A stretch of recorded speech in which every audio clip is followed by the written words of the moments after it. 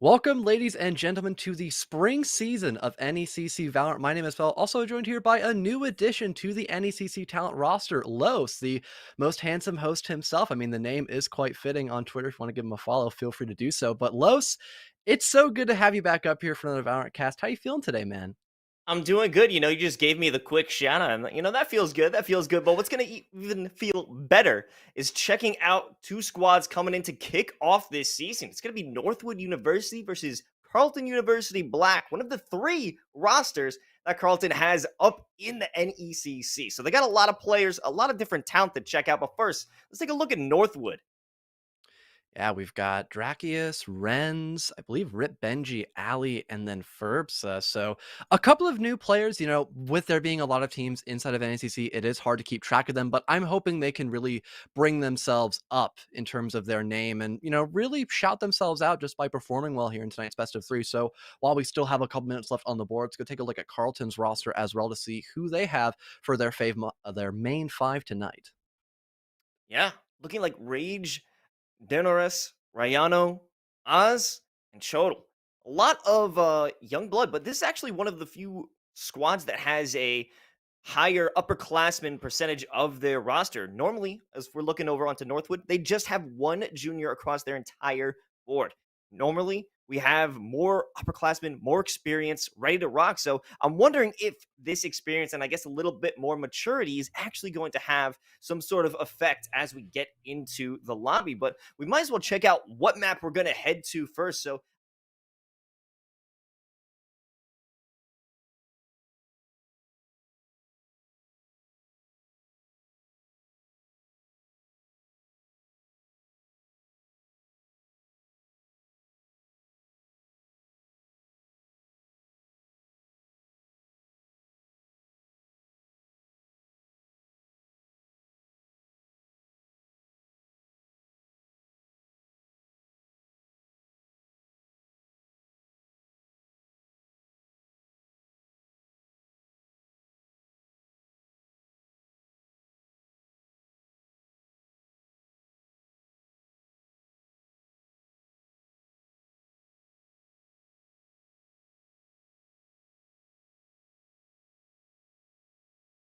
Northwood brought Carleton to Haven and actually won 13-7. And it wasn't a large victory by any margin, so they do have some work cut out for them. It's not going to be an easy route, but Northwood has been a great university across a multitude of titles. It's a very successful esports program there. So I'm wondering if they're going to be able to live up to that name across esports titles and keep their strength here in Valorant, especially within the NECC. Yeah, 100%. I mean, I'm wondering how if we're gonna actually see any barn burners or not. I mean, you and I are talking about this. Maybe we'll get the 2-0 special. Not entirely sure, but I think we are ready to get the game actually underway here with map number one being Haven between these two teams. So let's just kind of cut to the chase and see what agent selection is going to be like as well. I mean, for Haven, a big emphasis on smokes. I mean, Ashraf, she's still incredibly strong. I think a lot of people consider her like the best agent in the game because how much utility she brings to the board. So I could almost guarantee we're going to be seeing her on the board tonight. That wouldn't shock me. But what are your thoughts in terms of agent selection here for Haven? I think we're definitely going to see Chamber on either side of these rosters. A great agent to utilize when you're looking down C long. I believe it would be Rip Benji who's running that Chamber, or maybe not. But there's a lot of different plays that they could go for here. Easily going to be the double information out here from Northwood University, getting the Sova, getting the Sky. So I'm interested to see what else they're going to follow that up with. However, not much has been locked in on the side of Carleton. They're just going to wait it out. But as it stands, it seems like a pretty standard composition based off of who they're hovering. Yeah, I mean, Sky, she is really good at clearing out all those small parts of Haven. Garage is a great example. You can get very aggressive, especially on the attack with her, or even on defense, too. If you just go for that wide swing near the double door, you're bound to blind someone who's either looking up and towards mid or just not expecting someone to instantly push in towards you. So a lot of aggression on both the side of Carleton and also Northwood now. Even the Reyna being popped. Unfortunately, no chamber just yet, and no chamber at all for the side of Carleton, which is a bit upsetting, but their lineup is still not bad at all for Haven. My research fellow. Oh no. Choose your It- agent. Uh, That maybe they want to switch it up because the last time they did bring Chamber onto this map, well, they lost. But this is going to be, yes, another pick for the Astra. It's a must pick. So I'm wondering how it's going to stack up now that we have Omen. I'm a big Omen fan. I enjoy seeing that play, and I'm a main myself, but it's just unfortunate to say it, but Astra is the best controller. And you have to wonder, why would they pick specifically into Omen unless they're building some sort of strategies with all the abilities included? Maybe something with the ultimate to get a greater use of positioning. I'm curious as to what their strategy will be going into this first half. I mean, they are on the attack, so they have to, or on the defense. So what are they looking to do in terms of stopping any aggression coming out from North? You know, I'm trying to wonder that myself as well. It's a bit odd to really not see a heavy smoke agent. I mean, they still have cloudburst and also the dark cover, which should probably be enough to get the job done, but you have to be very conservative with those smokes. So for Carlton, they have to really make sure that they understand where the first set of attacks is coming from and if a rotation actually happens by Northwood, because if they get caught with their pants down, it's going to be a pretty tricky situation to get yourself out of once we get into that post plant. I mean, having the guiding light, having all that info in the pocket of the Sova and those Astra smokes as well. I mean, it could honestly just be too much util to handle, and you might just end up choking on it. Couple of shots. Nothing too crazy just yet. Rage getting a great amount of poke damage in, but I don't think they've realized that Dip is hanging out in A short, waiting for that one tap potential into a draft away. Not going to be too necessary. Everything's pretty basic right now. All defaults. They did put out that bit of damage, and I'm going to secure something before they make an execute. Probably towards C or B area, but Mike is down, and we're having some players move Deploying up drone. front. Us sending out that drone looking for info. Yeah, you normally either see a double shock bolt or an owl drone, depending on how you like to play that Sova. So it appears that we've got a very heavy intel base set up here by him. Rage will get that first pick. Down goes Garab. A pretty good start so far, as this Garage and C long split is honestly working wonders, but Benji not being checked in the top of logs will manage to find a refrag for his team. A nice right click to follow suit, but Niner will eventually take care of him, evening things up once again. And now Northwood will establish their dominance inside of C. The only one left to stand for Carlton is Dip. They are in the back of C long, but it appears we've got a rotate working inside of B, and maybe even a full commit inside of A if Northwood, if that really tickles their fancy. And honestly, this is completely caught Dip off guard, and this is going to be a 10 pretty seconds big left. nightmare to deal with on this retake. I mean, it was going to be difficult enough in a 1v3, but the around the world to bring it all the way to A kind of just seems like an insult at this point coming out from Northwood. But what is Dip going to do at this point? You have that commitment of a Sheriff in the first round. You might as well try and put it to good use. But there is the first Nano Swarm. Might be able to get a shot into one of those players defending it. Guiding Light gonna push him back a little bit. And there's nothing they could do at this point besides throw themselves in there, grab a frag or two, or maybe, pros don't fake. Might be able to get it halfway, and the shots are missing, but 9 are there to finish it up. Yeah, pretty good patience there by Northwood, making sure that Dip was fully committing for that defuse. A valiant effort by the Jet, but not enough to get the job done. And understanding that it would be a better option to actually fully rotate A was a pretty good read by Northwood, just to fully confirm they're in a comfortable position for that post plant. And like I mentioned a bit earlier in the matchup as well, Carlos, the fact that we have a Killjoy and also the Astra, which brings so much util along with that Sky, it makes it a very big stronghold once you get in that post plant, no matter what site you play in for Carlton. So that is just a phenomenal thing that they were able to do, get that plant down, have the man advantage, and just play comfortable in that position, making sure everything was watched upon. Let's hope they can keep that up moving in round number 2. They're playing default once again, even though they have the advantage at this point. However, when you have that advantage, there's no sense to just throw yourself into it. You want to keep your distance. They don't have many long-range capabilities at this point. Maybe a lucky classic double tap could be the best they could do, but it's not necessary to throw your hand away at this moment. Might be a execute this time around, because all that is left to defend it, it's the lone Sova. What can they do here? It's Drakeus. They do have just a shock dart to their name, setting out the recon bolt. But won't find anything. Here comes the Trailblazer, as well as a dash in from Rage. Owl drone Gets a lot of them. Rage finds one, finds maybe a second one as the rest of them start to execute on the site. Spike will go down. Oof, just a bloodbath inside of A. Rip Benji will now be in the same position that Dip was, except 10 times more challenging as no one has fallen on the side of Carlton Black.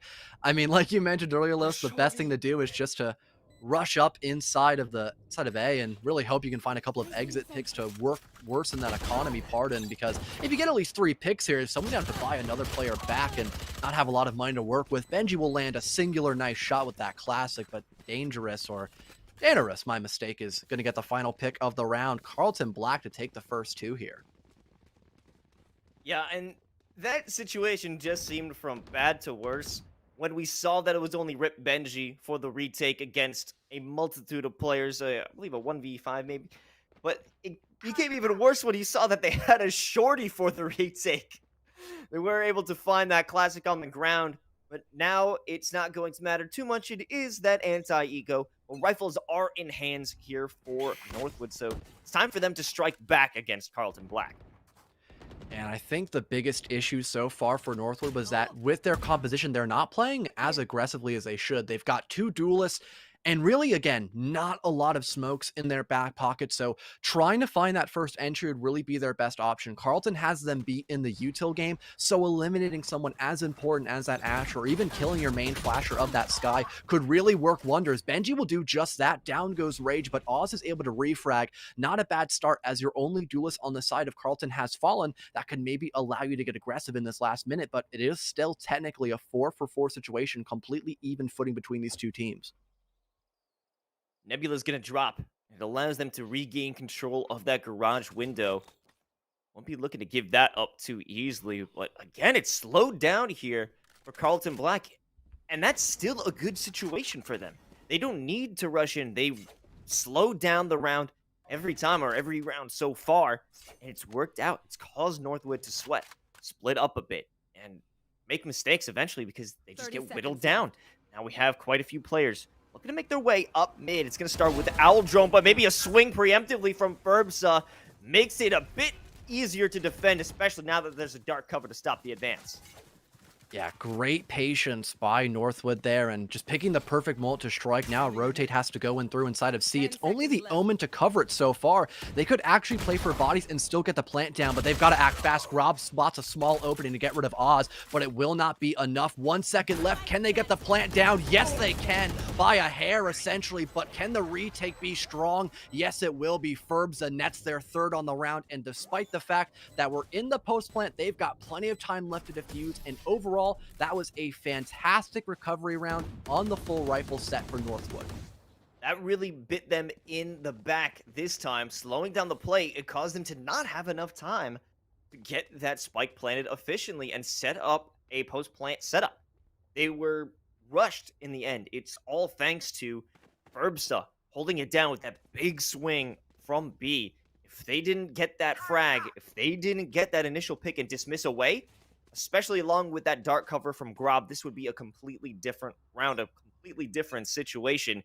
The bonus doesn't work out. However, they still got money in their hands for another buy.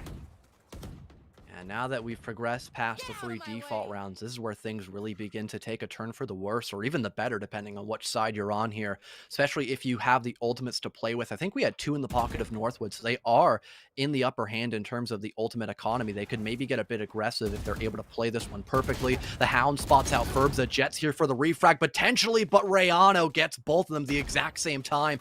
Great aim by the Killjoy to give Carlton these first 2 opening picks, and they still have a minute to toy with as well. And now Northwood are running for the hills as they hear Rage pop the Blade Storm. This could be a pretty challenging position to claw back at here for Northwood.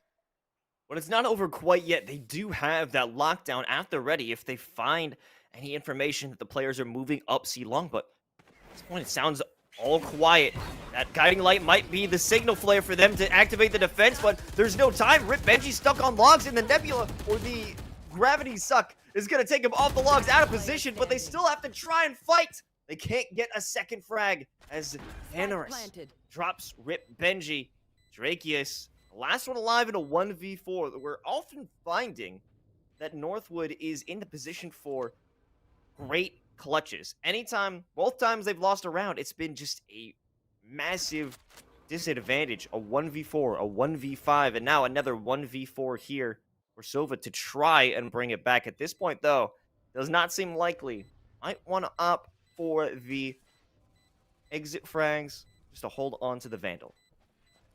Yeah, not a bad idea, especially since a 1v4 is quite challenging when you have an opponent team that is just playing so well together. They're just conga lining all the way towards the defender spawn, trying to snuff out this lone Sova, but they're nowhere to be spotted out. So the rifle will get transitioned over. The exact same thing can be said for Carlton Black. And, you know, I talked about getting aggressive for Northwood. They had the right idea, but not having a flash or any kind of util there to help out near A lobby, that is what spelt defeat for them. And allowing Morano just to hit two beautiful shots as well to seal the deal. Both your duelists are now gone, and you're pretty weak in terms of A, manpower, and B, the type of utility you can now have to stop a full-fledged site execute. And I mean, the easiest avenue of approach was either the A or C sites that rotate by Carlton was also pretty efficient as well. They are just on top of their game, and it appears that Northwood is still going through some growing pains here in this first half.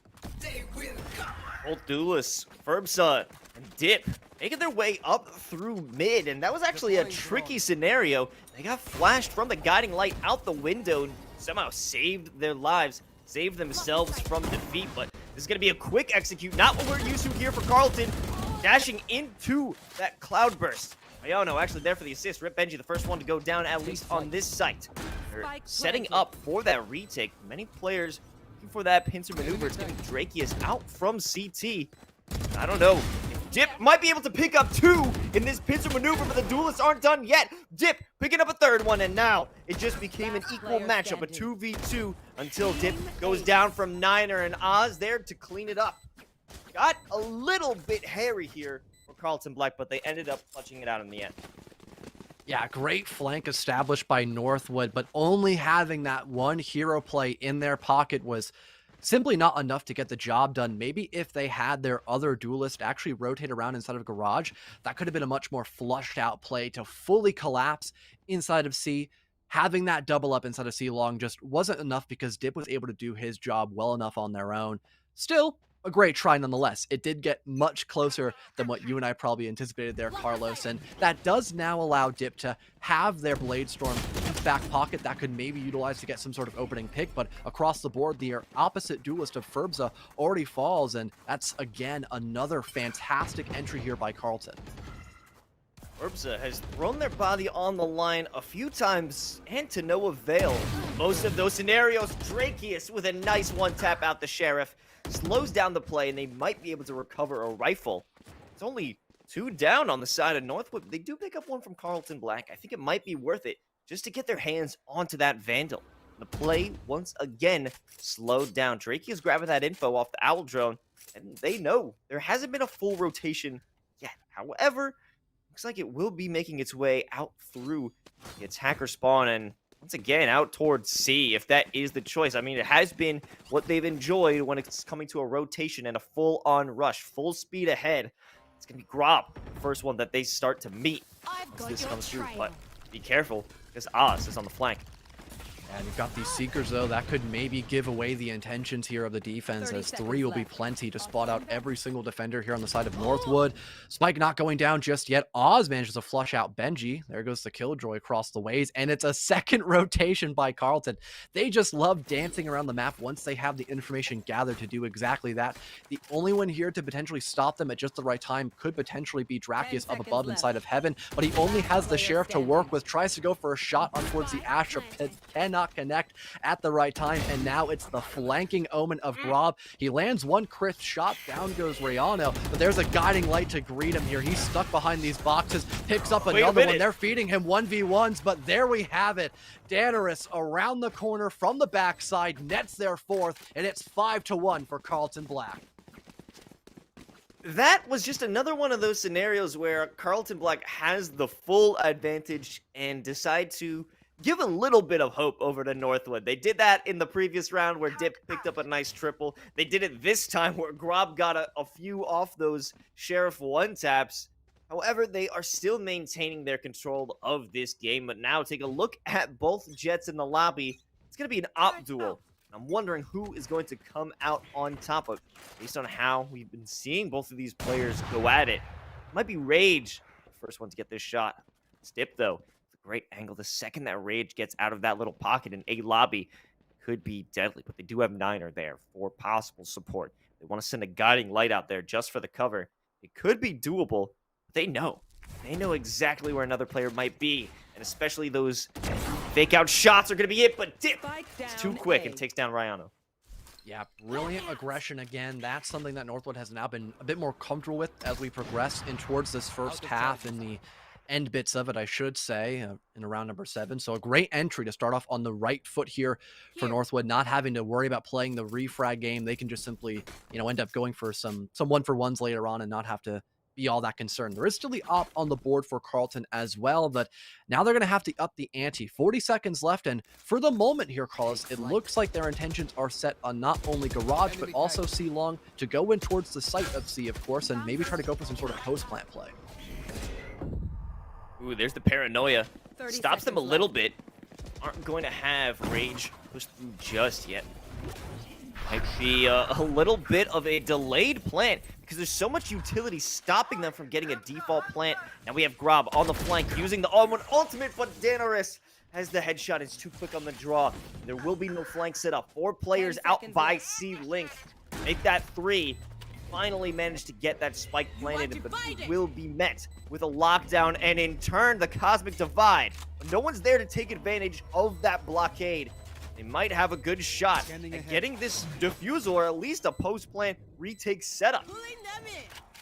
Great smoke implemented here. The lockdown finally gone, not detaining a single soul. Op shot rings out, but not able to connect onto anybody here. Halfway tick down. Benji almost sticks it here. Dip will land one. Here comes the play inside of Garage, though. A big 3K for Rage! And Carleton Black keep themselves alive. They might not opt to retrieve that operator, but Danaris will finally retrieve it on the Astra. A great rotation by Rage and a great call for his team overall. That confidence in the post plant was brilliant, despite the fact there was a lockdown and plenty of smokes on the board for Northwood. A beautiful post plant. So much utility was used in the span of, I want to say, 20 seconds from the moment they got onto the site to planting, the lockdown in response, the Cosmic Divide after that, all of the gravity wells, the Nova pulses, everything in between, just to stop the chance of a defusal. And with that long play, I was curious to see how they were going to maintain it, but they did so well, especially with Rage waiting out that Cosmic Divide in Garage. They had no idea they were there, and it was a free shooting gallery for that jet. Now things are looking even better, even stronger for Carleton. While Northwood may have won their last encounter here, things are certainly looking to favor the Ravens.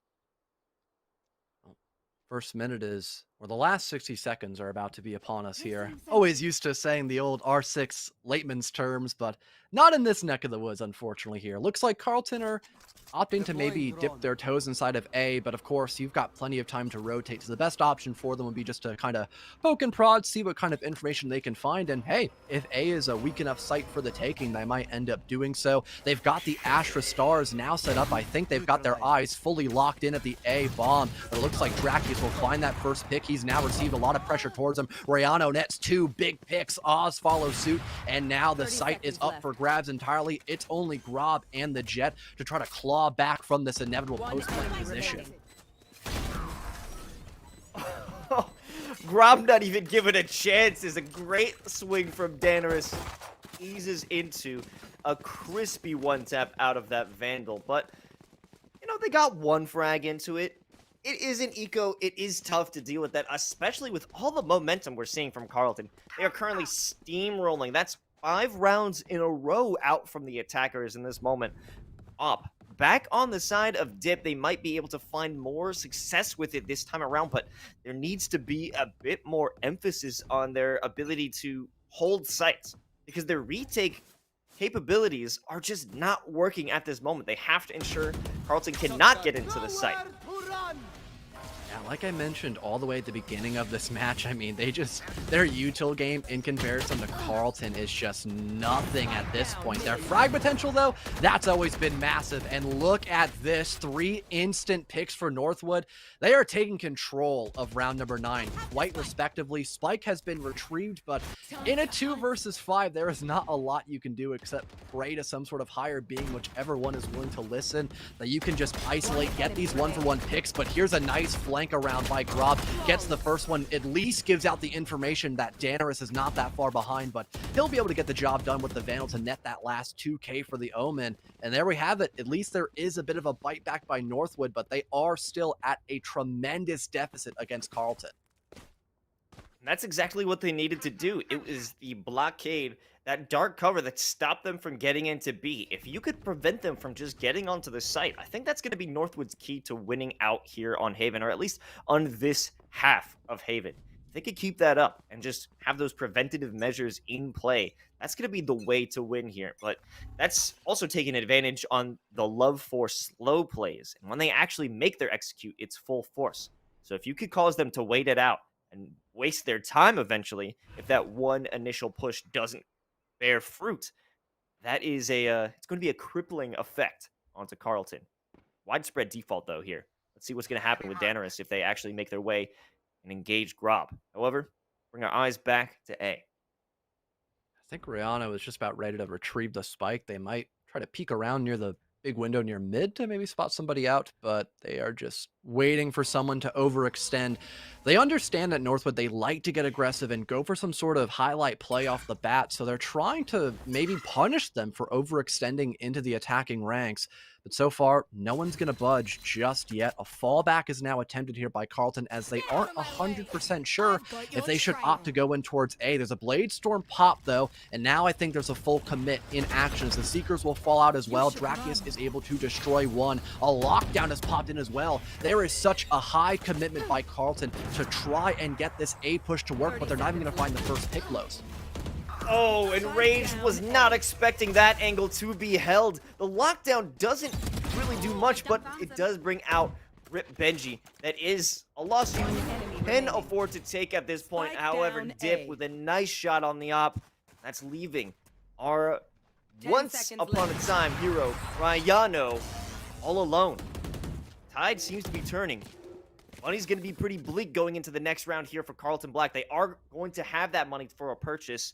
However, if they can't bring it back this round, they're looking to be broke in the final. Yeah, I mean, having to waste 3 ultimates, I believe that was. The Seekers, also Bladestorm on top of. The last one was the Killjoy lockdown, and still not getting that clear successfully. That's a big smack in the face. I mean, if you're going to utilize the lockdown to get site presence, you have to be almost perfect on that placement there, or there's going to be some sort of rat corner that will have a defender lurking around, and they can still catch you off guard once you go for that inevitable play. So I normally like to use it for, post-plant situations just to waste a lot of time against the defense. But hey, I'm just picking at straws here. A lot went wrong overall for Carlton on that attack, but they still have a fantastic lead so far. If they can just bounce back in this round in particular, they should still be able to win this first half with flying colors. But here comes the response by Dip and now Benji as they reclaim the man advantage and force a rotate by Carlton. We know this team loves to do their rotates, but seeming to be a feint. Rayano, the first one to poke their head into Garage. No! They looked, but they didn't actually commit to the peak! And it's given Rip Benji 2 more kills. And Oz is gonna back off, but they do have that wraparound from Dip out in the Blade Storms. That's a tragic misplay out from Rayano. They looked, but they didn't really look. It was almost a just for show check corner. Yeah, we call that in the books a half peek. That is when you pretend to check a corner there, and you don't actually expect somebody to be there, but you have someone call, hey, can we check close garage? I think there's someone going to be there. And you're like, no one's going to be sitting there. We are in the last 50 seconds. Why would anybody play there? And then someone's actually there, and your entire team dies because of that laziness. Oh, brilliant spray down by Tracheus as well. We didn't catch that on cam, but I think he was set up near B and managed to get a spray down towards mid. But we had several other defenders try the exact same strategy. It only only netted them 1 pick, but someone like the Sky to fall this early in the round, that is just a saving grace for Northwood. Oh, nice shot out onto Dip. Was not expecting that when they were going for the garage window peek on the op. Now that will be that equalizer in terms of manpower. Do have Rayano pushed up quite a bit. Operator at the ready if they choose to have it. Ferbsa, though, whittling down the numbers of Carlton Black in mid. Covering that Odin, one of the many that they purchased earlier in this round. They want to play their lives at this point. Oz getting hit with the dark or the paranoia. Sleeping it up to Ferbsa, setting it up with the 1 bullet in the chamber from the Vandal, but it's not going to be good. Oz is still holding onto their life, but it might be a right click out of the Classic to save the day on this one. A little bit of cockiness out of that play. Still somehow works out. Dangerous. Last one alive on B. Might be able to pick up a few or 2. 30 seconds left. They get this good flank. C Link, neither of them are looking toward it, and they get that surprise attack. It's a 1v1 now. That spike will certainly go down. Yeah, much better position, and even the Cosmic Divide for this last round in the first half, that could make this a pretty big challenge for Benji to try to clutch back from, but they have a lockdown of their own, matter of fact. They'll pop that pretty early on. A fallback will need to be confirmed, and Rip Benji, he's in the perfect position, but no! Daenerys wins the 1 versus 1. 8-4 split for Carlton Black in the first half, but we did see moments of greatness by Northwood, so you know what? 4-8 split, not the end of the world, but they are going to have to be on their A game in this second half. Or their B game or their C game, depending on which site they want to take out. That is a very good point. That's a good time to go for a pause real quick. Oh, the timing on that. That's great. Love to see it. Technically hear it, but you know. Okay. Well, I'm impressed. I'm impressed by Carlton's tenacity throughout this matchup. But, you know, Northwood is still fighting back. There are signs of life, especially toward the end of that first half. We did see that they were able to play around Carlton's aggression, or maybe lack thereof, in terms of how slow they were to take on these plays, these executes. So I'm wondering, what is going to be in the playbook here for Northwood as they decide to make their offensive plays? And we're going to pause it again because, you know, we got to wonder a little bit more. What's going on with these guys, fellow? I mean, we saw a couple moments by Carlton. Yes, I think so far we got to witness them play a very slow kind of play style in the first half, which there's nothing wrong with that. I think rotates in Valorant are a must. It's kind of just how the game works as of now. So playing a bit slower and just having to worry about time management here and there, you know, that's not a bad thing. But when they got too slow, we had Northwood kind of punish them for it and notice it quite quickly, especially since they've been the team that likes to get aggressive because their composition, it rewards them for getting opening picks. So with, again, Carlton, they need to understand that if they don't get any opening picks, then they're kind of out of luck essentially when they go for a site plant because of their lack of utility. If you're able to isolate either Dip and Ferbsa and get an advantageous position to beat them in a gunfight, you should take that every step of the way. And I feel like almost abusing Niners flashes could really help them go that extra step, you know, drive that extra mile to really put the now attacking side, or actually, no, I think, yeah, it is now the attacking side of Northwood, essentially in the dirt here on Haven. Very true. I'm wondering how they're going to more effectively utilize Grob in this half, because Grob has often been a player who would get aggressive during a multitude of rounds. You would see them creeping up through C-Long. Definitely a lurker player out of this one. However, will that translate well now that we're going on the offense? Because you can't lose out on those smokes. You can't lose out on that map control by you losing out on those dark covers, because Grob wants to have that side hero play on that lurk. You know, they have to stick together. There's no room for them to not play as a team. I can't imagine that we will see too many plays out of this squad for now that we're starting out in the second half, where they will be very separate. So they've got to stick together, get your trades, and just run it. However, multiple setups. Take a look. It's at B. We have the alarm bot as well as both the nano swarm grenades but they're also covering there in garage. It's Rayano with the turret, giving themselves their own backup at this point. They're getting to go back on the point of aggression. Now they're on the attack. This could be the great equalizer here for Northwood because they are opting for that double duelist pick. And I mean, Northwood, they also have Grub on the Omen, which you talked about. We haven't seen him actually ults at all, if not a lot here. There's a nice spray down by Benji, but back on the point, we could have the From the Shadows ultimate be popped, and that could be a great way to catch somebody off guard and have a really nice flank set up by Grub, especially since he's been that backline player to always sneak up on somebody and find some sort of opening pick. But here's Rage from out of nowhere. Gets 3 with the Sheriff, make it 4. He's starting out the second pistol round with a bang as almost everyone drops dead trying to enter inside of B. The only one left to stand is currently Benji with the Frenzy. He was able to find the first opening pick for his team, but can he find the 1v2 clutch? That's the big question, Carlos. What a play we're about to find right now. Rip Benji definitely knew if they wanted to peek through C-Link and into B, that was going to be an instant headshot. Both angles are covered. Do have Niner on the A-Link side. However, with that surprise advantage, might be possible. Benji wins this gunfight, especially because they're checking angles, but they weren't expecting Niner to be in that corner. That's going to put the clutch dream out there for Benji to rest.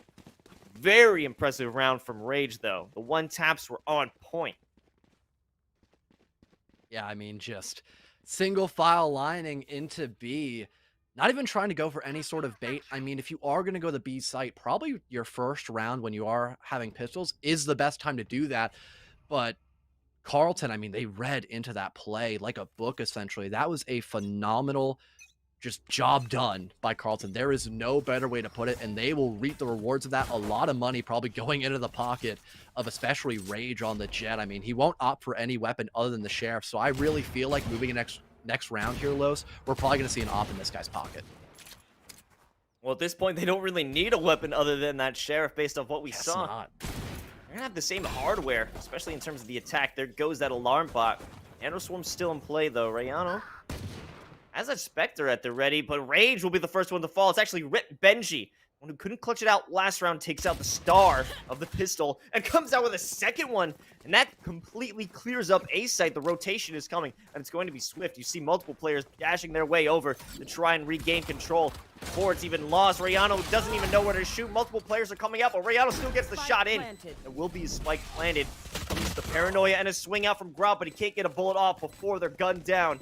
Now the retake is going into play. Ferbsa by long. This is the first shot. Low health indeed.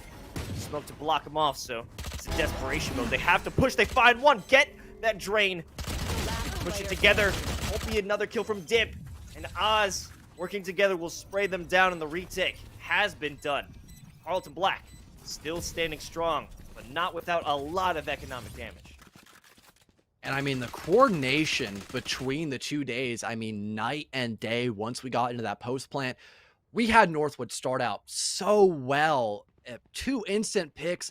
They had both their duelists alive to go for the post plant setup, but then they overextended. They overstayed their welcome, and that's when Carlton were able to calm themselves down and readjust to the current situation they were in during that post plant. And then we had sloppiness on that coordination. We had Ferbsa obviously healing themselves up, but he didn't time when to swing out with their Jet player of Dip, and that allowed for Carlton to isolate their 1v1s with the smoke as well. That was a really good play by Carlton, but Northwood, they could have done so much better after that post plant and really have given Carlton a run for their money, and now they have to pay the ultimate price, as now we're pretty close to having this match almost be over and done with, or at least see a match point position here in Carlton. They have a couple of ultimates to play with, in particular, I believe the Bladestorm in the pocket of Rage.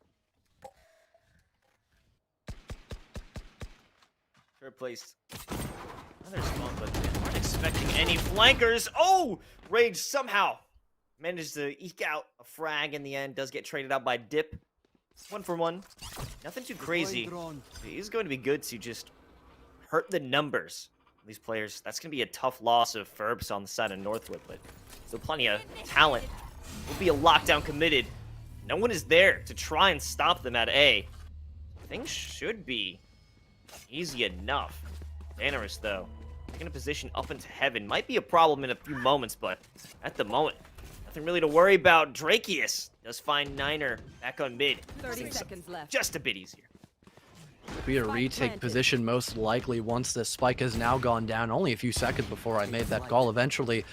So a man advantage here for Northwood. They're in a pretty good spot overall, and they've now cemented themselves in some pretty nice places here, even inside the site as well. It's going to be a pretty tough task for Carlton to claw back from a couple of shock bolts come flying out. No information or damage even being gathered. Neither will the recon bolt. Still expecting one in hell, but it's not going to work out in the slightest. Drakius finds one as well. Down goes Danaris. It's only Rayano left to stand here for Carlton. They've got a Spectre in hand, but cannot wrap up a single pick on this round. It's 5-10 now for Northwood. Don't get me wrong. They're still at a huge deficit, but saving 4 rifles over in that post-plant round, that is still phenomenal to have in their pocket.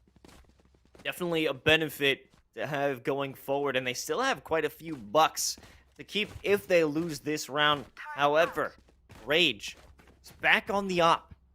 What can they do? They're hanging out a long.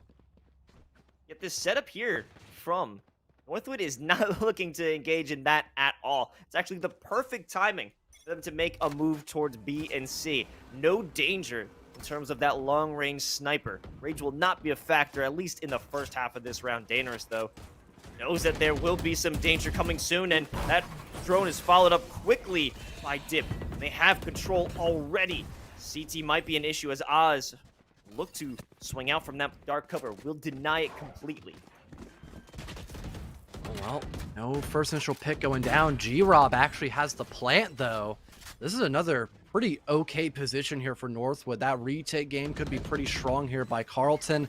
But, I mean, again, the aggression here that maybe Northwood could play into now that Spike is down and the time is favoring their own side rather than have it be the other way around. A shock bolt will give the first pick and the rally call for Carlton to spring into action. Niner finds one. Down goes the Jet. The man advantage strongly in the favor of Carlton. But here comes Benji inside a garage, gets 2 big picks. G-Rob follows suit, and now Northwood have re-secured this power position. They only have the players inside of C long. They let a 1-for-1 trade go down by Rayano. G-Rob not in the right place, though. He may find the pick, but he cannot deny the plant overall. Rayano brings his team 1 round closer to match point on Haven, and that was such a big upset for Northwood. No, fellow, no! It was so close. Everything worked out for them so well. They had the great flank out from Rayano again, and it just didn't work out. They had the capabilities to come out with another win, hold on to their rifles, really damage the economy out from Carlton, but they were too greedy, too confident in that plan, especially with the from the shadows. G-Rob, they just stayed still, swung out at the same time. This would be 6-10, fellow. I can't believe it. Could have maybe seen a clawback as well. That really was such a upset as well. Northwood have been able to impress a couple of these rounds. Too close to call and a good amount of them here, but now they are really starting to look at this big deficit. Benji, though, going to get that first pick. Down goes Rage.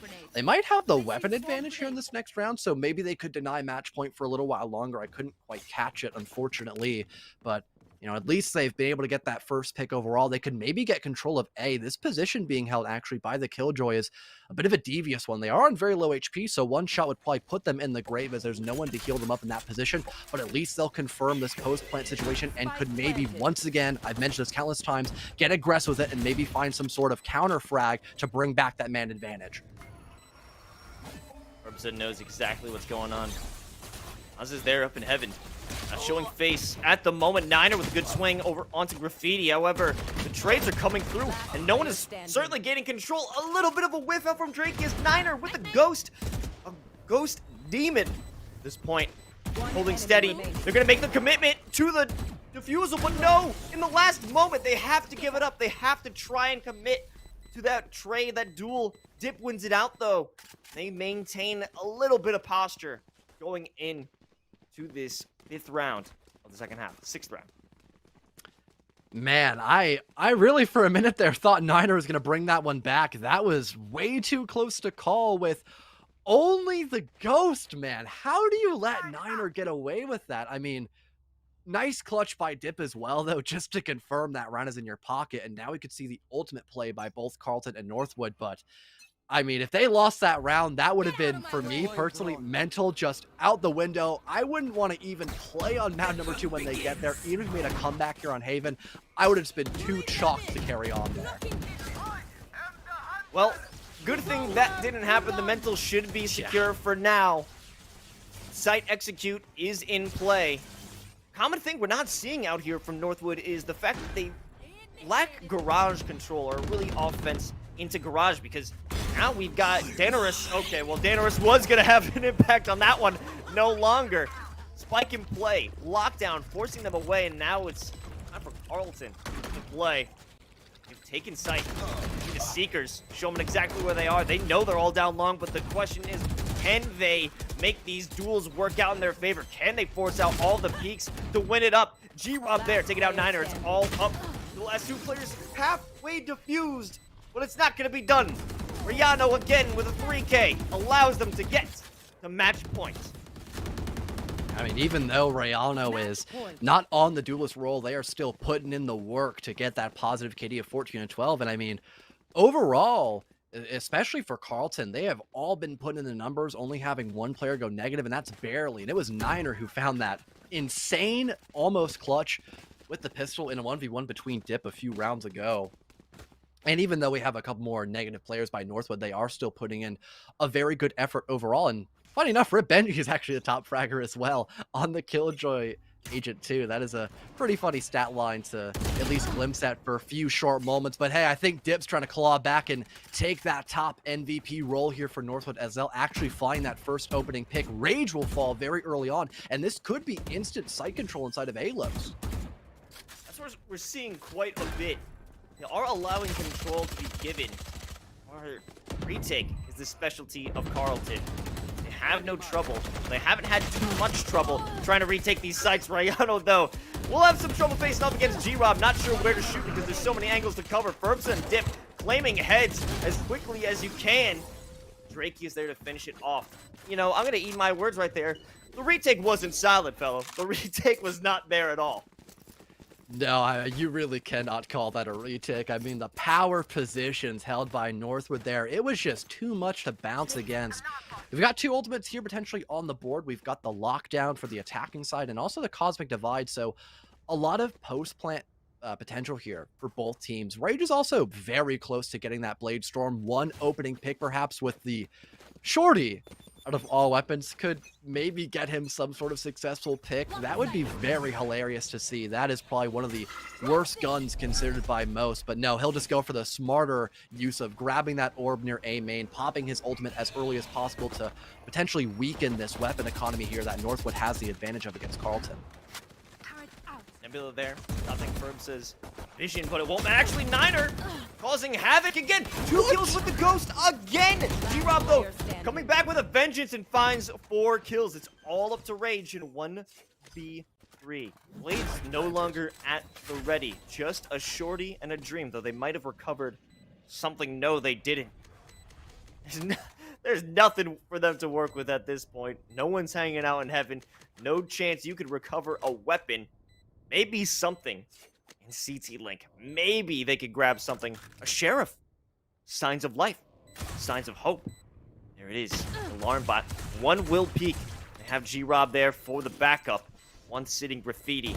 This is looking like a dire situation, and it will be indeed. G-Rob gets the ace. Yeah, G-Rob just having a heyday in the middle of A. That was an impressive spray down by the Omen to really prove that his point wants to stand tall inside of Heaven, or pardon, Haven, my mistake. And there were a couple of gunfights almost inside of Heaven, so maybe you can cut me some slack here for the chat. Maybe, maybe not. You never know. But that was a pistol round to play devil's advocate here for Carlton, and now they've opted to bring out full weaponry, and I said the word opt. There is actually a sniper on the board here for Rage, and no other long-range weapon here on the board for Northwood. No sniper in the pocket. They'll spot out Rage's intentions early on, so he'll have to fall back, but there's a rotation on both sides, and we might just see another heavy take inside of A early on this 21st round, Carlos. Look at that positioning from Niner. Not even on the site. They know full and well this is a retake. A is not even worth holding at this point because who was holding it before? It was Rage with the op. op over on C, no point to really take a look because, well, you'll just wait for Spike retake. planted. However, considering how the last few retakes have gone, I'm not feeling too confident about this one, fellow. However, anything can happen You should here run. in any CC. This match point, it's been match point for quite some time. The lockdown's going to be put into place, but by Northwood. It's going to waste a fair amount of time. There still should be enough to maybe get that defuse down. I mean, more than enough, and they'll actually commit with a Cosmic Divide, cutting off a lot of those long sightlines. They'll now have to aggress. Rage gets a 1-for-1. Down goes Ferbza, almost spotting out the player in hell as well. Here comes the Resurgence, though. Man advantage back in the favor of Carlton. There goes a Shock Bolt. Boss will have to now get aggressive, find one, but no one's here to defuse just yet. They might have enough time, but no, they don't. Niner got off it, maybe? No, he actually stuck it. I think the UI was incorrect, or I'm just plain dumb, but Niner fully committing to that defuse will actually bring us to a final round here over in Haven. That's a bad call on my part, but I can just say the exact opposite for Niner because, well, you saw in the timer chat, he had half a second to spare. He needed to stick there. That was the best call, trusting in your teammates to get those last couple of frags, and they did just that. What a way to end out Haven, Carlos. Yeah, I mean, I doubted the retake, and I was wrong again. Oh, what a great retake out there by Carlton. Yeah. I love to see it, and such a great way to change the script, flip the script. The last time they faced off with Northwood, they lost 13-7. They're winning 13-8, and that was Northwood's map. So now we're going to head to bind in favor of Carlton, and things are going to be very dangerous out here for Northwood. I'm excited to see what's going to happen as we jump into the next map, but before we do, we're going to take a quick break, so don't go anywhere. NECC Valorant is coming right back.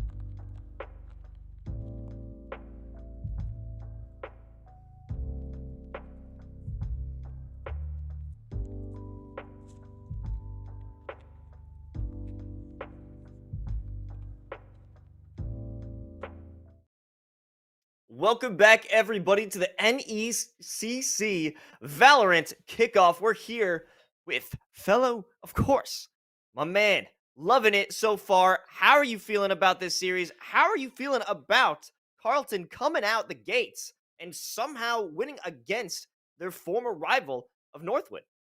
I mean, that is just a huge positive here for Carlton starting off on the right foot, not even on their own map, going into bind. That is going to be their big comfort zone. So for Northwood, I feel like they should just try to remain mentally unshook. I think we have the game almost breaks. We'll be going in a few short moments. But to go back to my point here, I think the biggest thing that was setting them back was not just their overall play style, but their lack of utility. Again, Valorant, despite the fact it's a very mechanically based game, there is still a lot of unique utility that you need to bring into the game. There's almost must picks in the meta right now. A big one is definitely Astra. So the fact we didn't have an Astra at all for Northwood was kind of an upset. What I'm glad to see though is that Viper almost instantly here. That is going to be a great thing to have here for, I believe that is actually the opposing team. You know, we're switching names around a bunch here in the VMix, and it's a bit hard to do from time to time, but you know, I'm sure we'll get it mastered by the next game 100%. It just you know, week 1 getting the growing pains over and done with, it happens. Well, I mean, if there is a next game, fellow, if there is a True. next game, because Carlton looking incredibly strong off of that first map. And like you said, we're going into their map. We're going into bind. They're binders. I'm a fellow binder as well. Are you a binder fellow? I do like Bind. It is a very fun map. I believe so as well. And I just want to take a step back because Select your something that we agent. didn't really talk too much about that I want to bring up is Niner.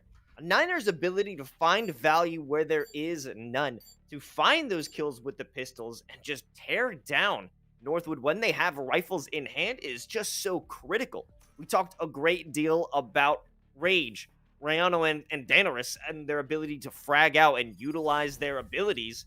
But I mean, it's Niner 100% for me. They've done such a good job, and I'm expecting to see more as well, maybe if the series progresses past Bind. Yeah, fingers crossed, you know, I mean, it would be a cent, I believe it to be, if I go back and look at my actual notes themselves. Yeah, I was correct on that. It is going to be a cent, which is, again, a very standard map to go on to for almost any competitive team, no matter what tier you're in as a Valorant player.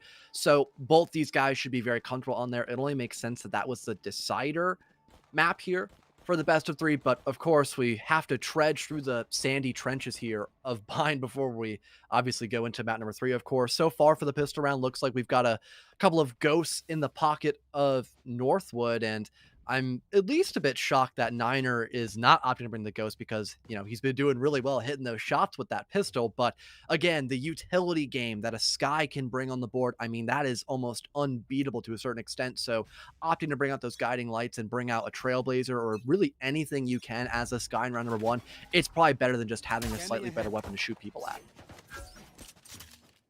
Ooh. As revealed with that initial recon dart, back it off a little bit.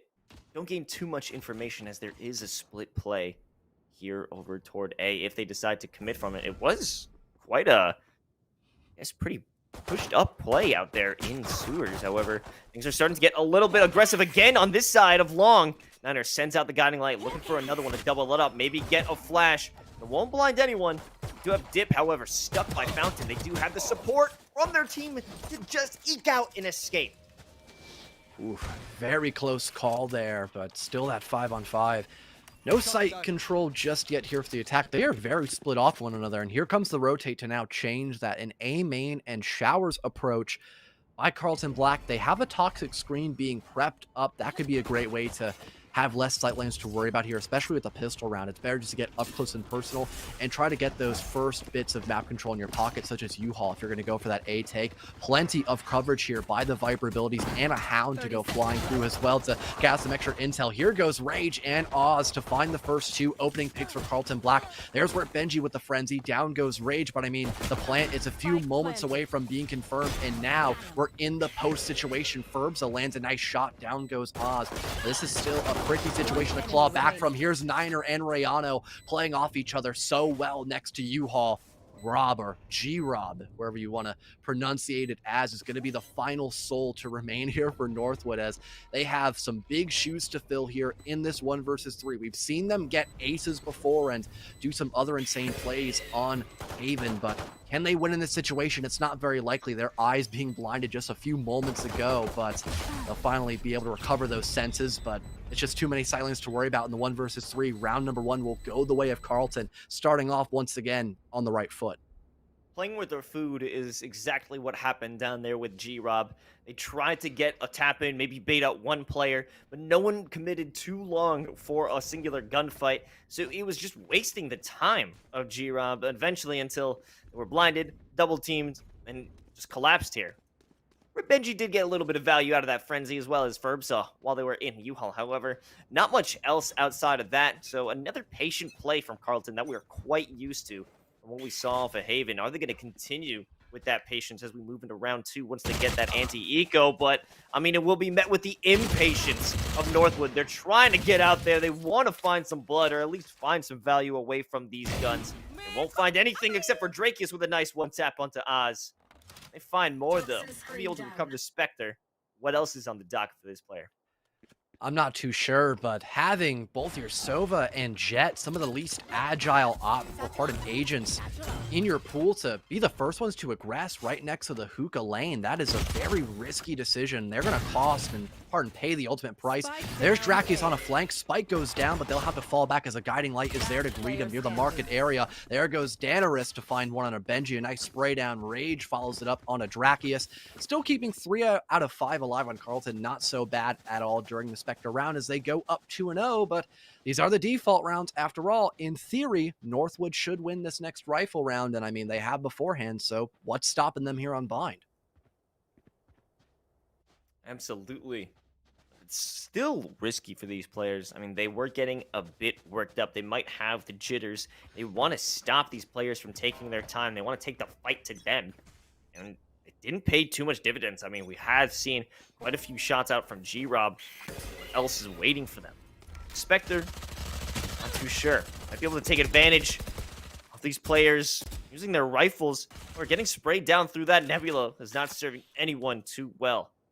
This is just another slow play coming out of Carleton Black.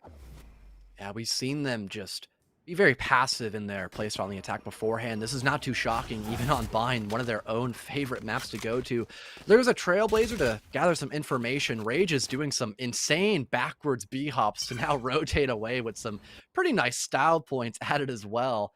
Now it looks like the main point of contention will be B. If they're able to rotate quickly enough inside of both hookah and now the garden area, that could be a fantastic way of getting themselves in the post plant. And if they're able to find those first 2 opening picks, that is the man advantage, which would make their lives 10 times easier once they get that spike down. Cover almost blown. They do know at least one player is making their way through garden.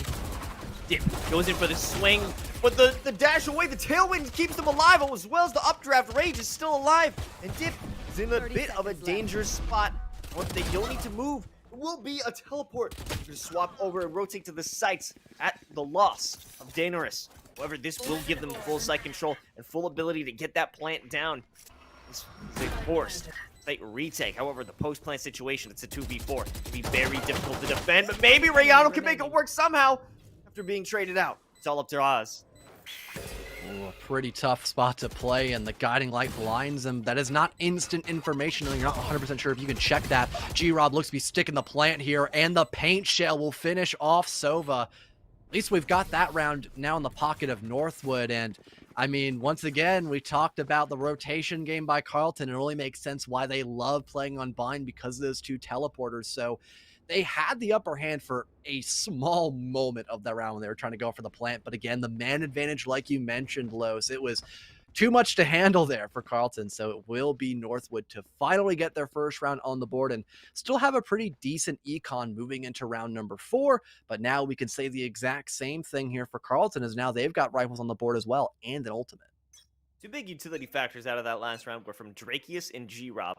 Drakius with the constant nebulas stopped them from making any advances or having any sight lines within showers, as well as dropping it right down C-Long when they were looking to make their push that way. The especially with G-Rob sending out the slow orbs. They weren't able to push through out onto B site. Execute was stalled and ultimately crushed, forcing them to go through the teleporter at a great disadvantage because they lost out on some of their players, just dying in the gunfire before they could make it. Oh, a bit of a interesting trailblazer, gathering as much information as humanly possible. I think we're finally seeing that fallback occur by Carlton. They're not 100% sure as to how they want to play this.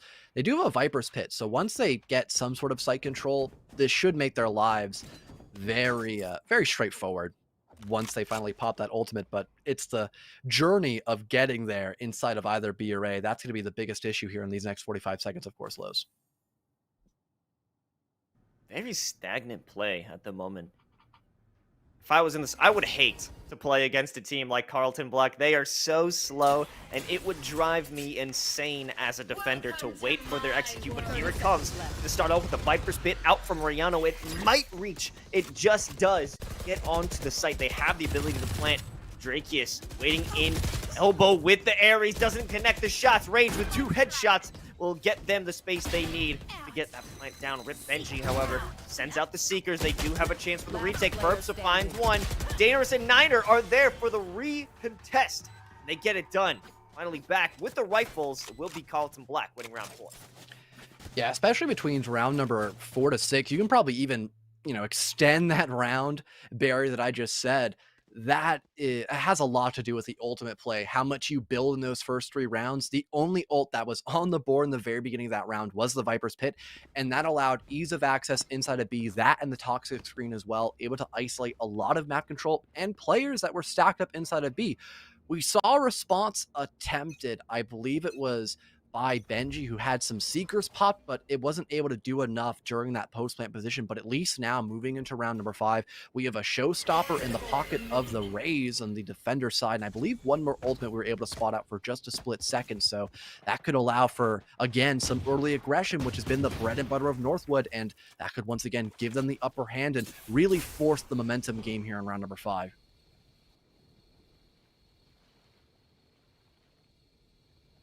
Creeping up. Rage. Not sure where to look. Won't walk through that poison orb. Posturing themselves for a take into the U-Haul. Excellent paint shell guess out from Furbsa. Won't make the connection they were hoping for, but it does give them information. They know at least 2 players moving through U, but now it's a full-on collapse and execute onto site. Rip Benji hiding in the Nebula. 2 players on B. They're going to be late to the party, and it's going to be all but over. The spike will be planted. 2v5 for the retake. No guns in hands. This is another round looking to go the way of Carlton. It was the Divide that was the other ult in the hands of Northwood. Not able to be at the right place, though, to utilize that, either cutting off a lot of sightlines or just being available for the post plan. I mean, you could pop it, but I feel like that'd be a bit of a waste in a 2 versus 5 on a round. You're only bringing out pistols and a stinger. It's only Dip left to stand, and they have to worry about both the U-Haul and just the open bits of A itself. So that's going to be a flawless round in the pocket of Carlton Black, now able to build up a couple of ultimates of their own. We're now on pretty equal footing. But in terms of economy, this is a round that Northwood needs to win, or else they're probably going to have to go back and be relegated to pistols once again. It's desperation time here for Northwood. We've been seeing a Guardian being brought out by Drakius because they want to conserve credits and buy more utility. Utility has been great at stopping their advances, but when Drakius just isn't in position to utilize it, if they're on the opposite site, they can't put those nebulas to the use that they wanted to slow down the play. So positioning in terms of that is just unfortunate. You can't rely completely on your controller, but you can rely on Danners to at least get that first frag. For Benji, though, coming in for the trade, will maintain control of Showers. However, a rotation out from, you believe it's going to be Dip. It's actually fake out. Will make their execute and their play onto B. Question is, can they be stopped before it's too late? The answer is no. Quite easily arrived at. It's no. Ooh, here comes Hunter's Fury, though. Is he gonna find one? Yes, it will. Reno goes down. 2 massive picks for Dip. That Hunter's Fury doing a whopping amount of damage. Spike is dropped as well. There is a Blade Storm, but it doesn't look like Rage will find that much success in that endeavor. 9 are the only one left alive here, and they are gonna get hunted through the container. Dip going big with his own ultimate there on the Sova. That was a really good read, and I mean, I talked about retake potential by Northwood, I think earlier in the game, and how it was a bit lackluster, but in that round, they understood the situation they put themselves in and were able to bounce back quite efficiently just based off of that one button press by Dip. Yeah, huge ultimate from Dip. Not only did it reveal areas of players, it also got 2 frags for himself. And they did have great positioning, even though nobody from Northwood was in a spot to try and make that recovery. We did have one player in elbow, but the utilization of that Hunter's Fury was everything they needed to make that retake. Moving into round number 7. So we'll have a reattempt here by Carlton Black. You know, their economy was not that bad, so losing last round was not the end of the world. Lose this one, though, that could be a completely different story, of course. A showstopper is popped out by Ferbza. It's not going to find anything, but it did give them a bit of map control. So maybe the aggression here by Northwood could be seen yet again. They are playing quite close to Fountain. Here comes G-Rob, gets one. Rage is quick on the re-swing, though, so it's only going to be that first initial pick. But Drakius, like I mentioned, that aggression will actually pay dividends. They can now fall back a bit cleaner in towards Hookah and still have a lot of presence around B. The site itself, though, it is technically in the hands of Carlton. They could attempt for a plant, but again, having this huge deficit in terms of manpower, it's going to be a tricky task to accomplish here in this 2v4, even if we see a post plant. There's the plant, and some shots back at Dip caused them to miss the shock dart placement. Now all players looking for the retake are going to make their way outside of Hookah. Dip the first one to fall. Drakius follows, and Niners on a little bit of a spree here. Might be able to get the last one. They only have 8 bullets in their chamber, but they got it! They don't need any more as the bullets go right to the dome of Ferbza. They claw back their victory after a brief flash of hope for Northwood. However, it seems the tide has turned, and Carlton is back swinging. And I mean, the misplay there by Northwood was very apparent. They just funneled in through Hookah, essentially, hoping they would just get enough damage done for a 4 versus 2. That is the exact opposite of what I would have probably done there.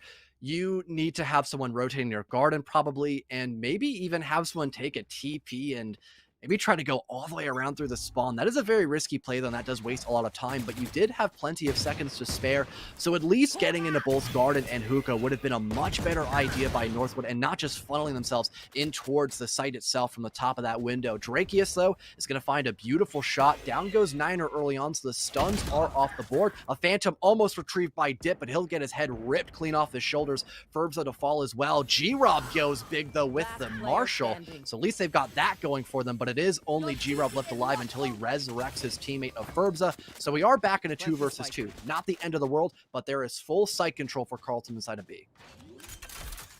2 of these players can play for lineups. However, I don't think they're going to rely that hard on it. They do have the Hunter's Fury at the ready. They do have 2 snake bites in Riano's disposal. So, question is, will they need them?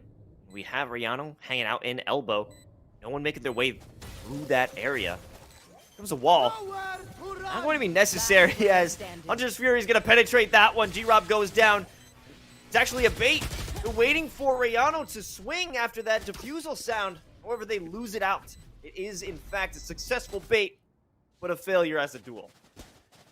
A good attempt, though, by Ferbza to understand the Hunter's Fury was very powerful in that position, so just trying to have it waste there and go for the 1v1 was definitely his best option, but it just was not enough to get the job done, sadly.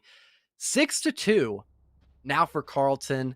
I mean, they are still just looking on top of their game. This is their map pick after all, and you mentioned the lineup capabilities. There's falling back and playing for that post plant. That has just been the strongest situation for Carlton almost every single round here, and it's definitely showing in this first half on Bind. I mean, when they need to get aggressive, they'll begrudgingly do so, but most of the time they're just playing for that plant situation, and every time they put themselves with that spike down, they almost guaranteed win it. It's just the setup that they need to guarantee that key position, and so far, not able to get the spike down just yet, but it finally looks like they found an opening to capitalize upon lows. Player revealed over in showers. Maybe a tricky angle and a necessary one to clear out.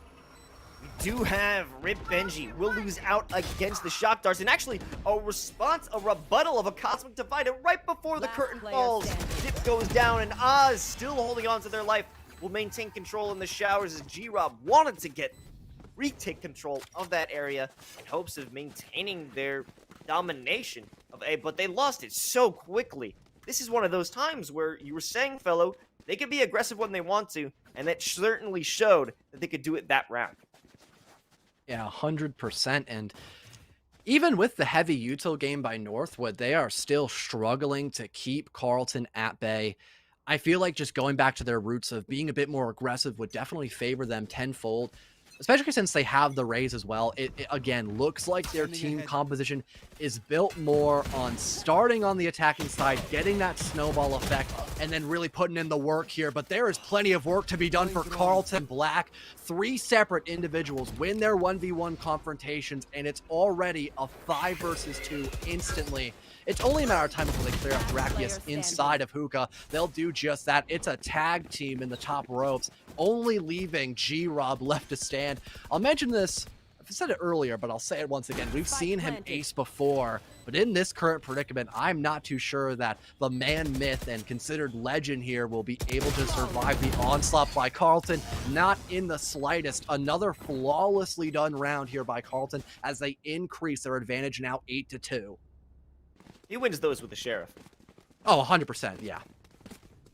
Guaranteed. He just would have isolated every single attacker and have just simply hit those dings. Well, it was that isolated incident against Rage right at the beginning. You know, they did get the right click. Yeah. They got the right click headshot, so that would have been an easy conversion into a Vandal. Flip that into 2 more headshots, and, you know, simple duels coming out of that one. But regardless, they got weapons back in hand now. Memes aside, tomfoolery at bay. Not too much of an aggressive play this time around, but they are getting that aggressive information. Actually, we have Briano already up in Hookah, sending out that Viper's Pit. Question is, are they going to advance or just bait it out again? I'm not too sure. That integrity of the smoke is bound to go down at some point. I think the Viper is just kind of playing along the edge of their own ultimate, though, so it's just kind of teetering between whether they want to fully commit or not. They could, especially if they're able to flush out that player near the teleporter itself on the B side, and also the Sky, who's playing quite aggressive inside of Garden, but that is a big if they're able to land those flashes, if they're able to connect those shots and get the first 2 picks, then they could definitely transition inside of B. But across the board inside of A, it could potentially be up for grabs. Finally, though, Los, your answer will finally be responded by the attacking side. It will be attempt inside of B. They'll get a refrag eventually. 30 seconds left on the board. That should be more than enough time to go for this plant, and still no one has been able to spot the Viper. Rayano wins a very impactful fight against G-Rob. Dangerous swings out of the own toxic fumes and gets rid of Dip. 4 versus 2. A wallbang is landed by Ferbza. Will it be enough, though, to stop this domination here by Carleton Black? It might not be. Drakius tries to get aggressive, but Niner swings up and gets the final 2 picks of the round. 1 more left in the first half, and we might see double digits before we switch sides. I wouldn't be too surprised on that one, because look at the firepower we're seeing coming out of Northwood right now. It is bare bones. A few Spectres, a Marshal. Maybe we'll get a Judge even out of Ferbsa. Could have some viability, especially if they're using that double satchel to get a surprise pick right in the beginning. Well, look at that stack up over by A Short. I think we're about to get pretty aggressive. We're about to get pretty cheesy right into final round of this first half. Here comes the showstopper, but will anyone be found? No, everyone's running for the hills. Rage trying to get away. Won't be knocked with that Trailblazer, just so close. Second follow-up, it will be the paint shells. Rage peeks out with the daggers. Have to back up. You gotta respect the Judge. They gotta respect the space as well. Paint shells. Hunter's Fury, what is going on, fellow? I mean, it's just ultimate for ultimate right now. Dip will manage to get one. Here's Daneritz, though, out on the rotate. Down goes G-Rob. No resurrection now available here for the defense. There is that massive refrag we just saw. Spike, I think, finally recovered here by Carlton. They left it in their lobby side for a very long time, but they want to fully ensure they know what site to approach upon here in this last round of the first half. A spray down is being attempted in the top of Hookah. They expect somebody to be here. Dip is just vibing inside of that nebula, and Furbza is out here through the mid TP, trying to maybe get somebody. Dip will fall eventually near Hookah. Furbza not going to get a proper spray onto Niner. 4 versus 2 yet again. Carlton taking a substantial lead, and they're going to go for the safer play of fully rotating with 25 seconds left into A. That is not even a huge risk to take because of the fact they have such a huge man advantage. It's a 1vx essentially until that Astra rotates to back up the sky. Benji manages to isolate out one, goes for the guiding light, but will it find anybody? Yes, it will. 2 versus 2, but finally Benji will fall next to U-Haul, leaving Drakius, the last one, to maybe bring out the 9-3 curse. And we've got to believe in superstition at this point because a lot of luck is required by Drakius to win that one. But unfortunately, he left his rabbit's foot at home as it will still be 10-2 for Carlton. Woo! They were throwing everything and the kitchen sink to try and save that round. Northwood still doesn't make the cut. They're going into the first or the second half very worse for wear. Not much wiggle room for them to play with. They have to win this pistol round. If they don't, they're just going to be on the back foot until it's basically match point.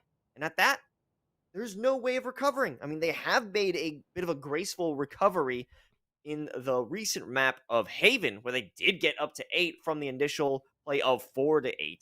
So they can have some resurgence. Highly unlikely when there's this little wiggle room.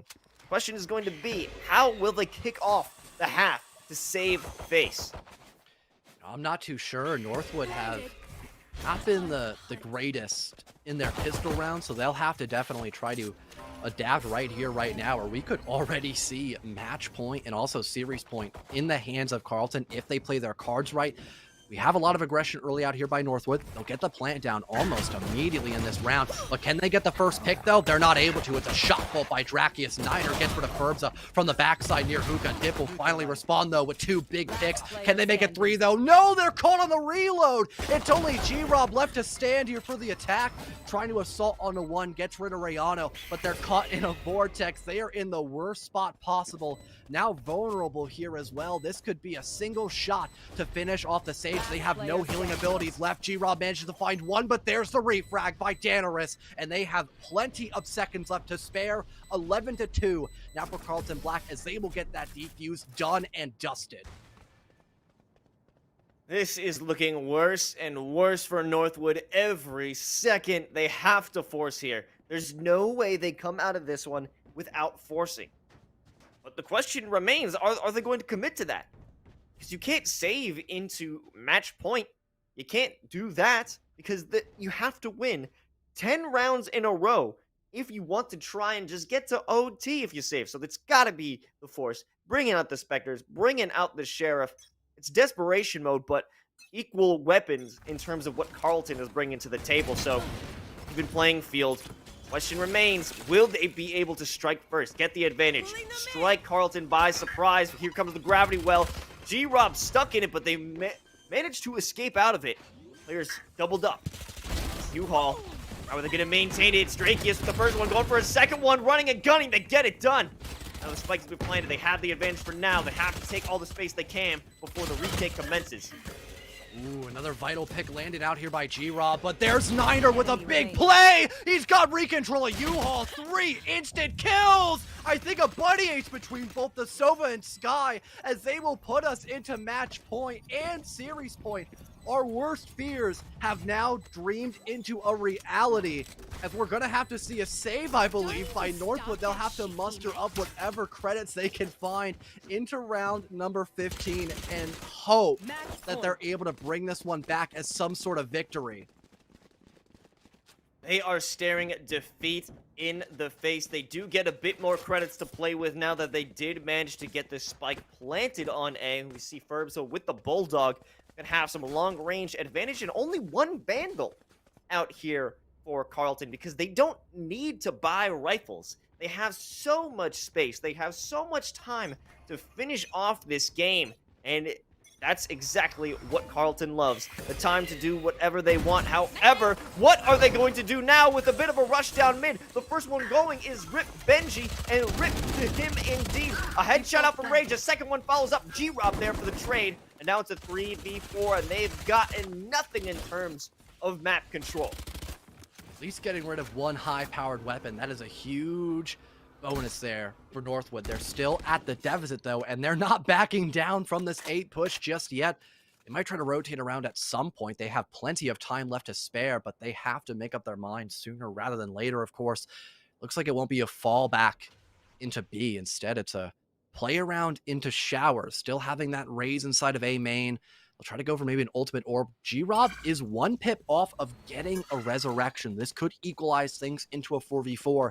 That is not bad at all, to be honest here, Los, but it is still a very difficult position to try to get yourself out of here. The wall being sacrificed in order to confirm that resurrection. Not a bad idea, but there's Rayano. Great shot as Ferbza will now fall. This is such a tough position to now claw yourself back out of, and you don't even have the man advantage. That resurrection essentially being wasted here. There's Daenerys with the swing with the Spectre. Drakius also on the Astra here. Gets one near showers. It's a 1 versus 3, though. Such little time. Spike not even in their pocket either. They'll have to go for the play of just winning their 1-for-1s, and they cannot do it against their doppelganger. Free for Daenerys at the very end of that matchup, and it's a 2-0 victory for Carlton Black. What a series for them. That was incredible coming out of Carlton. They truly performed here today and gave us a fantastic match here to kick off the NECC. I'm very impressed with what Carlton is able to do, especially coming out of a loss against Northwood previously. So Yeah. they definitely hit the lobby, they watched the VODs, and they were able to take out Northwood on their map and even dominate the server when it came to mine, allowing only 2 rounds, fellow. 2 rounds. That is not what you want to see if you're on the side of Northwood. Yeah, I mean, an even bigger response by Carlton. There was a roar by them, but only a yip, unfortunately, there for Northwood. You hate to see it, but there's still plenty of time in the season to, clap back and start getting wins in your book. This is only week 1 after all, and there's also still plenty of games left here in day number 1 and week 1 of the NECC, both on the secondary and primary channel. So we'll go into a short little break, get the second matchup here on the secondary channel up and running, and we'll have a whole new set of casters to talk you in about that matchup as well. It's been an absolute blast casting with you, Los, but this is our end for tonight. But stick around for more NECC action in just a few short moments, everybody.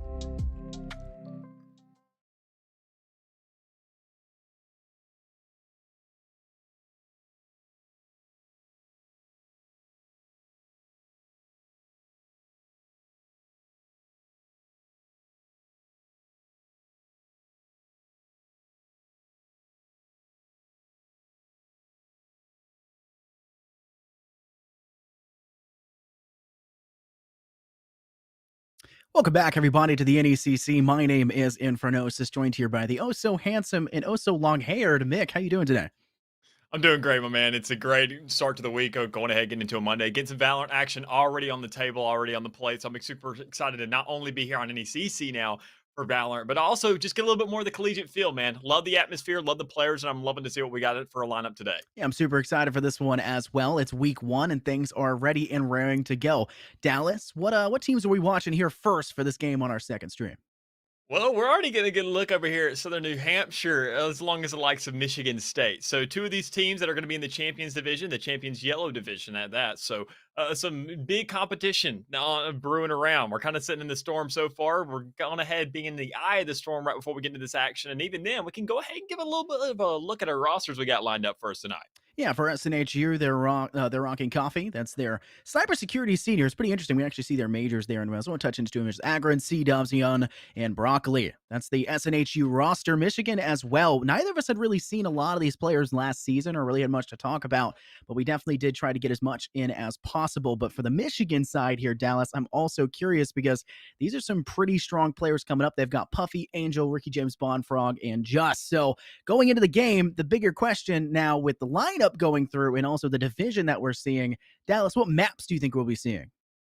Oh, well, a good old start on Icebox is really what I'm expecting, and honestly, I love the sound of it. As you can already see, Icebox gonna be the lineup. You can see the bands and the picks and all, but Icebox gonna be where we really start things up. Then go over to Ascent, and that's gonna be a guaranteed map. Is obviously gonna be a best of three, and then Split's gonna be the deciding factor. So I'm really excited to look at this, especially with Icebox as an opener. There's a lot of diversity that can come around in this map. There's a lot of different kind of factors. There's a lot of different compositions that can also really come out into light here because I mean, obviously, the Viper's gonna be an essential pick as well as the Sage sometimes if you really start feeling it and you really want that security for a plant. But overall, I mean, besides that, you can find yourself really running whatever here, knowing how close quarters A is and how long and diverse that B can be to really set things and set the tone with that Viper wall. So I'm looking forward to see what we can have bring out here today. I'm also really curious about the Ascent pick for our map too. We're guaranteed to see it go through. If we do see a quick Yeah. 2-0, then we're not going to see Split go forward, but we'll touch a bit more on Ascent first, since at least at the very least it's a guarantee. This is that try and true map. A lot of people compare it to the old CSGO styled maps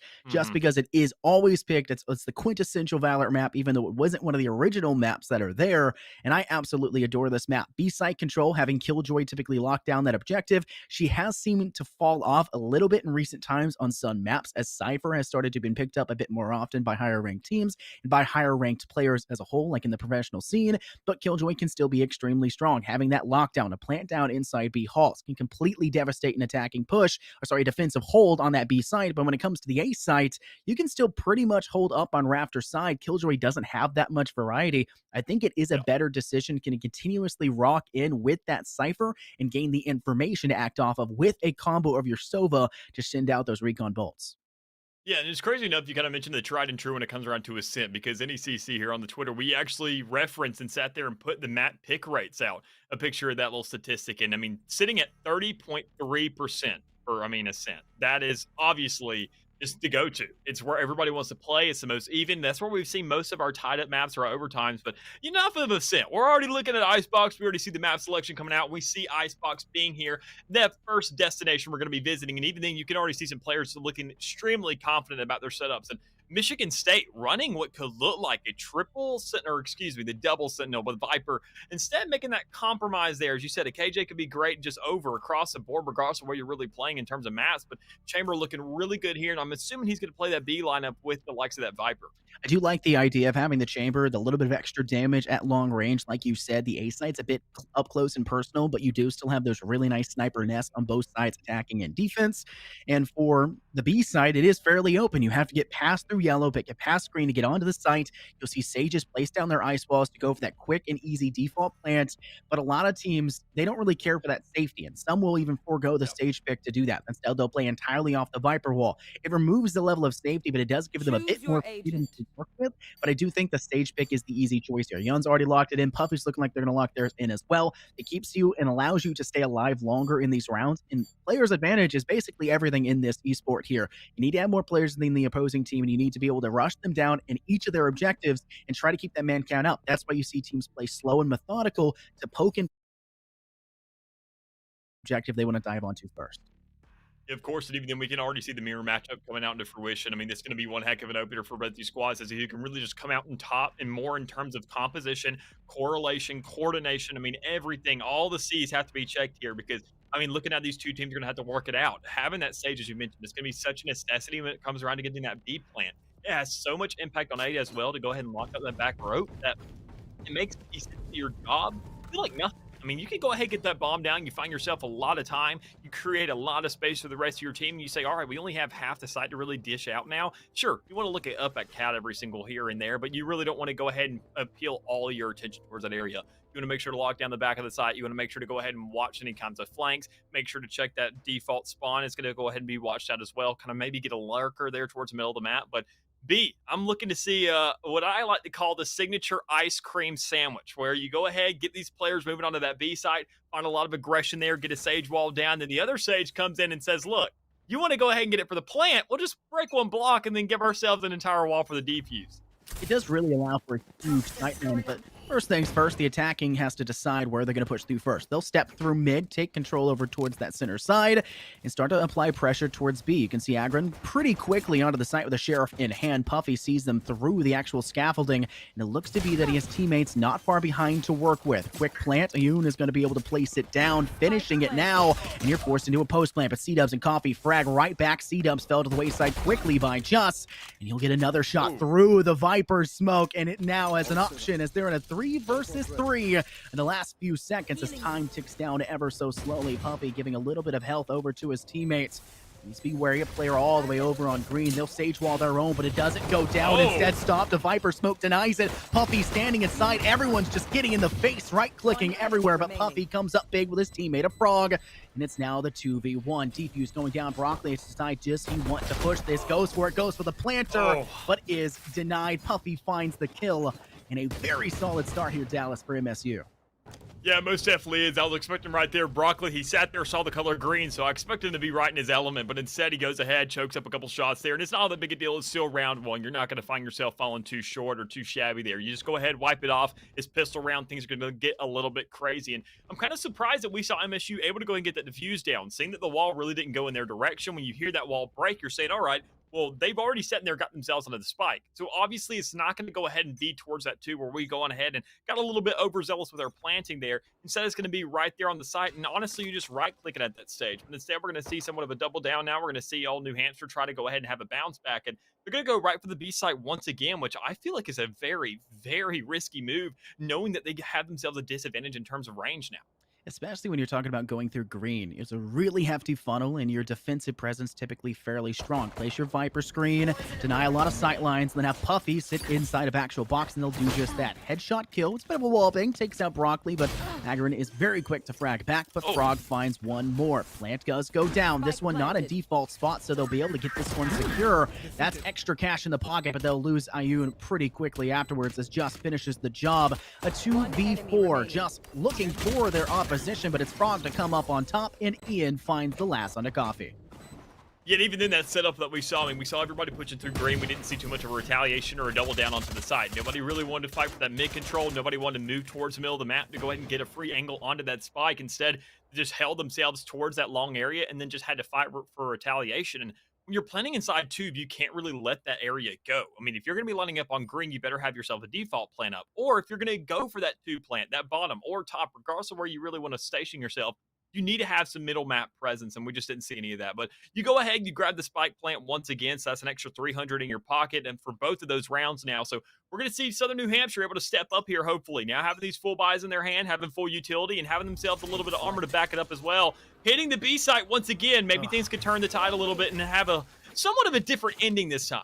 They're sending out the owl drone, which is good. Find the information first. That's really what you want to do. But the opposition's Viper, aka Frog, is sitting here. Toxic Screen is up and ready. He can deny the majority of this objective and force SNHU into a very precarious position. And they've yet to send anybody up mid here, Dallas. No one tube, no one heading over towards Hall to gain a flank. And it's just a very poor job for them to gain side control. Yeah, I'm extremely confused about this. They're being a little bit slow to go ahead and get onto the site, but there you go. You see the swing trying to come out there. You see the shots trying to make any kind of kill, but there it is. Broccoli finally getting the connection needed for this team, finding a first blood that's going to be absolutely detrimental for the likes of MSU. They got to hold down this site. They have a Viper wall already at their kind of disposal to be making some moves, but it's just recently run out of gas, already kind of just stalling that attacking move on the site. So everybody's going to station themselves back, respect the game a little bit, play their respective roles, and see what more blood we can really shed out here. With only 40 seconds on the clock, it really is a battle against Father Time. So technically, at this moment in time, the team with the player advantage is essentially in a 6v3 now. Agron takes out Ricky. They're going to have to spray down the ice cream. I guess what you call the ice cream sandwich earlier. I do get to kind of see that alliteration there, the two ice on the side. But still, 3 players up. Quick Heal will go down onto their Silva, trying to bring them back into the fight. Just finds the kill as well, the HP being necessary to take out Coffee. That gives this things a little bit closer, but they're still suffering in the long run. A 1-player disadvantage, and they're not sure where everyone lies. The 2-2 split. 1 player can peek out at a time and give themselves a sight line, but it's 2 players on green and 2 players on yellow. Ready to swing in a moment's notice. Swings down low, swings high. Puppy finds 1, now finds 2, and C-Dubs takes out Ian, trying to bring this thing close. Just is felled by Broccoli, but Puppy comes up clutch and finds their 3rd to give MSU possibly the round. Time is ticking, but it's just enough. 2 seconds overhead, and Dallas a phenomenal round win to take it 3-0. Yeah, a massive round there for likes of MSU to go ahead and shut down that full buy. I mean, we already saw that's where things really start to sting for the likes of SNHU. They say, all right, well, now we have full guns in our hands. We're up against old Guardians. We're up against Vandals, every maybe here and there if you decide to go for a force. But for the most part, we're going to be facing the likes of Spectres and things that are pretty close quarters. So we want to line ourselves up on a default. We want to find ourselves that angle to really just go ahead and pepper down that spike if that's what it comes down to. And even then, I felt like the approach was a little bit slow. They didn't take it very overwhelmingly, even when they had that man advantage. So honestly, I want to see if they can have some kind of switch up, whether or not they can find themselves on a different site, find themselves a different story. But when they don't have all the economy at their hand and at their disposal to be playing with this time around, instead it's just going to be some kind of a scrappy play to look whatever kills they can. SNHU is just a battle of attrition for them now. They know they don't have the weapons. They just got to play this one slow. Bleed some weapons out of MSU's hands. And more than likely in the back of their minds, there's an operator on the board. It's been 3 rounds in a row of a loss. They're kind of realizing they're going to be facing that formidable rifle, and they're going to find it first as Ian fells Coffee. A second shot still trapped on back of A site, almost able to escape, but now the opportunity has to rely on Ricky to save his life. Does just that, finds 2, and Ian finds their 3rd. A duo ace as they combo to find themselves all 5, and MSU are uncontested here into round 5. Yeah, a little bit of miscombobulation here for the likes of SNHU, and I'm sure they're kind of feeling a little bit scrapped together, knowing that they haven't won themselves a single round or gotten onto the board even after that first buy round. So things are going to be really tough for them here to go ahead and get themselves back in this game. Looking at the wallets, looking at the money for the likes of MSU, I mean, they are stacked up. They can say, sure, we can lose a round. We could possibly lose another round, and the losing streak will give us enough money to buy for a 3rd in a row at this stage in the game. So they're not really concerned about anything right now. It all comes down to whether or not you can really see Broccoli start to go ahead and come to life there with that Torty Force. We already saw it going ahead and being popped, but where are you going to take this? I feel like it really starts to excel in that B area, but when you have that bubble there towards the center, that Viper smoke, you want to make sure to get these right lineups. You want to make sure to get whatever kind of lurking play you can or find yourself a lot of momentum, and there it is, moving towards the A site while the rest of the team is kind of scattered about, looking for where to picks they can. They're doing a bit of a screen. They're trying to play 2 towards the A side. 1's lagging around in mid. They're sending 1 up tube already. You can see the Viper there for SNHU doing just that. And Just is kind of in a bad spot trying to deal with Coffee, but Ricky's the first player to find a kill. Takes out Ayun. And the next fight of Just, and Coffee hasn't really gone anywhere either. Ian misses their shot with the operator. Again is looking for any sort of space, but it's the Tour de Force that finds the kill, removes Ian, and removes the operator out of MSU's hands. But unfortunately, the man advantage does not break even. They'll lose 1 more on top of it, which really isn't all that big of a detriment to them. They've already brought some attention over to the A site, gotten somewhat of a preemptive rotate on their hands, so they can find themselves a space to at least get this spike down. Problem is Frog sitting there in the back, holding that angle, knowing that that wall right there is penetratable, so you just play it slow and steady, listen out, knowing that their Sage isn't in the game anymore, but it's not going to matter so long as Agron can find that kill. You see Frog going ahead falling, and that's going to cue the rest of the team to say, look, let's get here a little bit quicker, boys, because that spike is down, and we got to go ahead and defuse it once again if we're going to have a flawless. Man, Frog was in a great position to do that, but stepped out just a little bit too far, knowing that that Toxic Screen could have been popped up at a moment's notice, but not available. It's not a thing anyways. Did not need to pressure, and now pays the price. Puffy swinging around the corner of the objective, looking for any sort of angle, running back to bring back the player of Frog. The resurrection is key here, giving themselves back the man advantage. There is the possibility to use that Viper Spit as well. Broccoli has found a tour de force kill, and Agrin finds two. One of those a wall bang into Just, and Broccoli cleans up. House, 2-3Ks marked for SNHU, and they'll finally find their first round win. And even then, I mean, it was at the hand of that resurrection being popped as well. You expect when the man advantage comes out for MSU, they're saying, all right, look, we got ourselves back in this game. We have ourselves a man advantage. We have the Viper once again. And while you mentioned, sure, man advantage is, I mean, amazing. Don't get me wrong. But what they wanted was that utility. That Viper wall was already planted, and you can't really make use of that. Knowing the lineup is already there, it's completely covering that spike. You're giving yourself so much just inhibited vision to really get yourself that defuse, or at least teasing and get somebody to peek that out. They just never got the chance to play that slow and steady, find themselves teasing it a little bit, find themselves going ahead, getting those audibles off, getting a player to peek out on their lonesome and get that cross set up. So, I mean, that's a big lackluster review there for them. But, I mean, even then, it's only that first round onto the board for the likes of SNHU, and they're trying to figure out now in this timeout how they can bounce back from this, what they did right, and what they can really do to capitalize on top of this and keep this going. Let's talk about the actual setup they did early in that last round. We saw two players approach the A site. We saw one actually go mid to go towards tube. They left the spike inside of the spike player, which was their Sage in attacking spawn. And then they sent over their Sova towards the B site through green. It was a great default play, especially when you're able to actually send Coffee through tube, get through kitchen and hall, and actually place down a phenomenal Viper wall. It is a great position to play from, but he lost his life a bit too quickly, and then SNHU had to kind of crawl themselves back. And what a phenomenal job of doing that. Proper utility usage and proper positioning, and putting a, like you said, heavy emphasis of pressure towards that A site with that first frag. It gave them just enough space to push that B site and lock it down. Early Viper Spit employed, and that will hopefully slow down SNHU towards that side, and they're just going to stay over there and spray through to hopefully find that player of Frog. And even then, you can already see the Viper Spit coming out. You mentioned that last round, going ahead and trying to find yourself that ultimate to be working with, but I feel like there's a much better default here, especially when you see Just grab that first frag, going ahead, getting that Hunter's Fury, making some use out of it. That goes ahead and calls that for a resurrection, which is a much bigger deal. Seeing that you've already invested that now, even if the player is back, you don't have that armor to really dish out that extra damage anymore, to give yourself that leeway to survivability. Now you're sitting at a 3-shot threshold to go ahead and get yourself dead. Is that 120 damage? Everybody has rifles in hand right now. Nobody's going to be whipping out that classic, so it's going to be a really quick kill, and you got to make sure to make the most of that, especially looking at how was that duelist, man. That's the biggest kicker there. Ian's holding strong. He's actually hanging on tube or pipes right now over on that A site. Very aggressive player for an operator to go with, but you're Jet. And what goes better than a Jet and an operator? Basically nothing, but holding strong, holding a bit aggressive, and we are seeing SNHU are starting to look to prod this. They're going to play this one extremely slow. Bring 4 players ready to entry. 3 are being sent into the short side. Player entry first. It's Ayun. They're going to be the first to actually fall for that side as well. C-Dubs with a long shot actually finds the player of Just and takes little to no damage in the process. Ian in a dire strait, having to make the getaway and barely escapes and looking to be hunted down in the process. Spike initiated, Spike planted. Ricky finds the wall shot to Coffee. Now it's up to the MSU side to flip this one on its head, and now they need to play on the attack. A proper job for SNHU, and they can sit back in towards the belt side and the nest side of this A objective and play pretty for the post plant.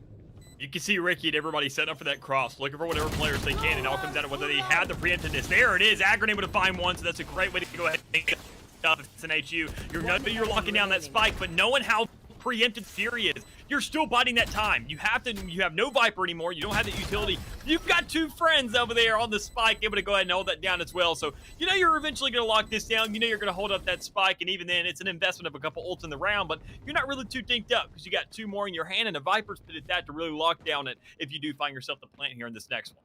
You talked earlier about how the resurrection was pretty key. It's a much bigger ultimate to expand in that situation. It actually seemingly worked out for them, and let's also talk about the post-plant situation there for SNHU. Talk about them getting to the objective. They get the plant down. They send 1 to pipes, 1 inside nest, and then 1 below towards belt side.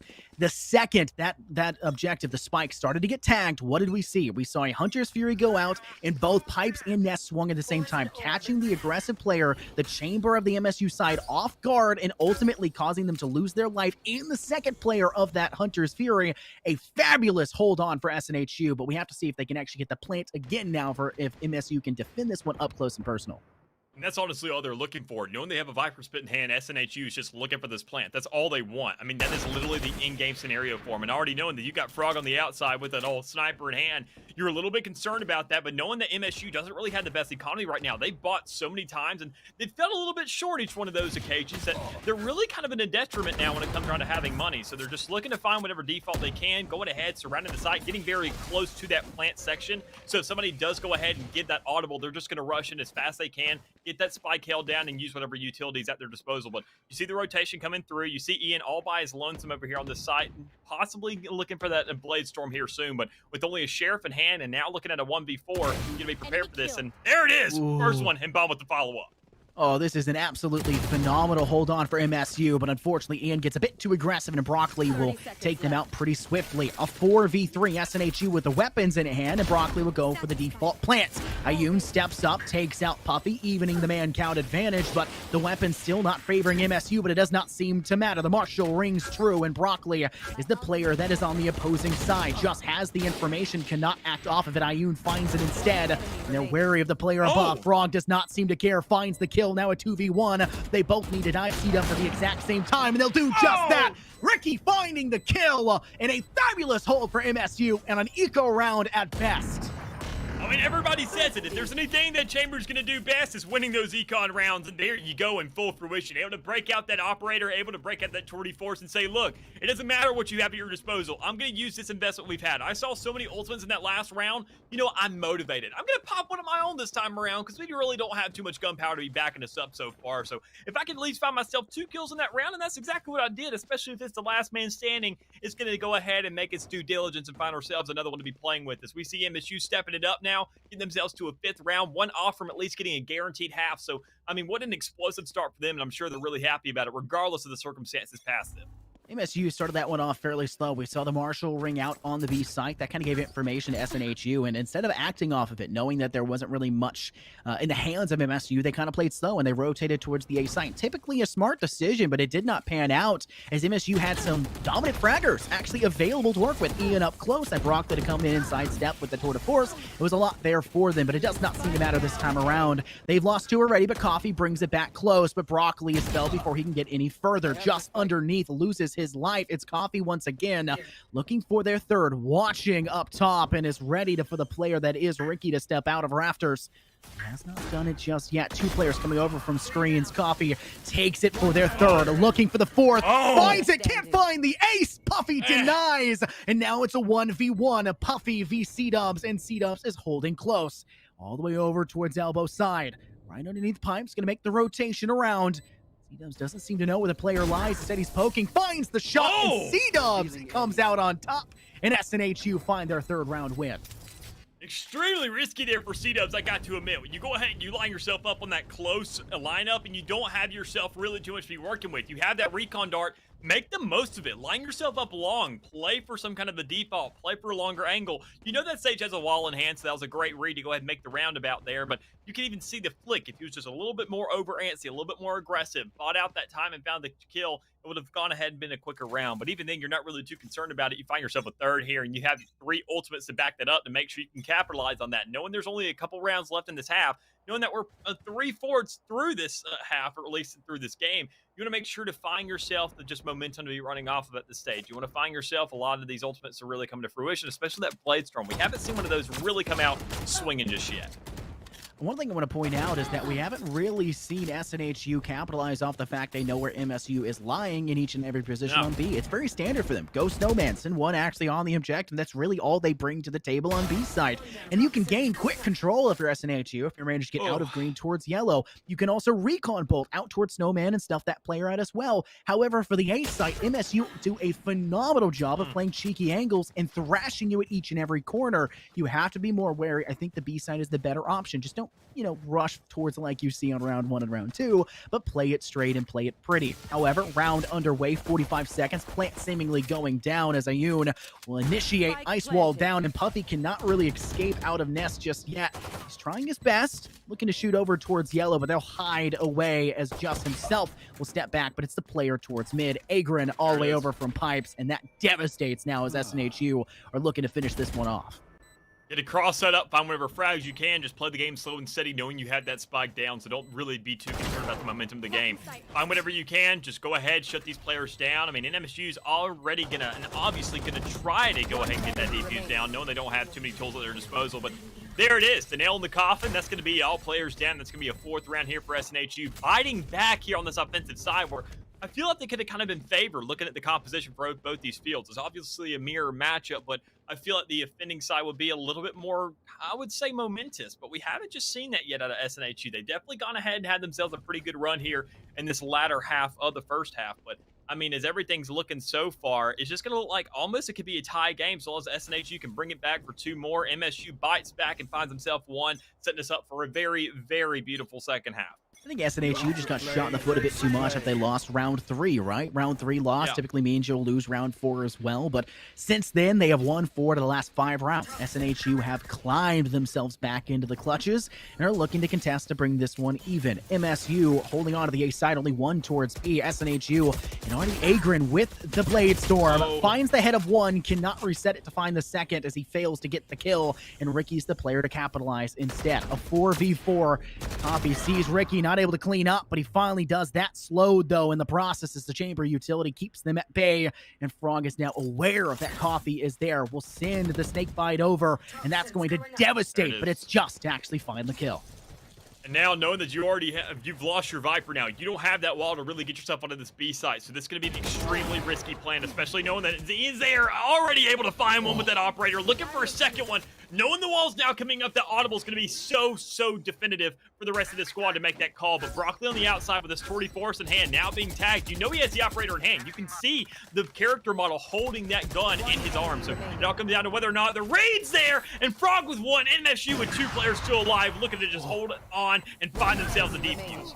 Oh, Broccoli with the trigger discipline for a moment does still find the kill.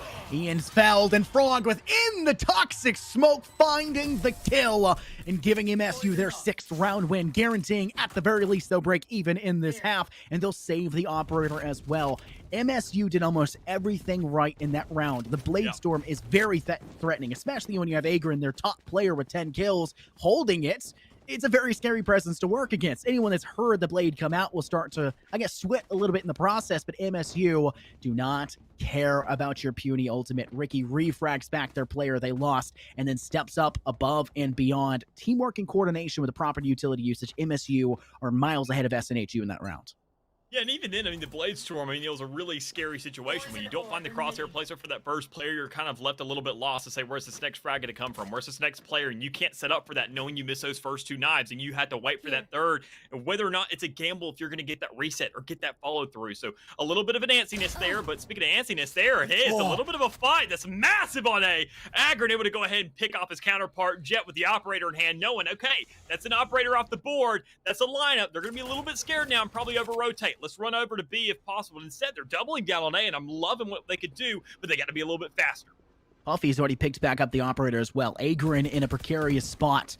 Stepping all the way up on the high side. Misses the shot, though. That's going to give away the position now for SNHU, and they'll pop the Viper's pit as well. This is going to lock down that site as Coffee cleans up for yet another. This one onto Ricky. Shot rings out, just fails to take it, and Agrin goes instead. And they'll find their 3rd, now hunting for the 4K.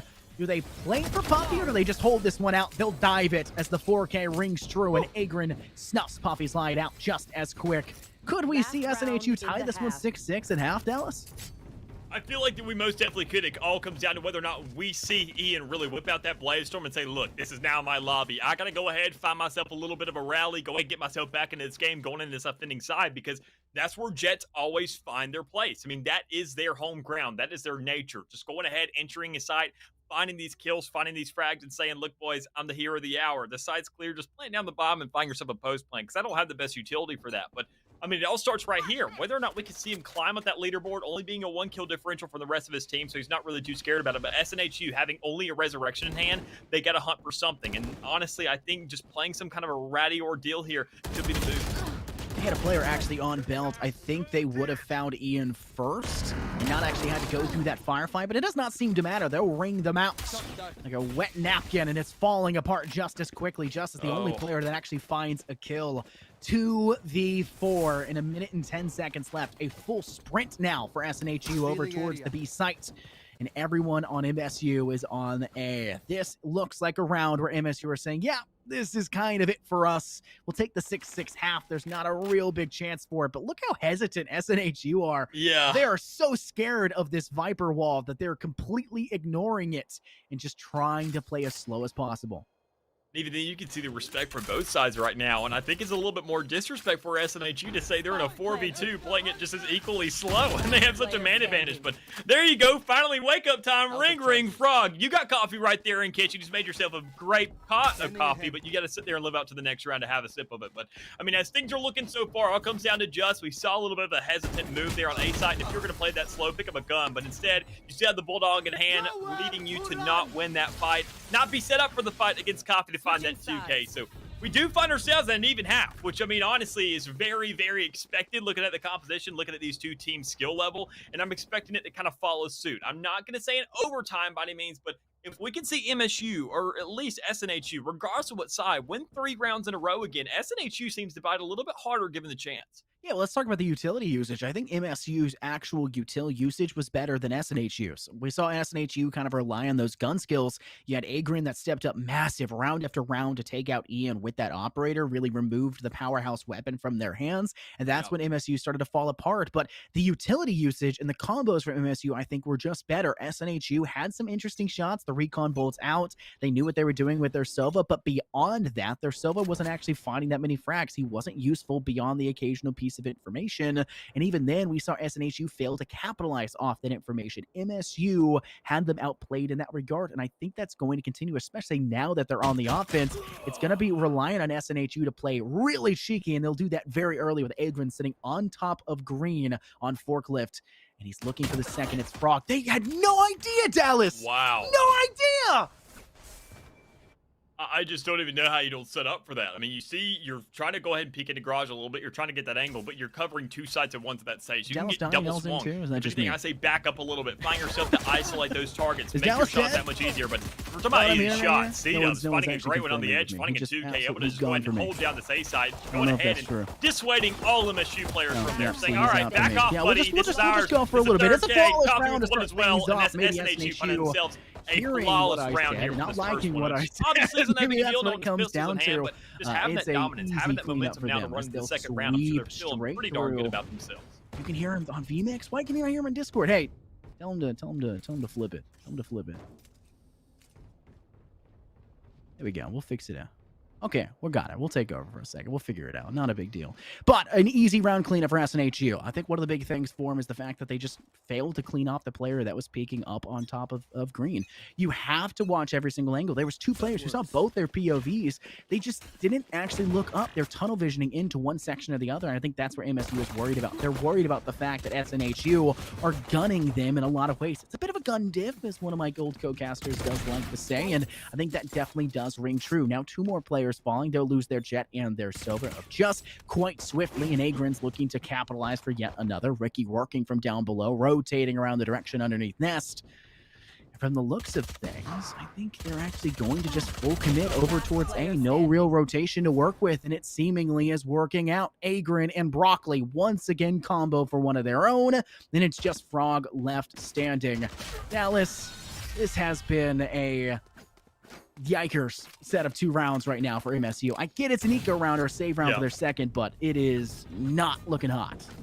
Yeah, it's most definitely not. I mean, SNHU definitely following through, and I feel like a big part of that is seeing that Agrin is not really doing what he should. I mean, being on this defensive end, you're not really too concerned about it. You're saying, all right, look, I mean, I'm not really in my element anymore, but I mean, it doesn't even matter. You can see him stepping up to the plate. The rest of the team really doubling down as well. Everybody doing their job respectively and making the most of it and grabbing as many frags across the board as possible. Looking outstanding so far. But even then, Ian, being that respective Jet on the other side of the field, not having the operator potential anymore, now having to get aggressive, have a rifle in hand and to really make yourself relevant.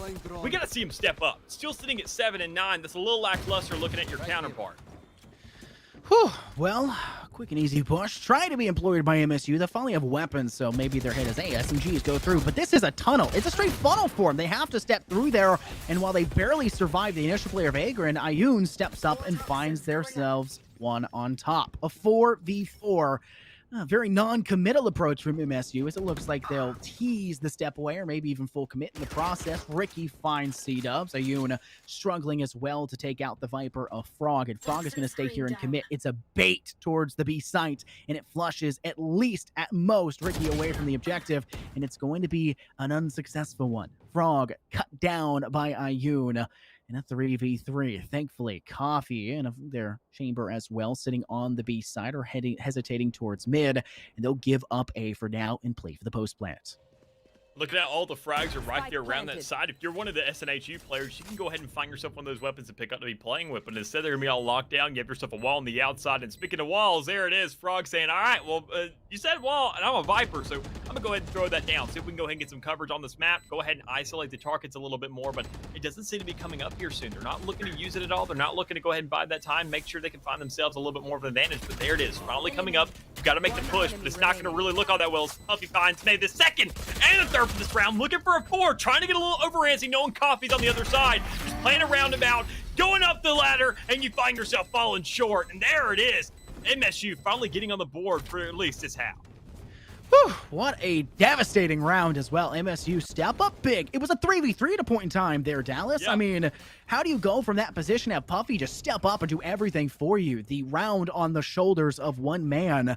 And thankfully for him, it's a very important man. It's one that you need the ultimate to be charged. Those pips are very important. So getting that resurrection up is good. A lot of teams are saying, hey, we need our Sage to be on one of our weaker players. That way they can play the support and step back a little bit. No, you need your Sage to be able to perform all across the board. They need to stay alive, pick up kills, go for the ult orbs, and capitalize, because you have to have the resurrection. It's one of the best ultimates in the game, if not the best ultimate in the game, because it can revive another ultimate to work with. It's a necessity. And right now, SNHU bled that round, and they should still be fine to play this one, but I do worry for MSU. They lost a couple rifles in that round, and they were barely able to buy anyways in that third. If they lose this one, they're going to be stuck in a safe. Yet even then, you got to look at, you just mentioned that ult follow-up, and it all comes down to who can find another ult first besides the likes of Puffy. Being so close to it already, it all comes down to whether these defenders can find the frags or find the ult orbs ahead of time. We already saw Broccoli get a little overzealous there towards that spawn, but finding no kills, surprisingly enough. And going ahead, seeing a player, kind of seeing a silhouette there, but not really taking the shots on it. Instead, just opting to say, look, I'm not going to take this fight. I'm not going to pick this just yet, because I really just don't want to go ahead and be that much of a kind of detriment to my team. So we back things up, play things slow once again, really hold everybody up in this B side. As you can see, a flank coming through for all Ian there on the outside, trying to find something, but Agron, that's the man I'm looking at. I want to see some plays here and see him getting back in this game. We see no pivot coming out from MSU. They are full sending towards green. This is a horrible look for them. If a funnel does come forward, and it seemingly does, they'll lose a lot. Thankfully for them, Ricky and Frog capitalize for one of their own, giving themselves the man count advantage and opening up the B site wide open. Toxic screen has been placed. They do have to worry about the chamber inside the objective, but Broccoli fails to find the kill, and now it's a post plant with MSU at the man advantage. They've lost their Sage, no resurrection available, but the same thing can be said for the SNHU. Broccoli's decided to drop down from the objective itself. All three players stepping up from Snowman.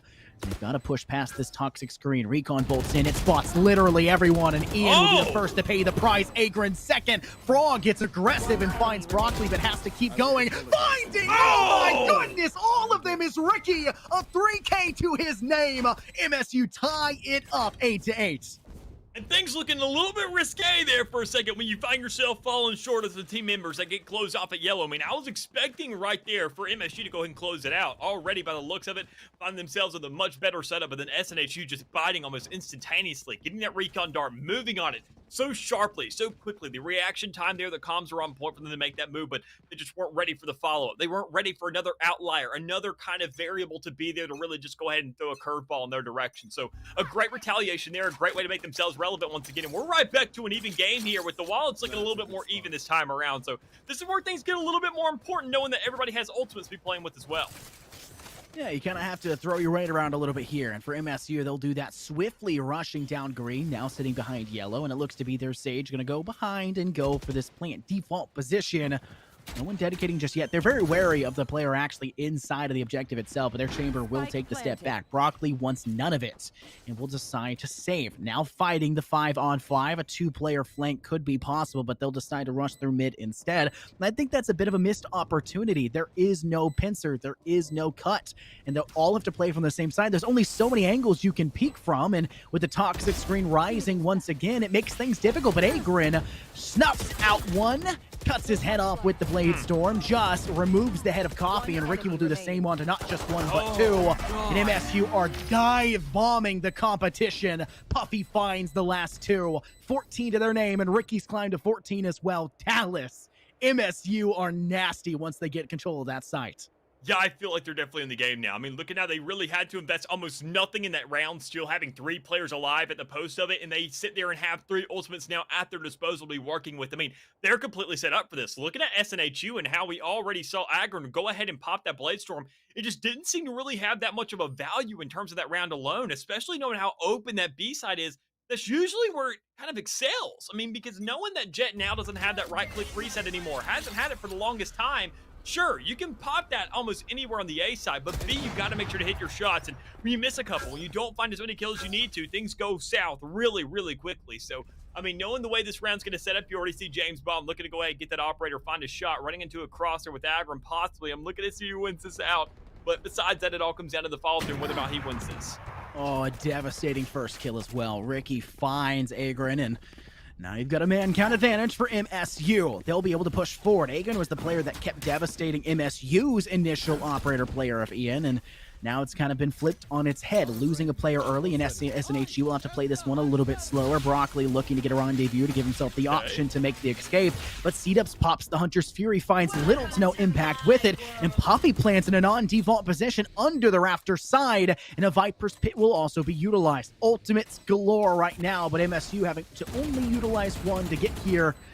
But SNHU have no more in their hand. 2 players rafters. One has dropped. Ioun's going to get spotted by the recon bolt, forced to take a step back, but they'll find one opportunity of their own. Puffy's taken out. C-Dubs finds their second. Devastation across the board. Long shot angle could be found to Ricky as he sits over by the belts, but he's sitting close. 2 players left. Frog on site, sitting in the Viper's Pit. He'll be snuffed, and Ioun finds 2. Ricky with 1. He cannot get to the objective. The plant being working against them, and that's why you plant defaults. Yeah, I mean, I'm definitely with you there. You got to go ahead and plant yourself for a post plant. You can't put it in the corner like that. Otherwise, you're going to go ahead. You already restricted that Viper's Pit. Putting it in the corner, you're not nearly getting as much space as you would planting it somewhere circular, I would say, right there on top of pipes. Give it so much more room. Give it a little bit more dancing space for your teammates, and get also some momentum, some space there on the top to go ahead and get yourself a little bit of variety. Because when you go ahead and put it towards that back, you know they're either, if they're going to be on top, it's going to be right there towards catwalk. And it's a little bit too easy of a read to make. So instead, you spray around the site, you make sure to go ahead and find those kills, and even though you know you're going to find some guaranteed damage. So SNHU not looking too hot right there, but even then, hot enough to get themselves back on this game. So MSU looking to double down, going ahead, picking off that Tour D4, see if they can find themselves another shot, knowing the operator got robbed from their hands last time, and SNHU's probably using it. And there it is, Agron with it already in hand, able to find one. It's just a totally mismanaged position for them. Ian will have to be brought back. I think this is the right decision, and Ricky's tour de force capitalizes into C-Dubs. Dispatching 1. You need to be able to find more on top of that, but I think MSU will play this one a bit smarter. They'll rotate over towards mid and towards the B side, but Ioun playing in tube, narrowly surviving, but Puffy finds the shot through the wall bang kill, and Ioun steps up big. Now it's just 1. Coffee holding green. Knows they're coming. Here's the spray. Coffee is going to go and pop the toxic screen. See the player going for the orb, and Coffee now can play another one. Headshot killing a Puffy, and now it's just him. Still his teammates not making their way over, finding his 3rd, and Ricky is the last man standing. Chamber versus the world, and Coffee is looking to jumpstart their morning, not with just a drink, but with 4 kills to finish things off. That works. Yeah, man, that's an awfully hot coffee pot, because he's already sitting on a 4K. Man closes out the round. That's all you need. A Viper, a one-man army, able to go and hold down an entire site, not only with utility, but gunpowder as well. I mean, when you have a player like that, it's indisposable. You need somebody to really step things up when necessary. And even then, that wasn't a detrimental round by any means. Sure, it got you to double digits first, and they had that countdown of the 3, 2, 1, game is over. But even bigger is that you go ahead, you have so many teammates still alive because you just let one person take care of everything, possibly set up for this ultimate now, which is in hand. So, I mean, so much stacked up here for the likes of SNHU to really carry through with this. I want to point out as well what proper placement there for the your poison cloud, right? It's a position that forces MSU, if they want that orb, and they do, they want to be able to properly grab those orbs and charge those ultimates, because right now they've been struggling a little bit to pick up some frags and they're falling behind in that regard. So they set up, they give just the opportunity to go for the orb, but he fails to grab it because Coffee placed their bubble in the right spot so that any angle to grab it would give an arm or a leg or a head out of it and let him know that they're there. Easy spray down for the first. Peak angle as Ioun tries to, sorry, not Ioun, as Puffy tries to swing out, loses his life, and it's all just falling downhill. It's like rolling a boulder down a hill. You're picking up moss both ways, and that shouldn't be what happens. It's just SNHU capitalizing and MSU falling apart at the seams. Yeah. We need to see something better from them. And first things first, we need to see a successful B plant from them like the ones we saw prior. They just failed to put it together from one man. Yeah, and even then, I feel like a better comparison, at least in terms of the atmosphere that we're in right now, seeing an icebox rather than a boulder, I would say a snowball would kind of be a little bit more in order, because I feel like that's a lot easier to stop. I mean, they don't look like an unstoppable force by any means that look like it's going to tear through walls and through entire cities. It looks like it's just big enough to stop a couple people who are just going ahead and bring this collaborative force to try and create a halt. And I don't feel like it's out of the element for MSU to bring this game back. It's still only a 1-round differential. Everybody has themselves an ultimate in hand, at least just one for this round. But you can look at the overzealousness. You can look at the aggression from Coffee once again, who had that step up around there earlier. And we can't let everything rely on one player. Sure, that's over towards B, but as it sits, you want to start looking at A a little bit more, because we've seen A hits time in and time out on every single other time we've seen Icebox. But today, B is the spotlight. You've got to leave that alone and look for a counter strap. I don't like this default placement right now for MSU. I don't either. It's just not what you want to do. We need to see a bit more mobility. We need to see them start to spread themselves out. They need to poke and prod at the defense to find out where the man count is and then act off of that. Right now, it's just them praying that every objective they work towards or whatever they do is going to pan out for them. And fortunately, there's a man count advantage on the site, but they'll have to get through Coffee first. Ian will do that, dispatches him quite quickly, gives them the man count, and they can start to push towards the objective. The rest of them holding strong towards Snowman. Broccoli failing to find the wallbang kill and cannot find the spray down afterwards either, but it's Ricky that actually finds it. MSU up now again. 2 players killing off the opposition quite swiftly, and they'll sit back on their haunches. Ricky's already sent back towards the defensive spawn and is looking to play towards Just, and it doesn't seem to work out yet. He dives down and just loses to Ioun. An even trade on the site, but it does not seem to matter. MSU at a massive man count advantage, and SNHU's C-Dubs will just say, hey, I'm going to go keep this rifle in a different direction.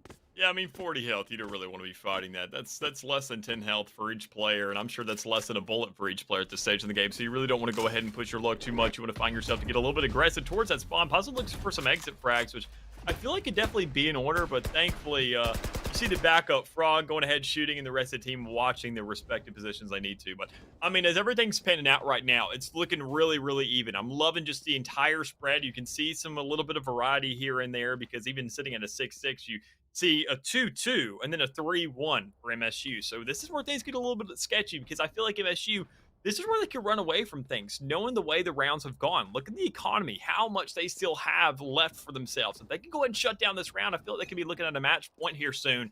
And even then, if SNHU wins out this round, MSU still has a bye, I feel, to some extent. So they can make themselves relevant in this game. So that's a scary thing to know, that the economy really, the way it's been switching back and forth, to know that just a small round where you have so many players still alive really set yourself up for the rest of the game.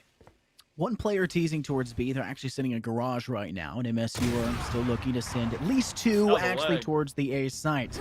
Not an easy kill. Like you said, Agrin will survive with 30 HP, but it does actually create space for MSU. You can see Ricky getting aggressive, already dropping down, sitting right next to Nest, and looking to maybe see if I guess SNHU get aggressive. Maybe they jump up onto pipes. Maybe their pipes player that they think could be there tries to get up in the face with that candid attitude, but it does not seem to work out. They'll rotate back, but that information that's being gathered, or should I say failing to be gathered with that recon bolt, gives a lot of information to SNHU. No information. It doesn't get shot out. They're not on A anymore. They're not in that direction. Rotate over towards B. Broccoli does just that. And you can see their Jet of Agrin also looking to rush that direction as well, especially once the audio for the util starts being sent. 30 seconds. And there you go. This is one of these full force pushes. You only got 27 seconds left in the clock. You're going to be pressing that W key. You're going to be doing it instantaneously. And SNHU can really punish if they wanted to. And there you go. Get yourself some utility out. Get yourself a Hunter's Fury to go ahead and protect your teammate. Make sure to bite out that space, bite out that time for everybody else. But that was your only ultimate. That was your only piece of util. Now you're relying on your Viper for that snake bites to really come out into fruition. And with 5 players still remaining, just to go ahead and find a return, that's kind of a big problem. So, I mean, if you're looking at MSU right now, you want to make sure just hold strong, just keep on firing through that wall, knowing you have yourself more bullets to swing. But even then, if you're SNHU, you can't get overzealous there, over swing and find yourself getting cut off, because now you're only at 1 player. C-Dubs can't do it all by himself, and MSU setting themselves up for possibly the rest of this game, I would say. I mean, it's just a massacre on site, right? MSU has been nigh insurmountable when it comes to the B side objective once they get the plant down. I will point out, MSU, I won't mince my words here, they suck if they can't get the objective down. They don't have a proper default. They don't push in the correct decision. They get killed off by one man, aka Coffee, as they try to push through green. They're not using the utility in the proper manner that we saw them use on the defense. That's what gave them the opportunity to break neck even when it came to that first half, even be ahead for a good portion of that one. Now on the attack, they need to do better. They need to be better. And right now, that last round win of them actually getting to site and putting the objective was facilitated by an early round start towards A, getting themselves pressure, actually taking a shot over towards Agrin, dropping him to 30 HP. Of course, there is a Sage, but still the pressure is there. And then they make the rotation to B, and they do it swiftly. They do dump a lot of utility, which I didn't think was that useful, but it gives them a swift entry to B, allows for them to plant, and then comes the devastating actual hold that they love to do on a post plant. Yeah, and even then, I feel like SNHU didn't have enough emphasis on the time right there, because you saw there's 27 seconds left on that clock. I mean, they were up against time itself, and that's not something you can really change. That's not something you can shoot and kill in this game. So that's the one thing that's always going to be that remaining constant, and something you can manipulate if you're the defending side. You see that spike isn't down. You see that countdown is there instead. So you're saying, how can we counter this? What can we do there? Well, SNHU, one thing they love doing on the attacking side was funneling into a site. Well, do that same thing. Make sure you find yourself the person who's planning that spike to die over and over and over, and then keep that pressure and have yourself some kind of backup with some utility. You can find an easy route, but instead they just go ahead, all flood in there, get a little bit scared, even after the spike was already down, and it was like a delayed reaction. So I'm hoping to see they can snap things together here, get themselves a little bit quicker and snappier, and possibly they could get themselves to be relevant once again in this game, because it's only 1 round differential, but their buys isn't exactly looking all that hot.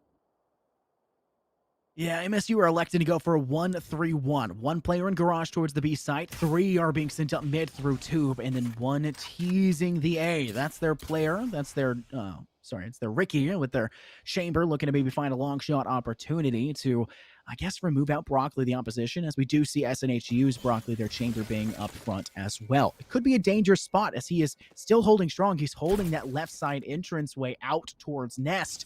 And I think he actually has an opportunity here. The Sage peeking now for MSU, and Puffy will indeed fall. Now he steps back to the objective. That is indeed why you see him being a Sentinel, and Broccoli can just jump back to defend the site, and that gives MSU a player disadvantage. Their choice there to elect back towards the A side and rotate fails them, as you saw Ricky did not gather enough information and wasn't aggressive enough to gain safety. And even then, I don't feel like it's like any player disadvantage now. I feel like that was their star player. I mean, looking at MSU and how Sage has been performing thus far, looking at Puffy, I mean, that is a big problem. Seeing how he stepped up time in, time out, you don't have that wall to help you go ahead and get that spike down anymore. You got to run in all willy-nilly, and that opens things up. But with Frog able to go ahead and get that assist, find the kills across the board with a 4K, give the man the 8s if you can, because there's 3 players left. Bait it out, baby, and get yourself around to find yourself a match point. Dude, Frog is nasty. He's hopping his way straight through this round. This is disgusting. They're like flies for SNHU. Every single shot that rings out, it's like a wet tongue. They slap to the floor, and Just will find the last one. Broccoli out for the count, and it is indeed a match point now for MSU, 12-10. And this has been something that you called out. We saw MSU did a great job of stringing a succession of rounds in a row, and they've done that here 3 Look at in a that row money, man. now. I don't know though. This could be oh, the buy though for SNHU. Yeah, yeah, that's what I'm saying. This has got to be literally the most clutch scenario we've probably ever seen out of a team looking at these buys and how scrappy it is so far. I mean, you go ahead, you see 3 ultimates, so that's great. SNHU, I mean, if you're aggroing, you're not really too concerned about that. You buy armor, you get the Blade Storm popped right off the get-go. If you get yourself a spike down, I mean, you're looking for some kind of counter play, but I mean, you have 2 Vipers putting out your disposal, so I'm expecting to see a lot of green in this round specifically, but even then, you already invested it towards B side, so that makes A wide open. It does make A wide open, but I think we could see MSU elect to go a different direction. I think we could see them drop towards mid and actually swing B a bit more aggressively, actually heading through orange. Instead, they will commit to the A site. They're going to play this one faster than they have previously, waiting to the last 15 seconds to go for that spike plant. We can already see the recon bolt being sent. Agron sitting on top of screens, doesn't see anything, and it will go down. Agron does get spotted, though. The recon bolt does tag, and now they'll dive the back of sight, sending out their slows. He's going to be able to step up. It's the toxic screen for MSU, the Viper's Pit, I should say, that works out. But Agron swiftly into the site. Broccoli with another, finding quickly a second. This is the clutch. SNHU may have a flawless round win, but Ricky will deny it, finding Broccoli. But Ayun swiftly and methodically, SNHU sitting this one around further now, 12-11. I think we just saw a prime example coming to fruition there of an example of, I mean, just pure arrogance. I mean, that's all I want to really contribute it to. Well, looking at the way those players approach that side, I mean, MSU, I get it. You have so many resources at your disposal. You have way better guns now, but let's go ahead. Keep playing the game you've been playing. Go ahead, play it slow and steady. Find yourself that first frag. Work off of it. Instead, you just opt to say, look, we know where Jet's at. We know where the other 2 players are. We know that 2's over towards that B side. Let's just rush it in. You can't shoot while you're running. Play it slow and steady. Look for that first frag. Where was the operator we've seen the entire game? Where was that utility? Where was that setup? None of it was seen. But even then, you're not seeing anything if you're the likes of Ian or Just, because you've already been shut down by Coffee, making this game look a lot more doable for SNHU.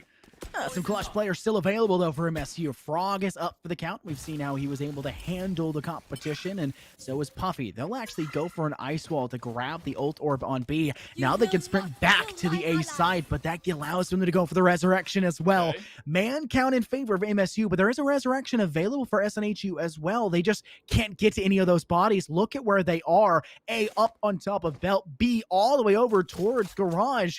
MSU did a great job of finding their kills in advantageous positions that do not allow for SNHU to bring them back into the fight.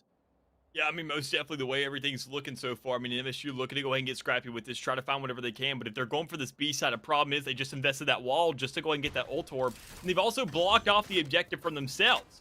But when you go ahead, you hear that recon drone coming out, you hear that, I mean, Sova's pushing up. The rest of the team's probably following it, but they're not checking right there in the back for Broccoli. Oh, but if he found that kill, things could have gone extremely south for MSU. But instead, you find the kill, open up that site, you get the plant as well, and in the meantime, you're just listening to it. You're saying, look, there's not much we can do about this. Let's go ahead, play things slow and steady, play back, but you only got 2 players. What are you going to do here?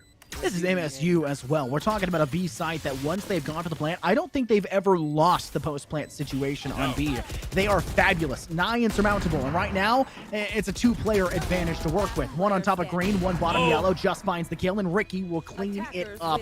Shot in hand, finds themselves the opportune moment to send this map 1 to map 2. A tour de force, some would say, towards the end there, Mick. A really fun game, to say the least, but we have to crown a victor, and MSU come out on top. Yeah, I mean, most definitely a great way for them to get back into this game. Looking at the way they started things out, they just started as explosive as they ended. But thing is, there wasn't the tweaks that we should have seen there. There was a kind of lot of mistakes here and there. They could have closed it out around sooner, just a little bit of tidbits here and there. Because even then, I feel like that Sage Wall, when that Viper came down, why are you going to place that horizontally? Why are you going to cut the site in half and make it to where it's just that much harder for you to control? Go ahead, place it to your left. Allow your team to have that breathing room on site and just isolate everything around the spike for the rest of your team to be playing off of. A couple things here and there that could definitely be adjusted, but going into Ascent, I don't think that's going to be too much of a problem. It's a much different flow. It's a much different ebb and flow at that as well. So a lot of different considerations coming into a map like this, especially knowing that Sage and Viper aren't going to be a necessity anymore. They're not going to be a hindrance. They're not going to be a crush. They're not going to be an anchor. Instead, they're going to be more of a comfort pick if we do see them being brought out. And I'll point out as well, one of the problems we did see was the defaults for both sides when they Yes. talk about the attack. That was Yes. a major problem. It was early on, SNHU just sent everyone towards B. They lost 3 rounds in a row when they did that, and that was ultimately why I think we saw them lose the game. You can't bleed that many rounds in a row, especially at the start of a game, by doing the same old thing over and over again. You're just hitting yourself upside the head with a brick, right? You've got to change something up. We saw MSU start to bring a bit more out there with some defaults. They did a 1-3-1, one in garage, 3 up tube, and that kind of worked out for them when we saw some success. But I Yeah. do think we need to see a bit more in every single round. It can't just be every other round or every third round we see a Yeah. nice default go through. Ascent is the map of defaults. It is. You have to be very wary of everything. You can send 1-2-3, or sorry, 1-2-2. You can have just one player roaming over towards the B site itself, but it's that swift rotation and that great ability to pivot for an attacking team through that mid once they gain control that's going to be paramount to the success we see on Ascent. Yeah, and even then, I mean, just to go ahead to put in more influence on the default, mid control is that much more detrimental for a map like Ascent. With how much more open it is, how much more connections it has to each site and that spawn. It's not like any elevation. It's not like a wall you have to climb and make your way around, or if unless you're a jet, you can just hop over things. You have direct control right into spawn. You can push all the way to the attackers literally from the middle of the map over to another site within 3 seconds if you want to make it that quick. And I mean, looking at the way the game's been changing up, the way the teams have been getting more aggressive, getting a lot more mid control. I mean, you want to sit there, close up those doors. You want to make sure to really just shut things down, even towards that A side as well. I mean, you find yourself going to tree. We see so many teams finding a massive funnel there, but finding one lurker there towards pizza, towards that kinch bench, able to find at least 1 or 2 frags, or at least give that intel to the rest of the team to say, look, watch that window.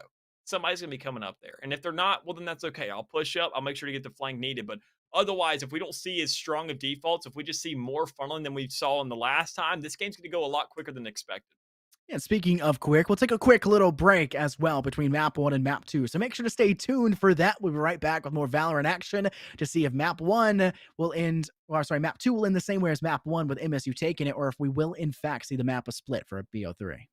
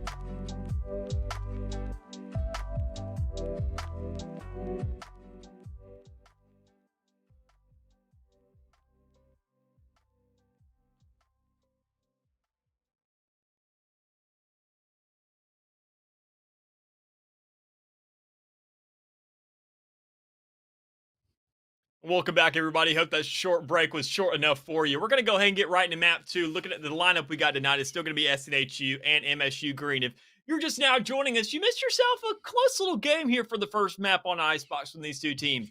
Going on to a little bit of a, it was like a 13-10, so things were definitely looking a little bit sketchy there for a second, but regardless, at the end of the day, MSU pulls it out. But if we're going to catch you up, we're going to go and start going ahead and set on this next map. It's going to be the likes of Ascent. So, as things go, you and I have been discussing this, Scott, or Infernosis at least, and I want to go ahead and talk about these rosters and what we're already looking at, because these teams are looking to get into it. It just doxes me right there. No, I'm just kidding. You can call me that. I call you by your name. You can call me by my name. I don't care. It just may be confusing to the audience. My name's Scott. His name is Dallas. So if you hear us calling us that, that's what it is. C-Dubs is still rocking over with the Sova. That's none too shocking. We talked about Ascent. If you are going to bring that out, the Sova is still an extremely strong option. Ioun's going to be rocking in with the Astra, something I think is one of the best agents you can bring to the map of Ascent. She is so amazing. She fills every single role you need her to do, and especially with a player as good as Ioun can be, yes, I think this is going to be a very fun map for the team of SNHU. Followed up a KJ, Killjoy. Following suit, we'll see Coffee rocking with a KO, and we will see a Jet. A fairly aggressive, but at the same time, they're not rocking a double duelist for SNHU. MSU not locking in anything just yet, but if Frog actually locks in what I think he's about to lock in, I will have a conniption. I will have a fit. So you'll have to excuse me for that. But for MSU, we will see just lock in that Sova. I do want to say you mentioned during the break a Sky that can come through, and that can be extremely strong. But I think for teams like this, a comfort pick of Sova is just what they're going to rock with. Yeah, and even then, I kind of left it up to negotiation. I mean, looking at the default setup, you're obviously every single time for this map, there's going to be 3 kind of cornerstones you're going to have. It's going to be that Jet, it's going to be a Sova, and it's going to be a KJ and Astra. Those are going to be your 4. I mean, you're going to find yourself looking at them time in, time out on this map. It all comes down to whether or not you're going to sit there and have yourself some kind of a slot filled, whether you want to go for a little bit more of aggression for that offending side, on that attacking side, and get yourself on the side a little bit easier with that double duelist we see from the side of old MSU. But I mean, looking over at the other side, you can also get yourself a little bit more of a pseudo duelist, running that KO, getting yourself some suppression, or even then running that Sky that I mentioned prior. I mean, there's just a lot of variety that you can bring. And I mean, having those 4 corners, having those necessity, going ahead and getting that composition boxed in gives yourself a great foundation. It all comes down to whether or not what you want to put for that little bit of a cherry on top. How's it going to taste? What flavor is it going to bring? What kind of new diverse picks and kind of approaches to these sites is that going to bring? And I think that's going to be the biggest differential. Seeing whether or not Coffee on this KO can really go ahead, get a lot of suppression, go ahead, get that ult down and get yourself a lot of kills. And even then, the frag in itself, you can get a shutdown with that fragment grenade. You can kill those baby cages with that. You can kill those KJ shutdowns. It doesn't take a Hunter's Fury every single time. So if you have yourself an MLB pitcher sitting there playing your KO, you can make sure to make that utility absolutely monumentous. Are you saying we're going to see some fastballs, or are Some we playing curveballs, more baseball, likely, dude? or just some Oh, high there we lobs go. or No, there's something. no Phoenix. Sorry, there's no Phoenix. No curveballs. Sorry to break it to your talent. Oh my goodness. Pretty funny though. Great time. It looks to be an A-oriented push. There is no split whatsoever. No one's going to walk towards that catwalk in mid. Instead, they're just going to rush towards the A side. Flash is sent out for the KO for SNHU, but it doesn't seem to work out just yet until they will take Puffy out for the count. Ricky and Ian, though, they'll find one of their own, making the man count in favor of MSU, and they'll go for the plant early. Them starting off from the attack could spell disaster for SNHU, as they're still carrying the momentum from that last map despite the break. Nano Nade sent over the top. He's going to try and take out Ricky, but he's already dropped himself down below into hell, trying to swing out from door. Does not seem to work out. Ricky finds the shot on Agron. C-Dubs will find him quickly afterwards, but Frog is quick on the refrag himself. Recon Bolt sent. Only C-Dubs left standing, and he is not going to last for much longer. Felling to his knees, it's Frog to find the kill. There it is, MSU with that first round, especially a lot of aggression already get themselves on the side. I think it was all right there behind the back of the likes of Ricky James Bond, who was running that Sentinel earlier, running a chamber, and now going ahead taking the switch up onto a jet. So instead getting a little bit aggressive, relying on that utility to go ahead and step back when necessary after grabbing a couple first kills, you're investing all your utility prior and then getting onto a site. So I'm loving the switch of a pace here. I'm loving to see his aggression, seeing what he can do in terms of fragability, because we saw some outstanding plays from him earlier. So I want to see that step up. I really want to see that jet go off. I want to go ahead and be screaming his name time in, time out, saying, "You want it shaken or stirred, Mr. Bond? I will make darn sure that we can go ahead and get that checked off for you." But as things are sitting right now, we're still only on round 2, so we're not going to see too much crazy things just yet, but we're probably going to see MSU close this one out with the guns in hand. Great reference once again. I'm actually shocked I didn't make a reference like that. That just seems so like me, but thank you for stealing it. I appreciate it. Quick rush onto the B site. MSU are aggressive, and it's only 2 players sending the back. C-Dubs taken out. Ian quickly afterwards is able to find Broccoli. Coffee does manage to scrape by one. Agron steps aggressively onto the site with a shorty in hand and able to take one more, but it's still just Iron left standing, and Frog will complete for the trifecta. A dominant round for MSU, but it's about what you would expect when you talk about a buy round for them, but they did lose 2 rifles. That's not what you necessarily want. I guess 2 SMGs, maybe not a rifle. They did lose 2 guns. It's not necessarily what you want, because now you're going to be facing a full-fledged rifle buy of SNHU's defense. And I gotta say, I'm really confused about the force buys out of the side of MSU. I mean, they found themselves going and opting with a Guardian. And sure, it was Frog's decision there because he's the one who's going to be running that gun. But, I mean, when you're on the offending side, I would say on defense, a Guardian would be a pretty good buy because it almost acts as like a substitution for an operator. Still with that one-shot threshold to the head and going ahead getting unlimited range behind that. But I mean, on being in the attacking side, I would say a Bulldog would be more in order. Looking at this, go ahead and suit your comforts, have your teams there, but even then, it's not going to matter all that much. So long as the shots are there, Frog with the opener, they're able to pick off Ayun. So you got to look at the rest of the squad and see whether or not they can really hold things down, because that's already a rifle that they invested in this time around, just going ahead and being robbed away from their hands. That was a just awful positioning there for SNHU. 2 players in Puppy, 2 players sitting inside Cubby. That's not where you want to be. That's the complete opposite position, especially when your second player, your KO, Coffee himself, was trying to throw out a flash, but he threw it center of catwalk. He did not hide and then toss it to maybe try and go for the curve around the corner. No, just full sent it, and his teammate dies next to him. The flash does nothing, and he can't do anything about it. You have to play that one smarter, but it'll be Frog to find the second. Guardian in hand removes 1.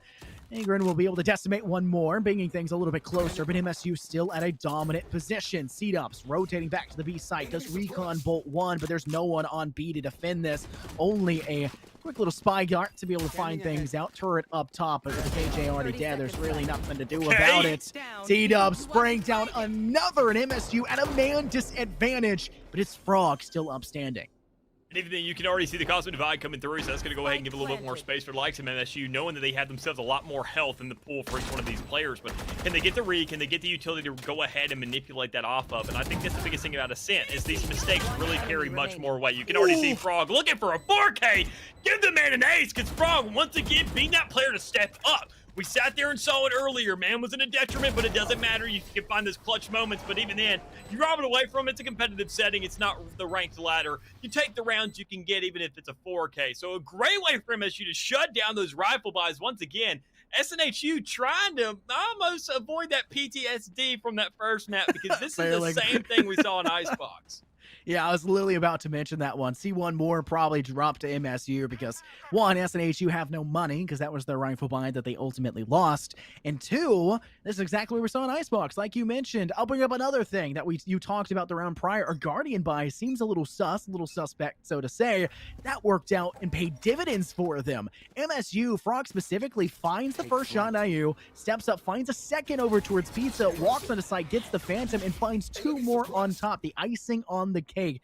Phenomenal. It is just a crystal clear performance and a crystal clear margin for MSU, and now they have to face things in a bit more of a dire position. You'll see SNHU get a bit more aggressive. Coffee dies, though, but Ayun will go for the refrag. And hacking lockdown on a save round seems weird, but they'll do it. I'm sorry. I'm trying to figure out what exactly the plan is here for MSU, and I can understand it's a 3v3. You want to bite out that space. You want to go ahead and get yourself onto a site and get yourself a free plan. But, I mean, what plan do you have now prepared? What do you have prepared? I mean, unless you got Frog, I'll admit, that seems to be enough, so I'll take it back. But, other than that, you can't expect the player to step up like that time in, time out. But the man's looking pretty cracked at 12-0, so honestly, go off, King. Oh, this literally, this is just meme potential right here, Dallas. We're sitting in a game right now where MSU can essentially take that objective in stride, not have any worries or concerns about it, but yet they still choose to implement the lockdown. No real strategy behind it either. This wasn't a lockdown that's placed and then they just like play off of it and play smart, go for the door, watch the angle, go for it. No, they lost two players very quickly by SNHU because they didn't play off the lockdown whatsoever. It's just them playing it to play it, I think. I think they wanted to have the fact that they got it that early on the minds of SNHU. Mind play, maybe? But it just seems like such a waste in that decision. Yeah. Honestly, at that stage, you've done nothing but hurt yourself to say, all right, sweet, we got it this early. But then that's where SNHU is saying, but you used it that early. What's the big deal here? Well, it's apparently if you have yourself a player who's able to go ahead and get the frags, this is the map where we really see Astra go off because of how things close are. And even then you can already see the other Astra now going off. AU able to find ones, AN able to also find one as well. So that's an even exchange there towards the middle of the map, but it all comes down to where those picks came through at. You find one on Catwalk, you see one right there in the middle. You're saying, all right, if we're on the attacking side, that player was probably going to rotate towards B. Is that where we want to make the push? Well, you have yourself the spike on that side. You have a Sova with the spike in hand. So are you going to make this push? Are you going to get that read? Are you going to invest the utility with that recon drone and that owl drone to go ahead and get that read? So just, I want to see whether or not he presses that C key. And here it comes. Reading the angle, reading these corners, and see whatever information he can get. And already going ahead saying C-dubs. There you are, buddy. I'm going to go ahead and hunt you down. Let's see if we can get a spike in as well. Empress is being popped as well. They're full sending this one. Puffy swings out, takes out C-dubs, but unfortunately, the eye is not really there as Reyna will send out her util, devastating the players trying to come out towards that mid side of Market. And they'll shut down the door as well. Turret does spot something. Puffy now aware that somebody was there and the rotation could go through, but Puffy gets a bit too aggressive and Broccoli cleans up instead. A second player, but they'll go ahead and dismiss away Ian, saving themselves the discomfort of fighting another one on top. It will still be a player count advantage. They'll send a layer over the top once again. Ayun shoots it down quickly. He needs his teammate to step out quickly out of Market because they're going to run out of time, and Frog is still sitting pretty all the way over inside B main. It seems to not work out for him, though. Agron finds the kill. Now coming down Hall side. Ian cleans up one. Ayun takes out Just. It's just Ian left standing. He'll dismiss, buying his time. There's just no need to fight this when he can play safe. Is there enough time for the diffuser, though? I don't think there is here, Dallas. Close, but no cigar. An extremely well-fought round, though, for SNHU to bring it close, but MSU winning on a technicality, so to say. And even then, I feel like we could have seen MSU get a little bit more aggressive there towards the end. I mean, you saw Frog set up towards that B main area, going ahead, holding that angle, but going ahead and playing it very passively with that smoke. You saw the Ranalier come out. Where was the aggression? Where was the backup for that? That crosshair's going to be placed somewhere else, and they're not going to be able to see you in the meantime, whether they're Market, whether they're logged, whether or not they're spawn. That is going to cover every single angle, and we saw no follow-through there. And even then, regardless, they still pull out the round. They know they got time on their side, but you could have sat there and held on to a lot more guns, saved yourself a lot more trouble of these buys. Because you see, I mean, you have yourself at a 5-0 lead right now, but sometime eventually SNHU will find themselves one as well, and that switch up in the economy and that win streak will not pay you that much forgiveness. Every ult orb is gone. Yep.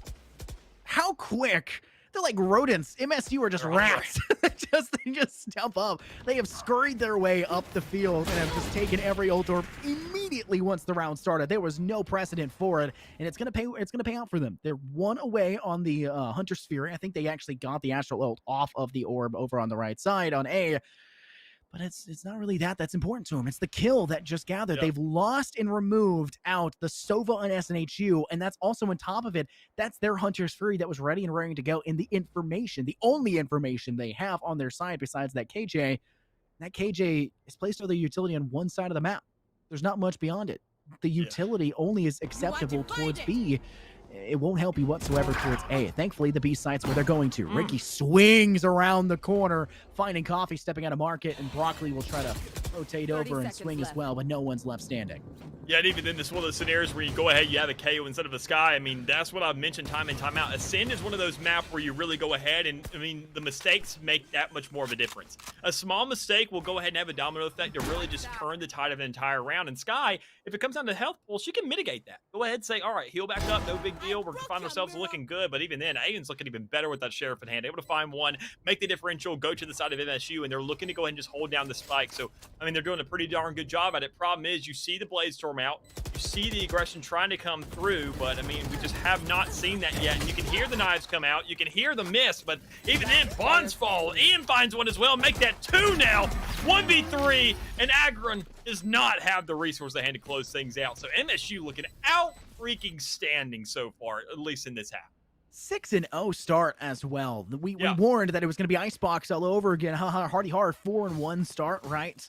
And then we'd see SNHU crawl back and go get 4 rounds out of 5, right? And kind of bring themselves back to fruition. Yeah, this is going to have to be a flawless second half of this first half. I think that's a bit of a confusing thing to say. This is going to have to be a flawless remaining? What's the term for that? What's the English? What's proper grammar? A strong remaining half.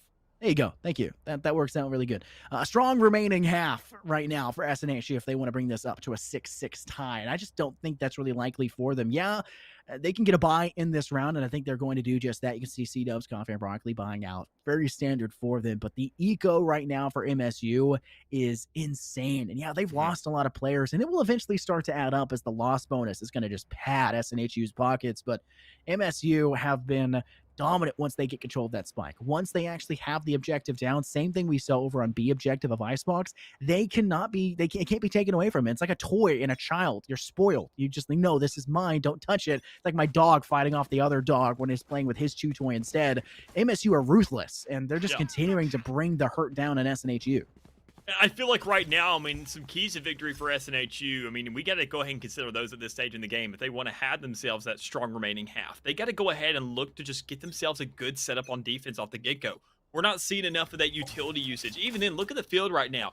Where are those KJ Nano Swarms? Why aren't they placed towards default? Why aren't they placed towards the main sector where you're going to see these opponents pushing? And you get a little bit preempted there. I kind of like the Hunter's Fury, but will you find a kill out of it? You find nothing. You go ahead. Sure, you found some damage, but knowing the MSU, I mean, looking at the way that James Bond has been shooting out this game so far, he sat there and found at least a kill and a half in that last round off 45 HP alone. So, I mean, you just really can't count this guy out. You found whatever you can, but Agron looking for one, already finding it. Looking for a second one, already pushing through A side, but goes ahead and gets shut down. So that leaves a lot of questions to be answered for these guys on MSU saying, all right, well, what's going on here? They're in your spawn, buddy. They're rats, bro. SNHU have taken a book out of MSU's. They are just scurrying their way everywhere. A player on top mid, a player in attacker spawn. Yeah, what do they are ruthless. And unfortunately, once their position is given away, MSU just need to take a little bit of time, 15 seconds at most, to deal with those two players. They do just that. They turn to the top mid player, remove him, just now taking out the KO and attacking spawn.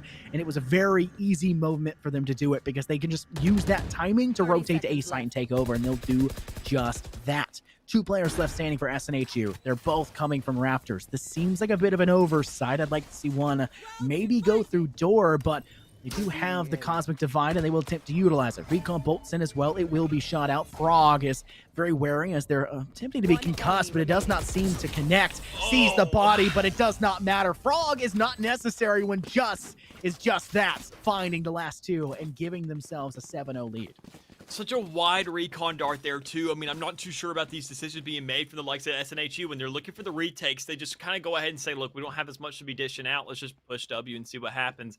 I don't see any precariousness. I don't see any precaution. I don't see any kind of strategic moves going into these kind of ordeals and looking for these retakes. And I mean, I really like their squad. I like their composition. I like what they have to bring to the table, but I don't like the look of it right now, saying that we're completely investing in this attacking side. I mean, that's a lot of chips to be gambling onto one side where, I mean, things are already looking pretty good for MSU, and they're going to carry that momentum over. And you can already see him carrying that momentum into this round alone. Finding the KJ ult, maybe Cage this time around, but I mean, just pushing off of it. And it's what they did last time, and it looked pretty darn good. Can they go ahead and double down with it? Well, when you see Just go ahead and shut down C-Dubs, you've lost all your recon. You have no information now for this retake. If you do get that spike down, which knowing MSU and how well they've been doing those so far, I doubt they're not going to get it down. Let's talk about the KJ ultimate. It didn't really do much for them besides create space, but it still was. Yeah, I mean, there's Just. You don't need much beyond that. It wasn't even a full buy. SNHU didn't have anything, right? So it's not like the biggest point of concern, but MSU still choose to expend it, still choose to use the ultimate. Why not? Just let it recharge. Just a couple more rounds. You can easily get another one in that time. They've been capable of that so far. But Just is hunting for this ace. 1 second. I want to see him get this ace. Can you get it? Push it? Thank you. Thank you. No, Puppy! No, Puppy! Puppy! All right, let's kick him. Let's kick him. Electric kick. No, we're kicking him now. He ain't even shooting him. He knows what's going on. He's like, why, man? Just is so upset right now. All right, everyone, it's press the report We will key. justice for Just. Justice for Just. And put in the hashtag in the chat. Justice for Just. I think in that round for MSU, they didn't really need some huge cohesive strategy step on the side. They cleared it out. One thing I did like to see there in that round, though, was we saw Yoon. And the KJ ultimate went down. The lockdown is employed. And instead of staying with his team and running back towards top mid to get out of it, instead rushed over towards Garden and actually stepped behind in towards window so that they at least have a player in rafters. And it worked out for them. They stayed alive fairly long. But the issue is you didn't have anyone else with you, and you're playing a 4-1 split, and your team has nothing. You need to be able to double swing everything, and instead of double swinging, they just funneled out of the opposing direction and left you on an island all by yourself. It's just not the right direction there for SNHU, and it feels like they're not working as a team. It feels like they're all individuals working at what they can to give themselves a round win when they should be working as a team to piece things together. And even then, you got to look at the investment of resources there towards the left side of the map. Look at B side. You have a KJ, you have all that utility. KJ's hold down a site by themselves. They go ahead and kill time. That not only kill players, Killjoy is killing time as well. Making sure that you can go ahead, give those calls, pop those ninja swarms, and give your teammate the time to respond and say, now we can get this rotation. We can make this look a lot more doable. Now we have a full-on fight. But instead, you see everybody towards that B side, backing it up instead of forcing on a tree right there. And now it's a 5v2 there towards Garden. So things are going to get really tough here as James finds the first frag and is also looking for a second. But there's Ayun, there's Just going ahead, picking off Coffee, who is using the ultimate, but SNHU not looking too hot for this one either. It just seemed like a great option. C-Dubs up top of Raptors, trying to spray and pray his way to victory. Manages to find out Frog, but 3 kills very swiftly afterwards. Good night, man. And MSU will clean up house. It's just easy for them at that point in time. Yes. It just seems like such a... I feel dumbfounded at what we're seeing right now for MSU. And I had a point I wanted to bring up a little bit there. MSU's approach to their attack is fairly systematic. They like to work together, and they like to use their utility in good timing. SNHU, it feels like every player is playing for themselves. And I said that already, but it's even more prevalent in that round. Why? Why are you not working together to figure out where your player should go? A KJ alone on B should be what you do. Needs a strong presence, and instead you had a Sova next to him. Thankfully, we don't see that now, but it may be too late to make this adjustment. Yeah, I like this adjustment a little bit more. Everybody kind of going ahead, getting their groundings here and saying, all right, where should we set up? Well, you still don't have a player towards the mid to work off that alarm bot and work with that vulnerability, but you do have yourself a little bit more resources towards Garden, towards A for that easier response. But problem is Agron going to read this? He sees an Ender Swarm. Can you hear all those footsteps? Can you have the response? Can you have the Astro Star there? 2 of them at that. Did you have a smoke? But where's the gravity well?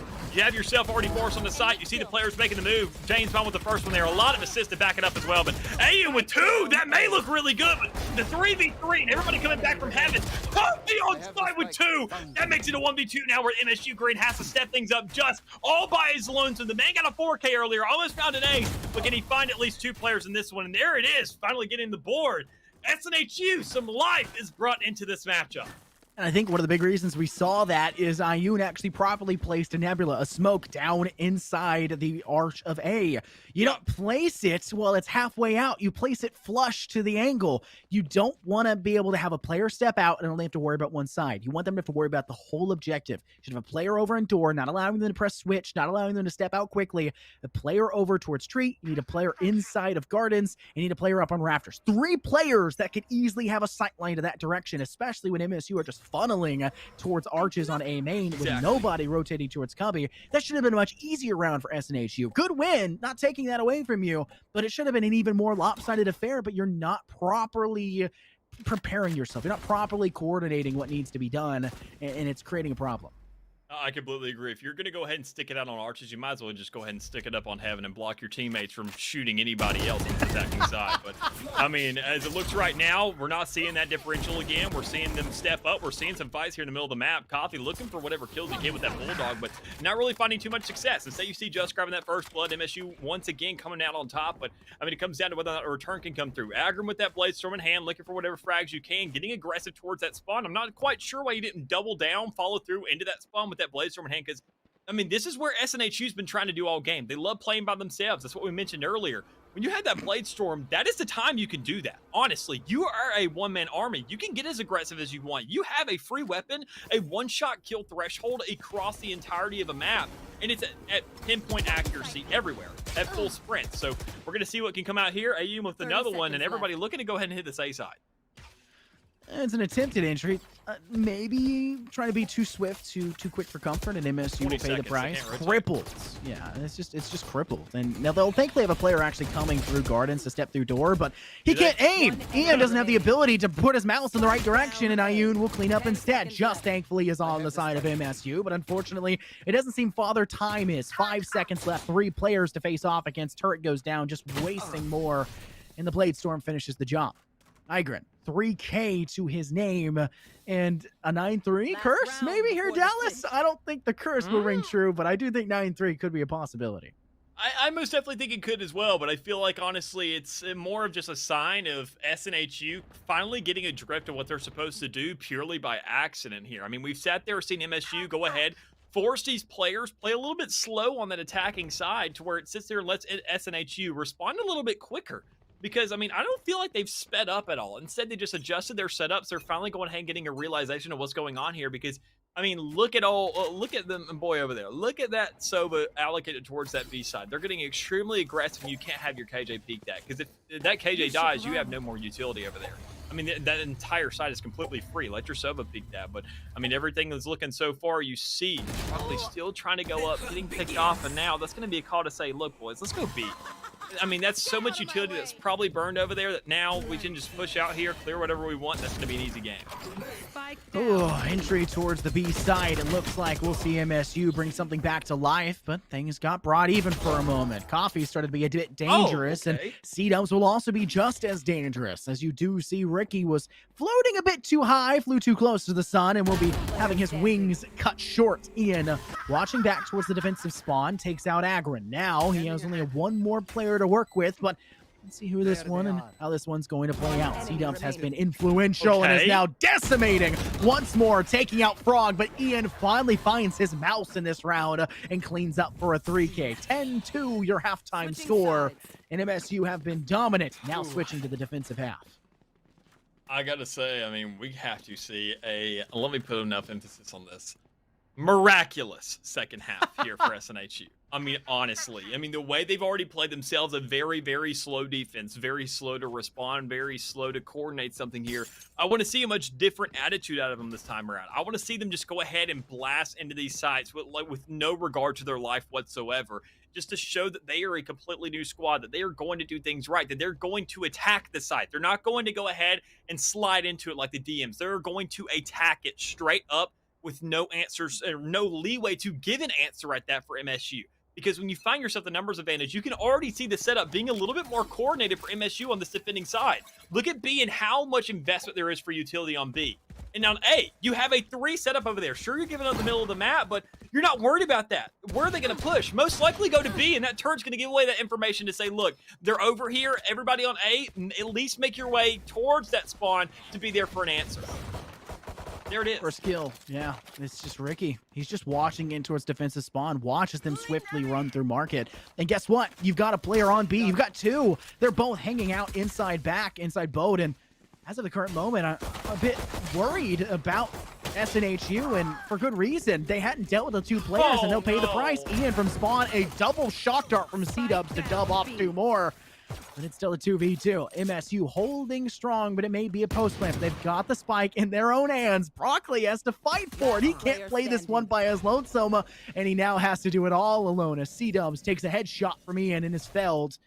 Broccoli tries to swing up staircase. Both players can peek at a single moment.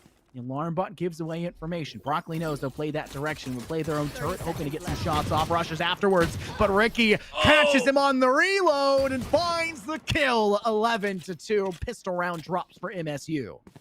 If you win pistol round, what do you know is going to usually be that follow-up? We're going to see a force here. We're going to see MSU trying to look for this match point setup, obviously. And SNHU, this puts them in a really tough scenario to say, can we force here? Is that what we're going to do? Are we going to look for an answer? And seeing, sure, you can buy yourself a Stinger, you can buy a Marshall, you can buy a Bucky, you can look for whatever desperate answer you need, but it's not going to nearly be as efficient as a Marshall there towards the middle of the map, comparative with the Spectres there towards each side, and Frog just saying, you know what, I can go ahead and not even invest anything. Dog, I would like to see the Bulldog in his hands. I would like to see that, but instead, we see him play things slow. Instead, he say, look, it's going to be match point past that point. We can't really get overzealous. We can invest a little bit too much. And there you go. Gravity Well already coming out, sucking everybody in and saying, look, the reads on this defense are just outstanding. That's what an Astra needs to be doing as well. I don't like that we didn't really see MSU active and, act off of that, but catching three players on that Cyclone is just too good to be true. Unfortunately, they do lose a player, but at this point in time, they don't really need it. They're already up once again. The shock darts try to ring out, but Ricky finds one with a Marshall. Agrin, Sheriff's down another, misses the shot and is felled quickly by Ricky.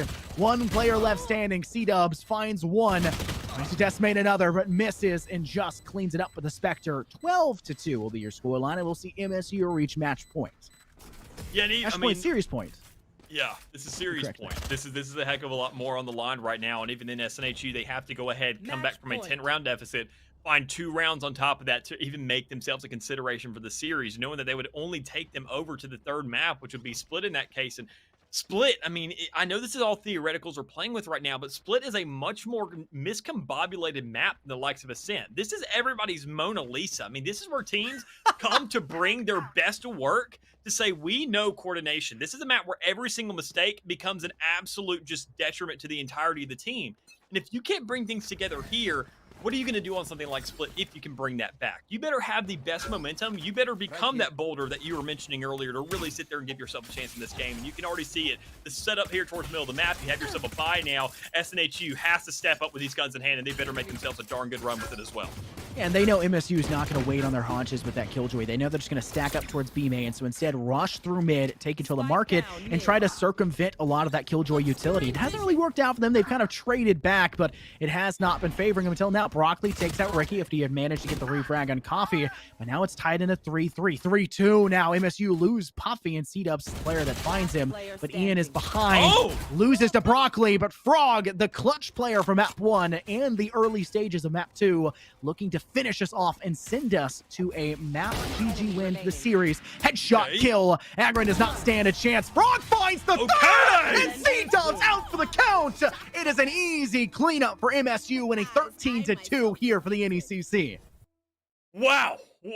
Just what a map there for MSU. I genuinely, I know you're laughing because it looks like I'm over dramatizing things, but honestly, MSU looking outstanding compared to the likes of New Hampshire there.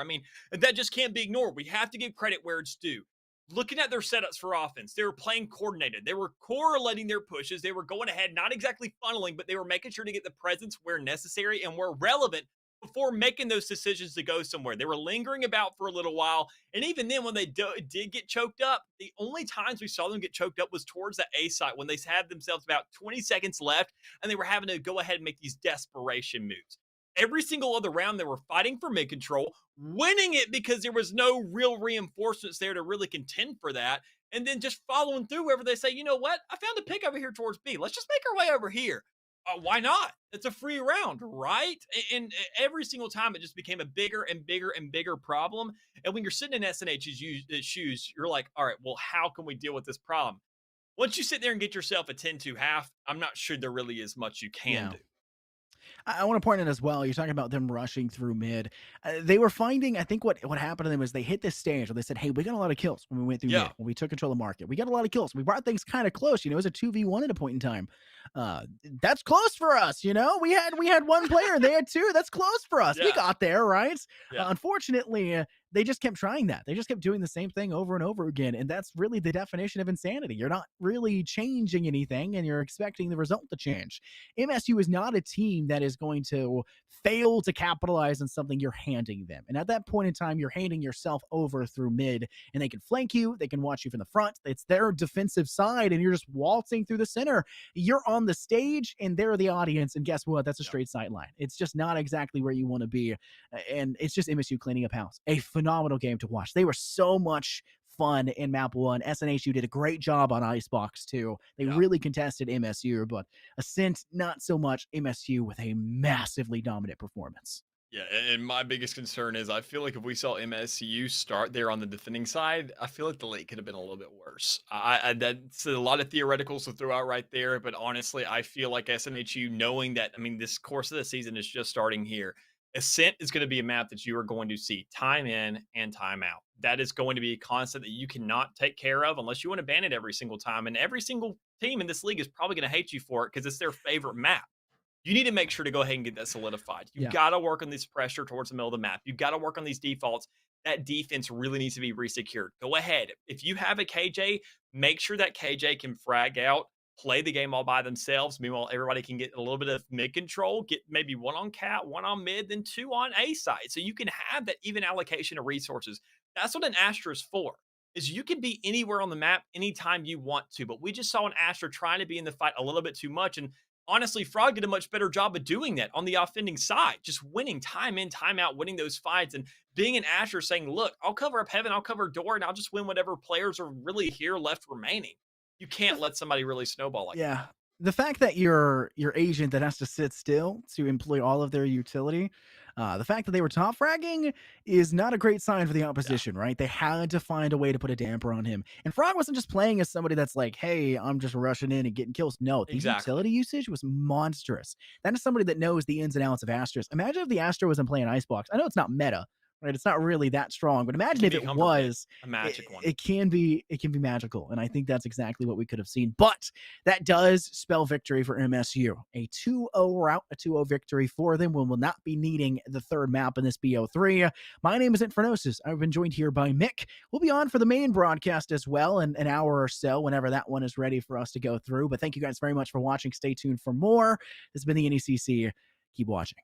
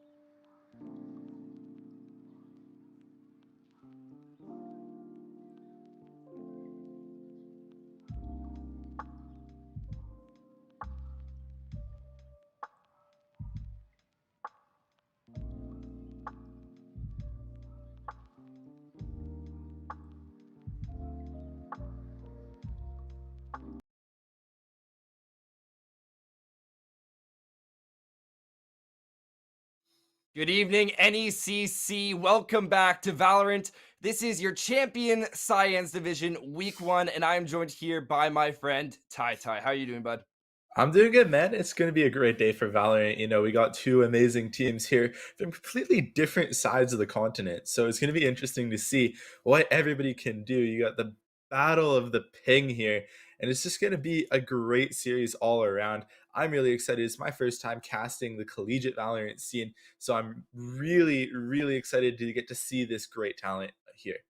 Now you're probably wondering who are the two teams that we have coming into this matchup.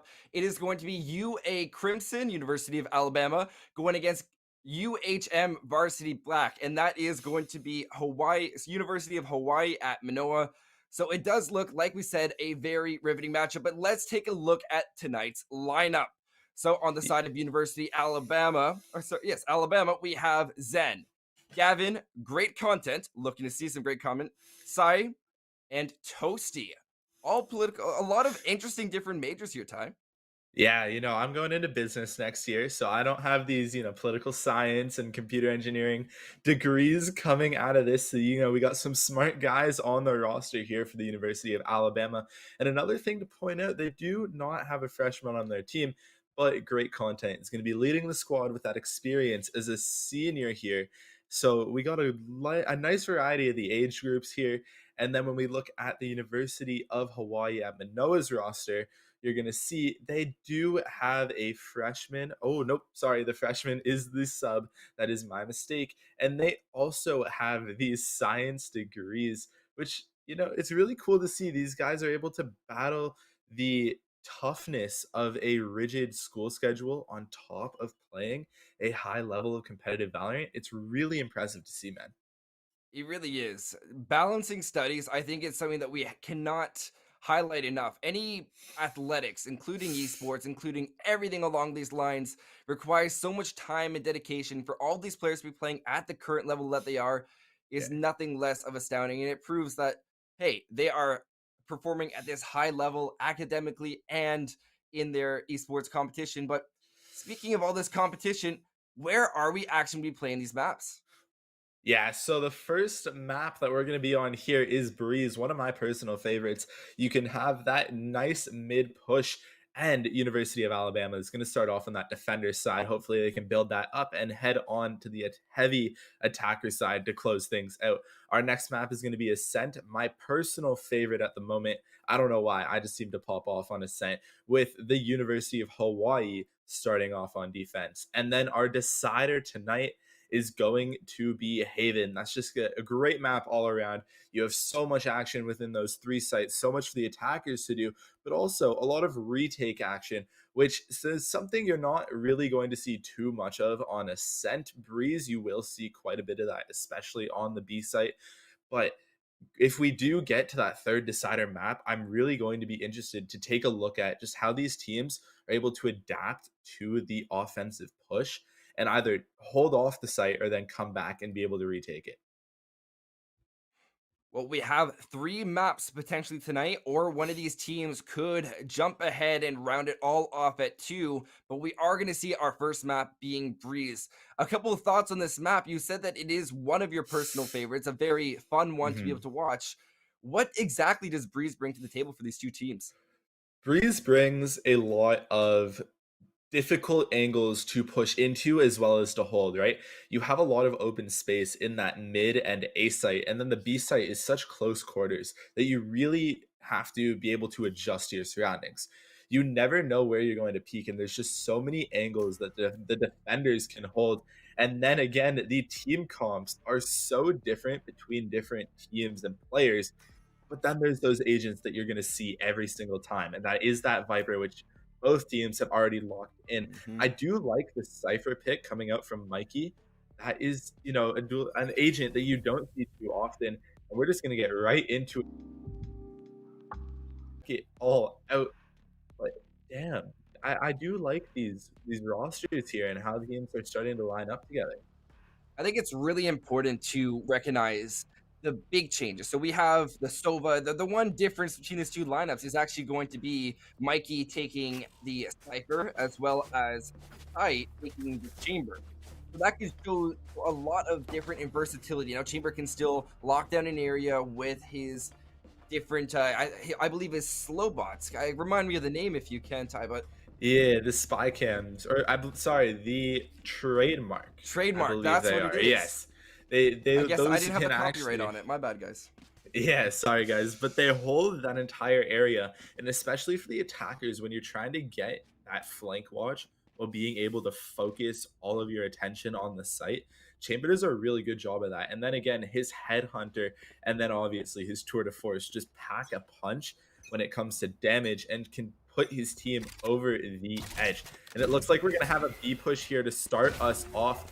And here we go. Sai not playing the usual, the headhunter, but we're going to see him then push up. They're going for the split through mid now, making their way onto the site. They do get the entry on, and great content gets the entry. And there we go. Sai, it's now a four versus 3.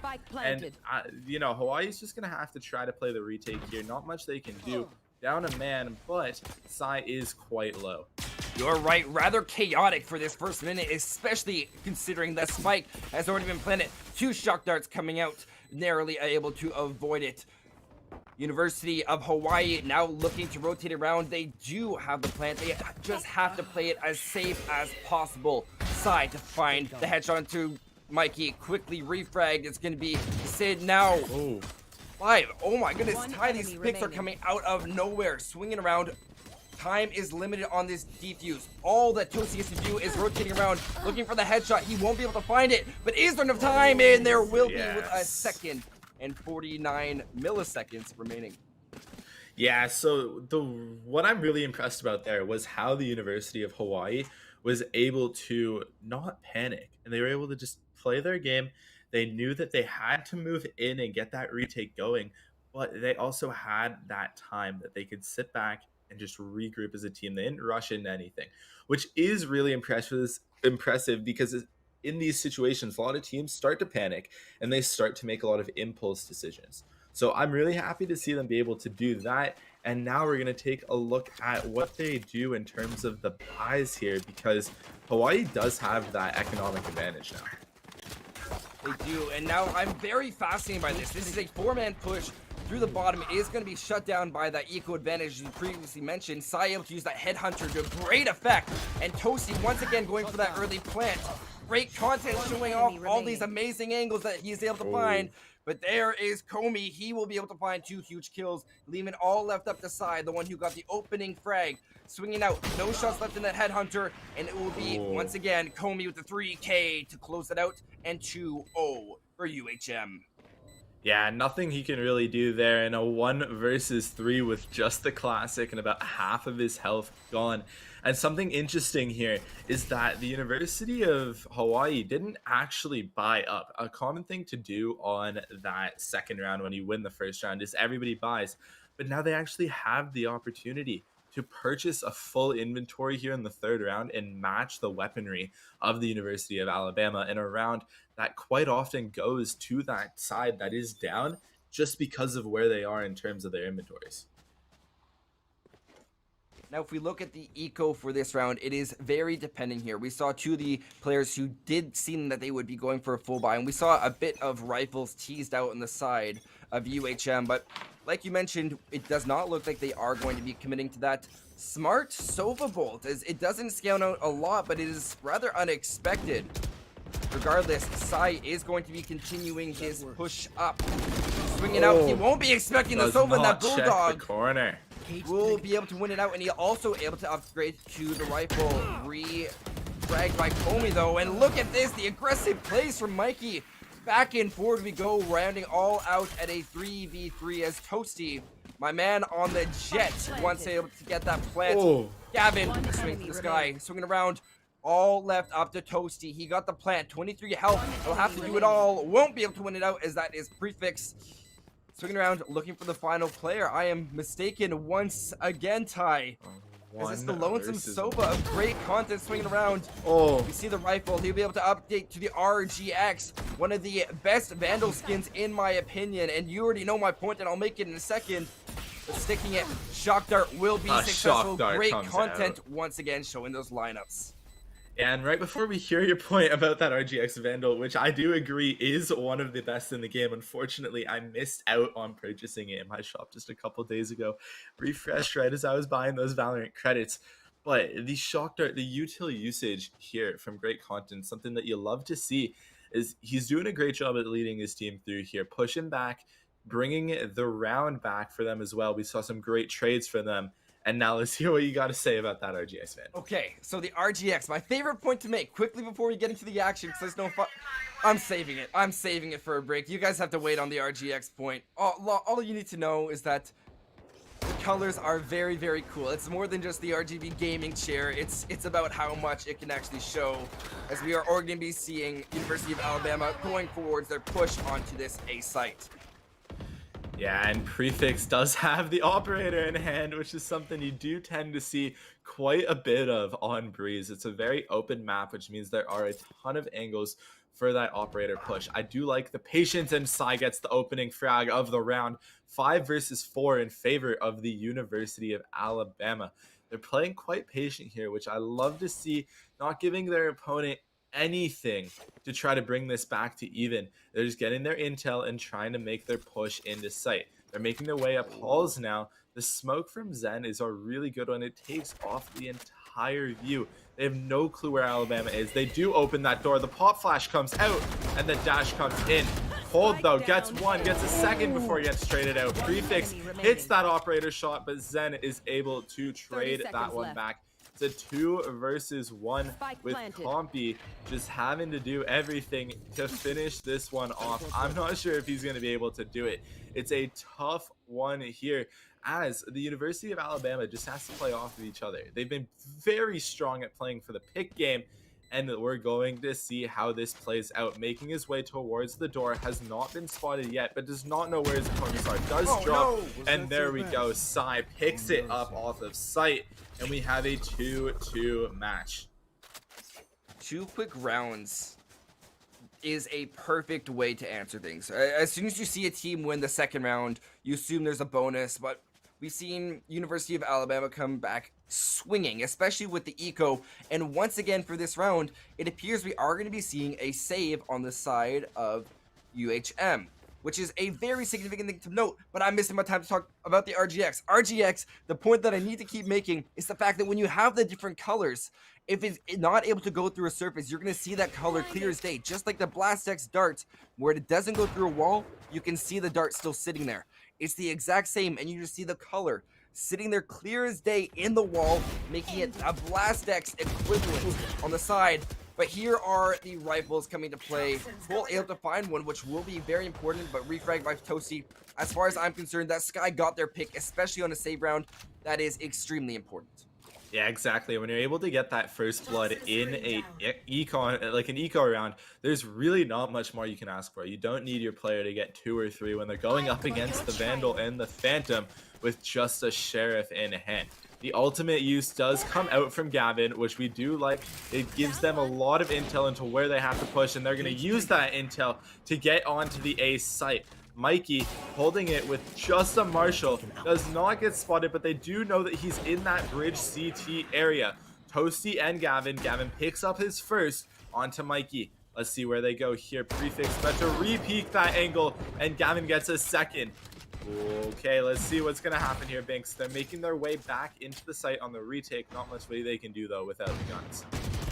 Don't have it, but if they can get the angles just like Tessin, they might be able to make something work. But there's Gavin with his third on the round. He has the blind, playing behind it, uses it just as a scare tactic, and Gavin to pick up on 4 there. I gotta tell you, Ty, that was convincing, especially with the Guardian. Exactly. The Guardian's a gun that you really need to have the accuracy with if you want to be successful, and he just played his spot there, did his job, and got 4. 4 out of 5 players, that's 80% of the other team. And he's just doing everything he can, using their util really well.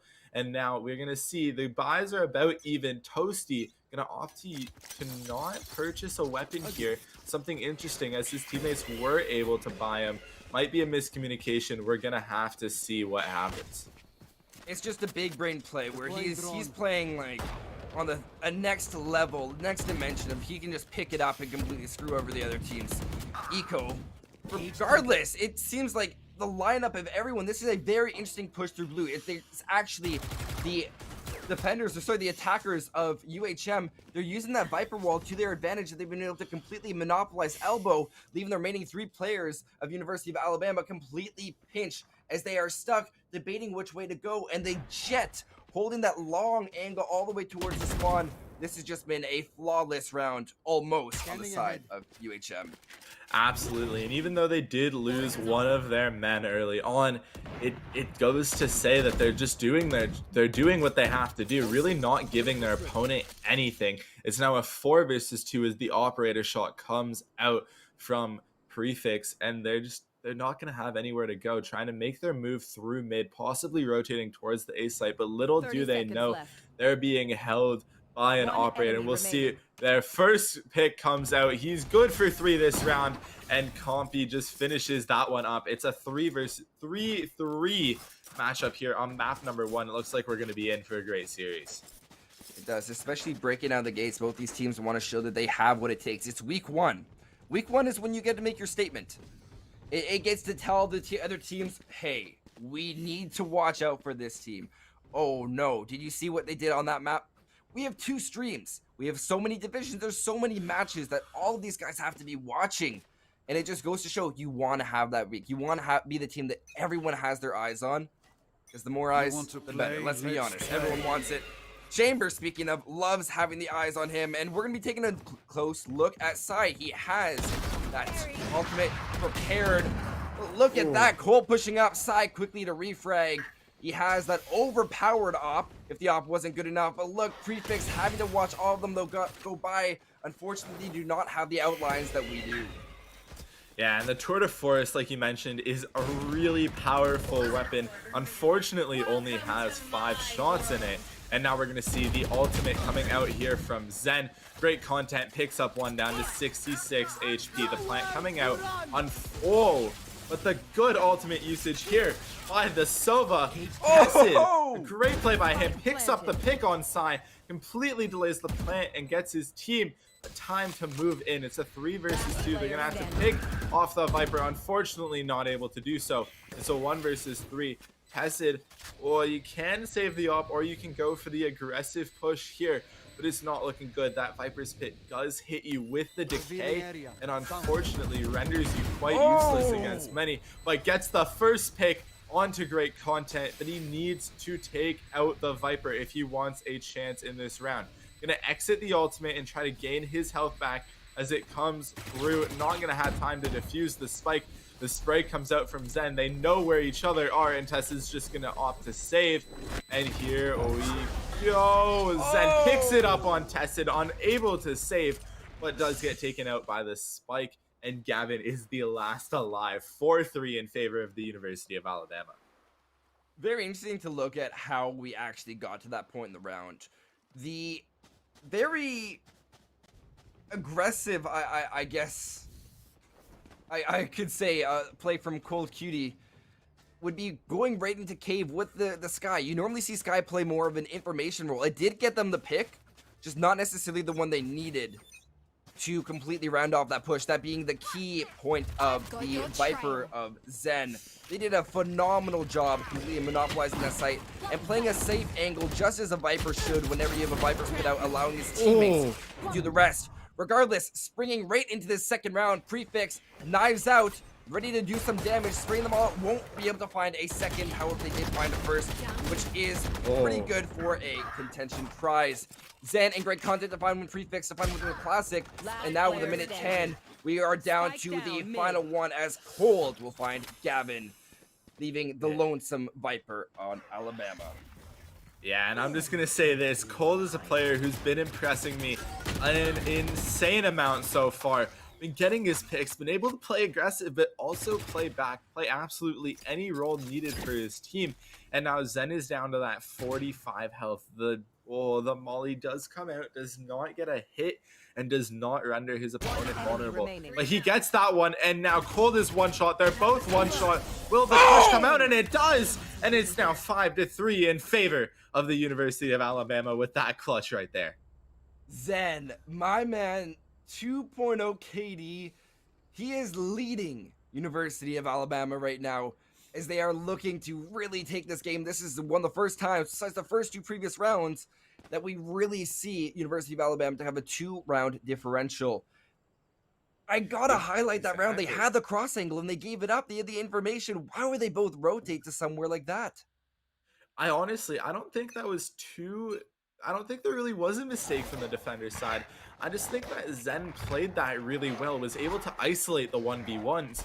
And I talk about how Cold has been really impressing me. And then I'm going to say the exact same thing about Zen. He's calm, cool, and collected in any of the situations that we've seen so far. As now the University of Alabama is just going to get onto site. They have the weapon advantage, as the University of Hawaii at Manoa is on an eco round. Unfortunately, they did not have the econ to buy here.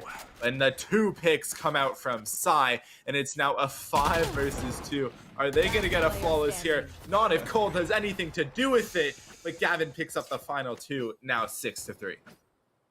That's to be expected. One of the beautiful things about having a game with an economy that you have to worry about is thinking and allocating your resources. Maybe that's why they have so many players with a finance degree or economics on their teams. They have the art side, they have come up with different strategies, be creative, but you always have to have that finance in there to say, hey, I think we should cut our losses and just save this one out. But regardless, that's exactly what you see on the side of UHM. They just have to cut their losses for a round and say, hey, we're not winning this one. Let's try to take one down with us. They did get one, denying the flawless round, but now they have more than enough buying power. Absolutely. This is a round that I really want to see them win. I want to see some close matchups here, possibly some overtimes as well. You got to love some close Valorant. But the first pick of the round goes in favor of the University of Hawaii, but then traded out instantly by Gavin.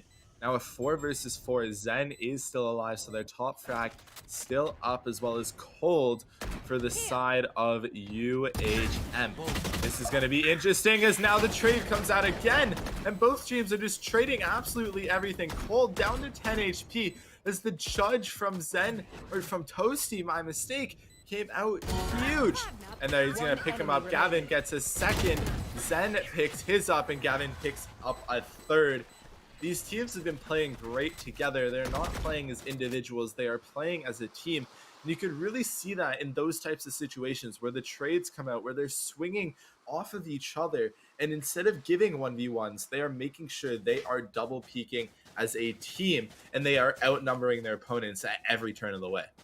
It does look like one more save round, but especially on the side of UHM, I would be doing them an injustice to not mention that, especially when that plant went down on the A site, they were still prepared.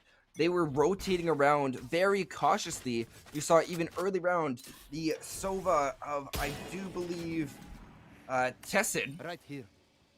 was able to go right into cave. They had the flank, they had everything working towards them. It was just University of Alabama's ability to just lock down a site. They just had the angles already prepped. Exactly, and I am going to make a bold statement here. Even if this half ends 9-3, I'm not counting the University of Hawaii out. This is an offensive map, so I expected the University of Alabama to be able to take a lead, especially that we've seen that they're able to use their util properly to get into a site, and they're not rushing anything. So as long as this half, like, really the worst it can be is 9-3, I still think it's winnable. Looks like this is a round that is going to turn it into an 8-3 half at the moment, with the University of Hawaii going to be trying to pick up their 4th round to close things out. But now the recon gets in, and Toasty gets one, Cold gets another, Prefix trades that out, and oh my, there's so much happening, I can barely keep up with it. It's now 8-3 as Sai picked up 2 to close out that round. Well, TLDR, we can quickly see that, hey, last round and a half, and almost all the players, if not all of them on the side of UHM, are looking to make this an 8-4 half, as they do have full utility buys and they have their kit fully maxed out. As far as ultimates go, we see 3 on the side of University of Alabama, 3 very essential ones to say the least: Seekers, as well as a Viper's Pit and Hunter's Fury, as well as that true to force that you previously mentioned on Chambers' side, only 1 point away. So a lot of ultimate potential on the side of University of Alabama. And even on the side of UHM, they have the ability to get on the site. They have knives activated. They're the Seekers. But you're going to see now every single bit of it. Possibly 2 Vipers pits in contention could be a possibility this round.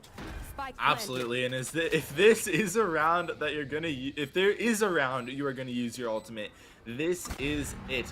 You know, the last round and a half, nothing transfers over when you swap sides, so you want to get everything and use absolutely everything. You can see the Seekers used, and the 5-man retake is coming in at full force, absolutely storming the site.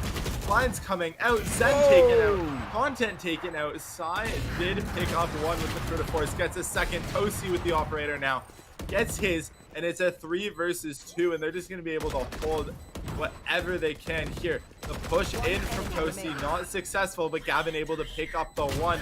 The tap on the bomb, and he does not have time as Sai picks that one up, and it's a 9-3 half, and that was really impressive from the University of Alabama, because they were able to hold off a 5-man retake while getting, like, they lost that man advantage. They were able to pick it right back up in the snap of a finger, and now we swap sides. So, Binks, what are you looking for from either team? If you're the University of Hawaii, what's your plan going into this attacker half? Now that we're on the attack, of course, Mikey as a Cypher won't be as much of a pivotal part of our plan, but it will still be a very smart way to be watching the flank. And that's what I'm looking for him to do, to be playing that safer spot. And just like you see the support player in one of my other main games, which would be Rainbow Six Siege, you see them playing that more of support, providing for their team. That's what I'm looking for Mikey to really accomplish here. As although we talk about how important and essential frags are, being able to use your abilities in Valorant is almost just as important. Speaking of abilities, aggression, duelist mentality, that's 3 players rotating up tube, and Gavin to find the first one, starting out that ghost, re-fragged by Cold Cutie, and now 4-4 as the 2 remaining players on tube from University of Alabama will hastily rotate back.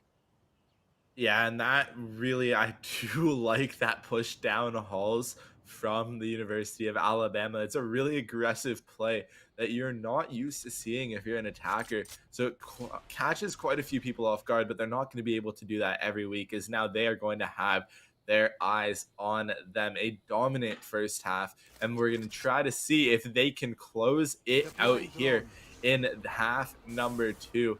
And then it's not over. We're going to get a second map no matter what the scoreline of this one is. I'm cheering for the University of Hawaii to make a comeback, and I know that you folks at home want to see some great Valorant no matter who you're cheering for. So we are going to cheer our way through this. It's a 4 versus 4 as the retake comes out. The recon bolt is destroyed, and now the defenders are making their way. They have cleared back site. They spot Sky on site. The shock dart comes out, and the ghost comes out in clutch. They do pick up a second, but it's now a 2 versus 2. Oh, and the headshot from Prefix hooks it down to just him and Tosi.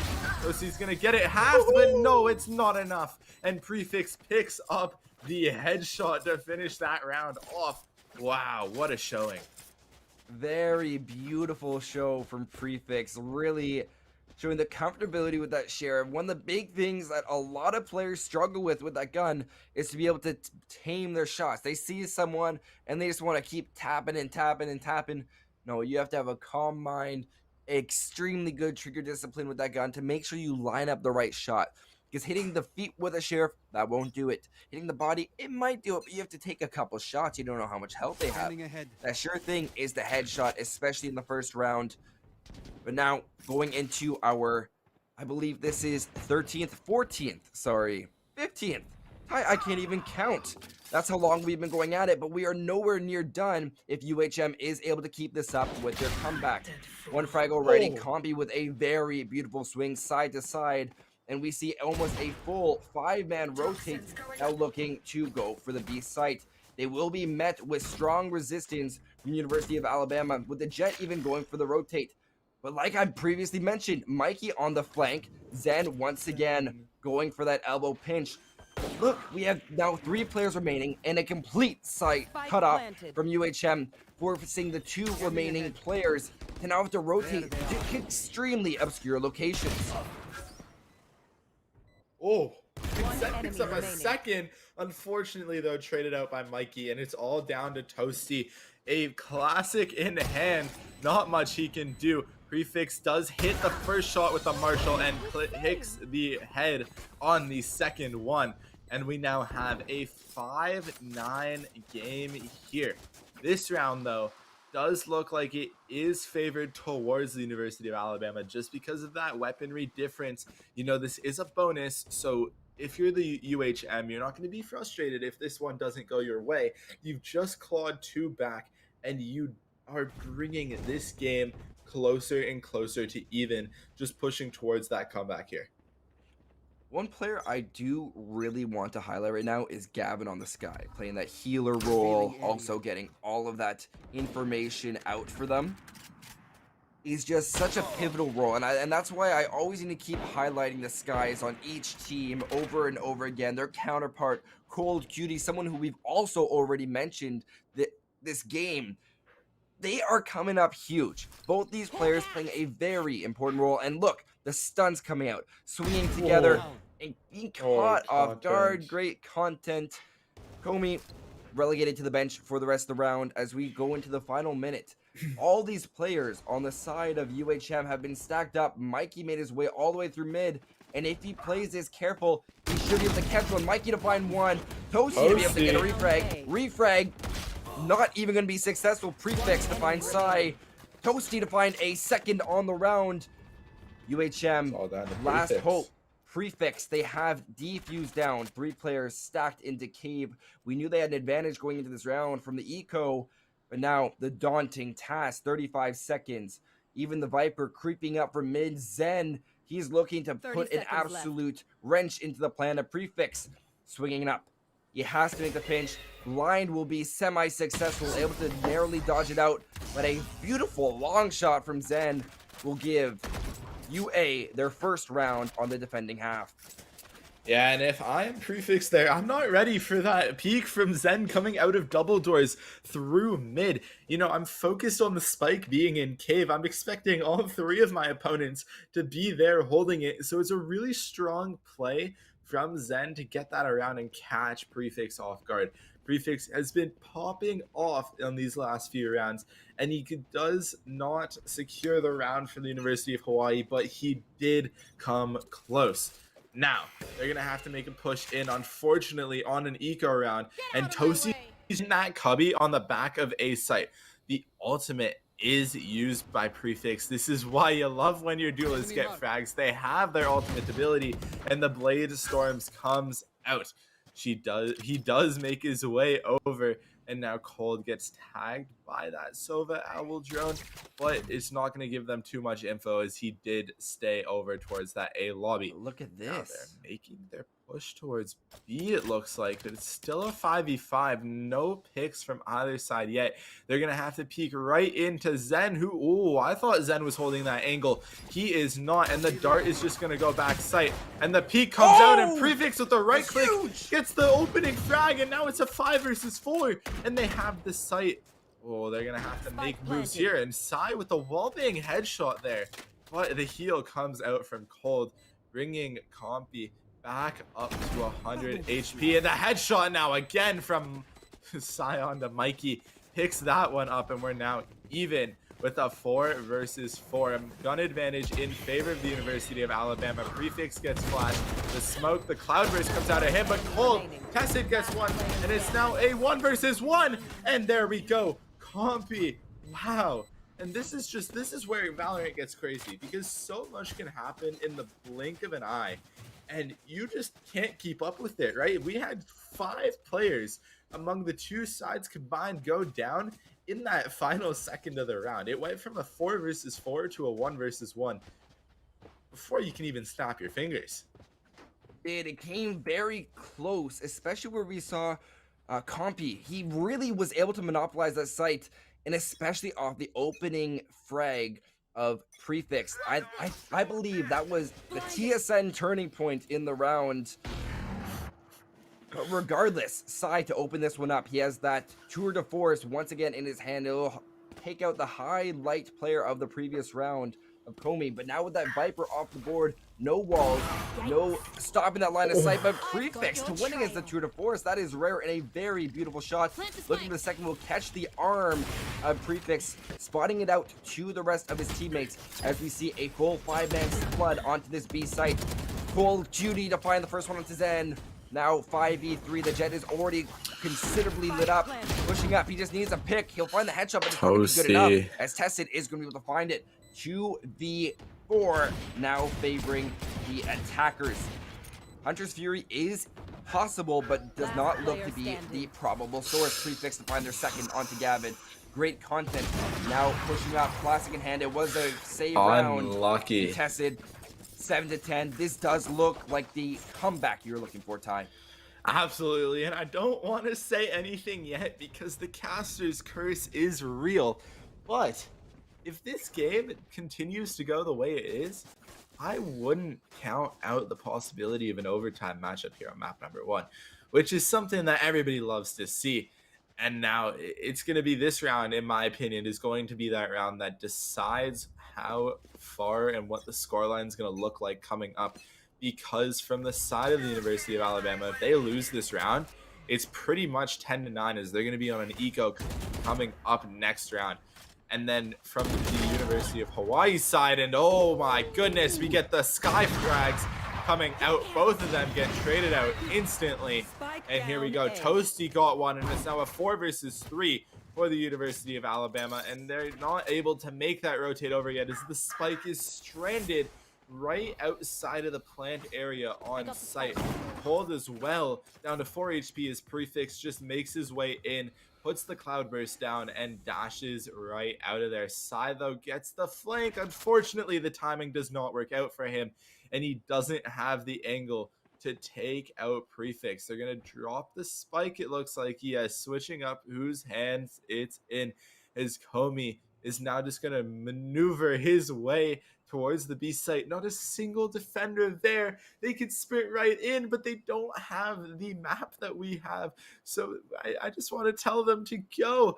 And now the defenders are making their way over. Prefix and good content are just making their way over through spawn. And Hi, check this out. You can see the timing of each play. They already have monopoly. Alabama has the monopoly. They have the ability to hold these angles. It's just about winning their fight. But Cole Cutie is going to be able to do a huge part in that, shutting down one of the most relevant third angles coming into this B site, pushing up great content. He has to find at least 2 to round off this round. Viper's hit is already in effect. Defuse in default, and they know that they're both in there. There's a Sova, so they can wait for the recon bolt. He'll be able to catch both off guard! Sai with a huge 3K, and that is huge for Crimson, especially for the eco. You can check it out. Each and every single one of these players needing that 3,000 points. 22 and 13. Sai, I tip my hat to you. You have done a phenomenal job. Yeah, and what a spray chance for that was. You know, when I saw you didn't get the first pick there on Comey to get that one and then put it all down to Cold, I was a little worried, but he tagged him up just enough that it took one bullet to finish off Cold, and then he brought it right back over to Comey, and we have a 7-11 game, and I am just so excited to see where this one ends because we have a matchup on our hands here. Right? This is 7-11. If the University of Alabama can pick this round up, I'd pretty much say this map could be over. But then again, you never know what to expect. This is Valorant, and Toasty with the operator gets one, Gavin gets another. It is traded out by Prefix, and they're going to make their way in now. The entry onto site, and the identity theft now from Mikey comes out, pings the entire defender's side, and now the University of Hawaii making their rotate over through spawn and mid. But Zen, Here's the pivotal part. look at Zen. Zen's positioning in mid has the ability to shut this down as he finds one, looking for more, but it doesn't matter. He got his frag. He is now able to almost completely disable this push, as well as all the information. We have the chamber on the side of UHM, and that is going to be Mikey just sitting on site. He doesn't even... Oh, sorry, that's the Cypher. Mikey rotating. The chamber is going to be Sai, who is just able to sit on B site. He don't have to worry. The only vulnerable part is Tube, but even once you push through Tube, guess who you then have to contend with? That's right, you're going to be going against Toasty, who we've seen is an absolute menace. They have the op in hand, and they're just waiting. 30 seconds, this is going to be a crutch push. You have to deal with the Jet, and as well as the Sova and Chamber. Regardless where you go, there's no safe option. And Toasty picks that one up, and no time to plant. He is gonna get, no, he's not. I am mistaken there. His great content cleans that one up. And like I said, a 7-12 deficit here when you're on an eco around. You can't even full buy here. It's not looking good for the University of Hawaii. I think this is the point where you just say, GG, we're gonna go for the next map. Maybe try to get this not round, yet. If you do, their econ isn't that bad. They have the 3 Vandals, they have the Spectre. Prefix is one off of the Blade Storm ultimate, so I wouldn't be entirely surprised if they can pick this one up and bring it back. But then again, it's just going to be tough when you look at the inventories coming out here from the University of Alabama. Well, taking everything into consideration, we know that every round has been close. You're going to need a instead of unfortunate series of unfortunate events, you want a series of very fortunate events. Great content, be able to tag out the Cypher that will stall out the push slightly, but there's Cold Cutie waiting for the push out from the Sova. He'll swing right around the Viper smoke, but it is so expertly positioned so that it covers off just about every single angle. Prefix a push up, still only has that Sheriff in hand, but these kills are just erupting for UHM. They weren't able to spot out great content. He'll find 2 test save to refrag him off, and now leveled out 3v2, favoring the attackers with the spike now planted. They'll have to find a considerable amount of kills, and this could be the start of a great comeback. Seekers 3-3 will match up perfectly with all the remaining attackers, but now swinging out, find Toasty. There we Will go. be Kami, and once again, we may be proven wrong. 8-12, 4 rounds to go just to even this one out. I did just say that the caster curse was real, and when I said this map was done for, I was joking around. I always joke. And what I really meant by that was the University of Hawaii is going to have an advantage going into the 21st round of our map. It's currently 12-8 in favor of the University of Alabama. Absolutely no ultimates on the board for them either. There are 2 available for UHM as they're going to make their way into this pivotal round, trying to make it 12-9. They'll start this push in quite an odd fashion. We'll see the first kill for Conti. He'll be able to take out Great Content, who's been a very key player in finding these unexpected angles. So Great Content is definitely still living up to his name. But this is such a different type of push as all these players are rotating. We still have the ones coming through mid, but they are just neglecting it. They'll still have to deal with Door. But Prefix rotating to still be a part with his team. It's going to be a 5-man push onto the 3 remaining for University of Alabama. Pushing in. Sova Dart will not be successful. They spray out. No shots lining up on either side. Quite surprised to say the least. But just the absolute power of Viper's wall is coming into full effect. Spotted out will be Gavin behind the boxes. This is a plethora of information for UHM to be working off us. Side to find 1. Cold Cutie to find 2 huge kills. Now left up to Gavin. Sheriff in hand. No rifle. Surely there's no way that he can win this for his team. Looking for 1. There's Cold Cutie to find his 3rd on the round. And 9-12. Indeed, we will see. Ty, it could be happening, and they have the util to prove it. They do. They still have those two ultimates available. Mikey is one off of his, and then Comey two off of that Viper pit. That could be the deciding factor, if it comes down to a clutch situation here. But then again, the Tour de Force as well as the Blade Storm online for the University of Alabama, and they have that full buy here. This round is key. I say that every round, but that's because every round is key. And now we're going to see where this one goes. It looks like they're going to be playing that default, trying to just make sure none of their guys get picked off, trying to get any type of intel. And the timing, Toasty. You wait another second and you get a free pick there. It's Valorant. It's Valorant. What do you expect, Ty? What do you expect? And the other way the timing goes, patience. and Prefix gets the first blood. They're going to now make their way towards the A site, and it's a 5 versus 2, and only one player holding down the A site. The Viper wall gonna come out there, but Gavin playing inside of it, and now Seekers as well as the Owl drone, all of their util being used on the site. Gavin is just absolutely getting hammered here by the util, and he gets one, but traded out by Mikey. Sai though is good for a first, and now the identity theft we mentioned does get used. Oh, you got the cage.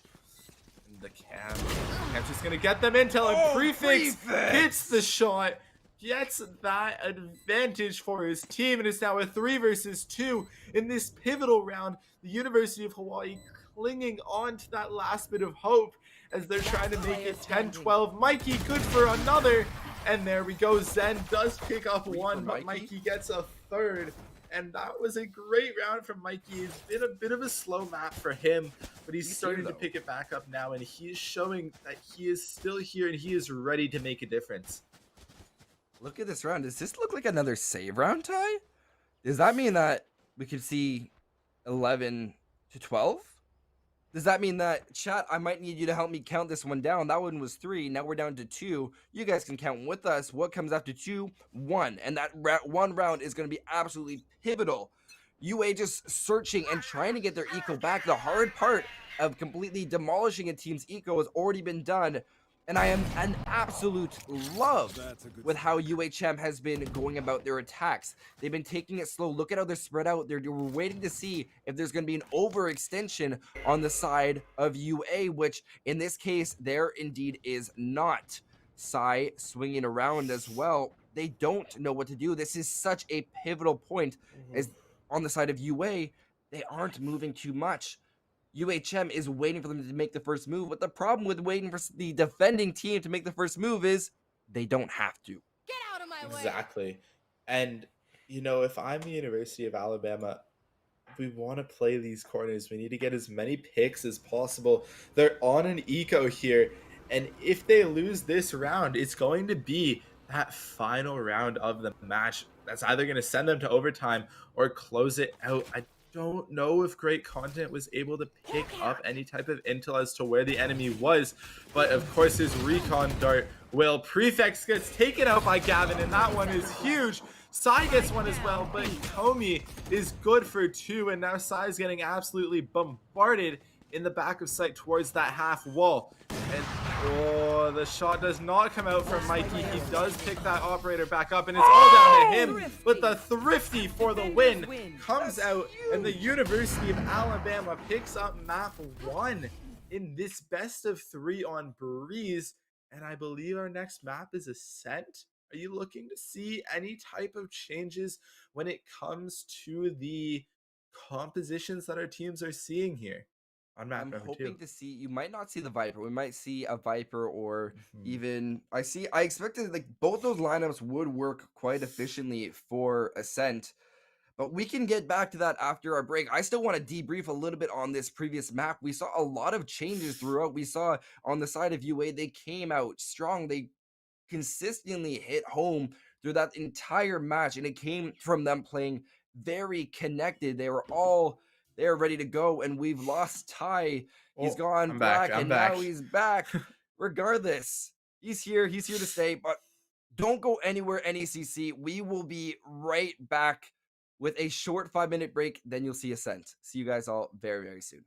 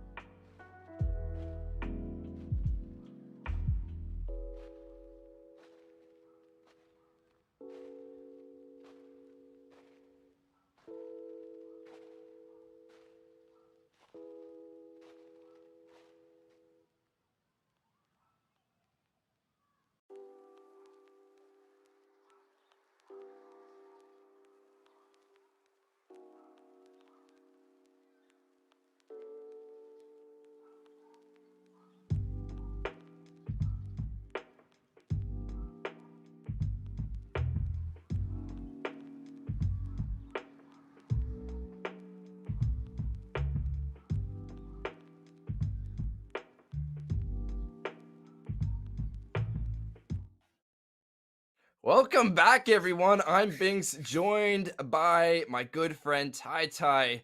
And Ty, that's a really nice jersey, man. Oh man, where'd you Yeah. get it? What company is that? Oh, it's Parabellum. I'm a Oh, content creator for them, and Binks, I know you love the guys as well. And they did have a collegiate Valorant team, so I got into the collegiate scene by watching those guys, and it's great to see all this collegiate talent grow in the course of the year because a year ago there wasn't all of this, and it definitely wasn't near as big as this. So it's been a great to see what the NECC has done for collegiate esports and how it continues to grow every single day.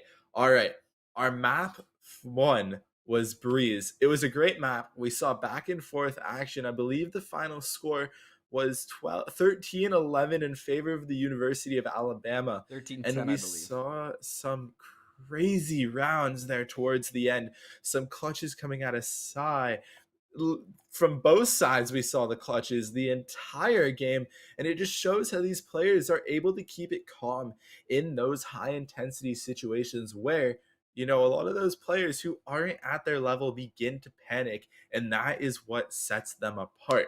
Our next map is going to be Ascent, which is a much different map. You see a lot of different team comps. Instead of the Viper, a lot of teams like to go for that Astra pick. Binks, what are you looking to see from these two teams as we move into agent select? Well, I'm looking to see that they do exactly the same thing as last time. They don't just fully commit to a push right off the bat. And sure, that can work on the odd attempt, but I really want to see that they are. Oh, please, I wish they could take Neon. I don't know if they're allowed to. I would love to see it.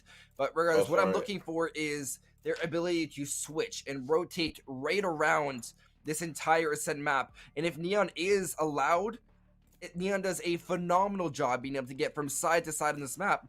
It doesn't look like we're going to see an Astra on the side. Oh, we are going to see an Astra on each side, but the KO as well is quite interesting Ayo. because I wasn't expecting it. But he has the ability to shut down a large area, and since it is a dome effect, you do see that a map like Ascent, they can throw it across the map, they can throw it into a wall, and hey, it's still hitting their opponent. A key spot is that I can think of Absolutely. is inside a tree. You can hit all of Jenny, and they can't destroy that knife like you would a Sova bolt. Yeah, exactly. And the thing with KO is he's a really underrated agent. And I just want to point out a couple of the other picks. You have a Sova from both sides, which is really useful, especially for that intel. And then the Jet Duelist coming out from both teams as well. We're seeing some mirror comps here. So we're going to get into some great action as both teams opt to go for the exact same comp. The University of Hawaii switching things up. They're going to start on that offensive side, where last map on Breeze, they were the defenders to start us off. This Ascent map generally could go either way. It really depends on the compositions and how the teams play. We saw that both teams were quite aggressive and did a great job at moving their way around the site, not getting over aggressive while keeping their aggressiveness up. And it's going to be important to use that on a map like Ascent, because if the attackers can build a lead, when it gets to defending, it goes by like such a breeze, and you can easily pick up Unintended. those rounds. And then, yes, the pun was not intended, but I will take credit for that one. And then it same goes vice versa. If you can destroy the mental game of your opponents, then when it comes to that half, switching to the defender side is just so much easier. And here we go. We're going to start us off on round number one. Binks, take it away. Well, we see this aggressive push through mid, and that's exactly what you want to see from a team, as it allows for a lot of ability, a lot of util to completely crush this B site, as the two players that were initially stuck there are going to be retreating all the way back to Boathouse. Great use of that fragment on the side of KO to completely deny the ability to push in from their spawn. Both players inside of Boathouse will be taken out, and all 5 players still remaining. Tested doing a phenomenal job. Comfy also trying to fight back. Toasty on the side of Alabama going to be able to find that huge pick. But now Alabama on that 2v3 retake. Gavin to find one. Hopefully he will not prefix with that ghost through the wall using that heightened penetration. Toasty stuck in a 1v3, 32 health. swinging around. He has to know that this Sova's on the box. It's a pre-fire for sure, but There we prefix with go. the second one. And that is going to be UHM fighting the first round. And not really much he could do there. He was taken out by that KO knife, meaning he had no util in his repertoire to use. And then the next thing we look at is, well, he had to peek into 3 guys. There was absolutely nothing he was able to do in that sense. And yeah, it was an unwinnable round for them. But we're going to move into round number 2. If there is a map where anybody can win an eco round with just pistols, it is Ascent because of these rushes that are possible. But no, the University of Hawaii just absolutely changes everything, and they take those first few picks. Zen does pick up the 1, switched off of the Viper, now on the Sova, but Prefix gets 2, and here we go. It's all down to Zen. The Shock Dart gets 1, but it's not enough, and there's 3 attackers remaining, and it's 2-0 in favor of the University of Hawaii. UHM is doing a phenomenal job. They really use the fact that they had those rifles that second round, and yes, are they at a disadvantage? Well, 100% they're at a disadvantage. Mikey does have that 1 Vandal rifle, and if we learned anything from the previous game, both these sides, even when in dire situations, those thrifty rounds where they have that rifle disadvantage, they're still able to make it work. So I am rather confident in the side of UHM that they could make this work. And also, we forgot to mention that first map, regardless of how close it was indeed the map pick of UA. Now, as we go hurtling towards the second map, this is UHM map pick. And that although they're down a map, they are expected to lose that first one and win the second one, bringing us to our decider of Haven. Exactly, and you know, Breeze wasn't a map that UHM was worried enough about that they had to ban it, but definitely wasn't their top pick as they chose to play this Ascent on map number 2. They definitely look more confident when it comes to their pushes as well as their team comp is down there making their push into the B site. But here we go, Content gets 2 and Zen gets 1. Zen got the first blood of the round. And here, oh, it's not looking good for the University of Hawaii at Manoa, as UHM's going to have to push into an impossible situation here. They don't have the weaponry. They don't have the intel. And, oh, it's a 1 versus 4. And the graphics come up for us just in time. And now the University of Alabama picks up their first round.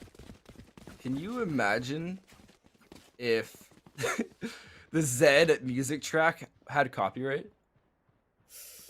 If one day all of a sudden all these creators that have been using the Zed and loving it, you see copyright strike, buddy takes. I know there is one on the Champions bundle, but I don't think there is one on Zed. I believe no way that's not copyright free. I don't think there is a copyright issue when it comes to the Zed bundle, just because of a deal he did make with Riot Games. I could be mistaken, so don't quote me on that one. But right now we're going to focus on the gameplay on our screens, as now it looks like we're going to see a mid push here from UHM, which is something that you like to see, right? Mid is something on Ascent that you really need control of in order to win. And we're just going to take a look here and see where we are going. They're making their way towards, looks like B site, but they haven't really committed to anything yet. Just trying to get that intel, maybe a pick, and Mikey able to get that first blood down to 11 HP. Unfortunately, no heals available for him. He's just going to let himself get traded out. The Shock Dart comes out from Zen, puts Komi on literally 1 HP. And he's going to get traded out instantly. And we got a couple trades here, making it a 2 versus 2. Cold peeking right into Sai, but able to pick that one up. A great shot from Cold. It's all down to Gavin, but Gavin with the Minima Phantom. The beautiful Minima Phantom picks up the 1 and knows that the push isn't going towards B site yet. Gonna have to make his rotate over soon, as now Tessid is going to plant the bomb on A. 10 seconds to go. He knows where the rotate's coming from. This 1v1 is going to come all down to who can tap the head first. Both players sitting well around that 100% health area. Gavin having that extra full armor, but headshots, may I remind you, do not count for armor because there is no armor up there.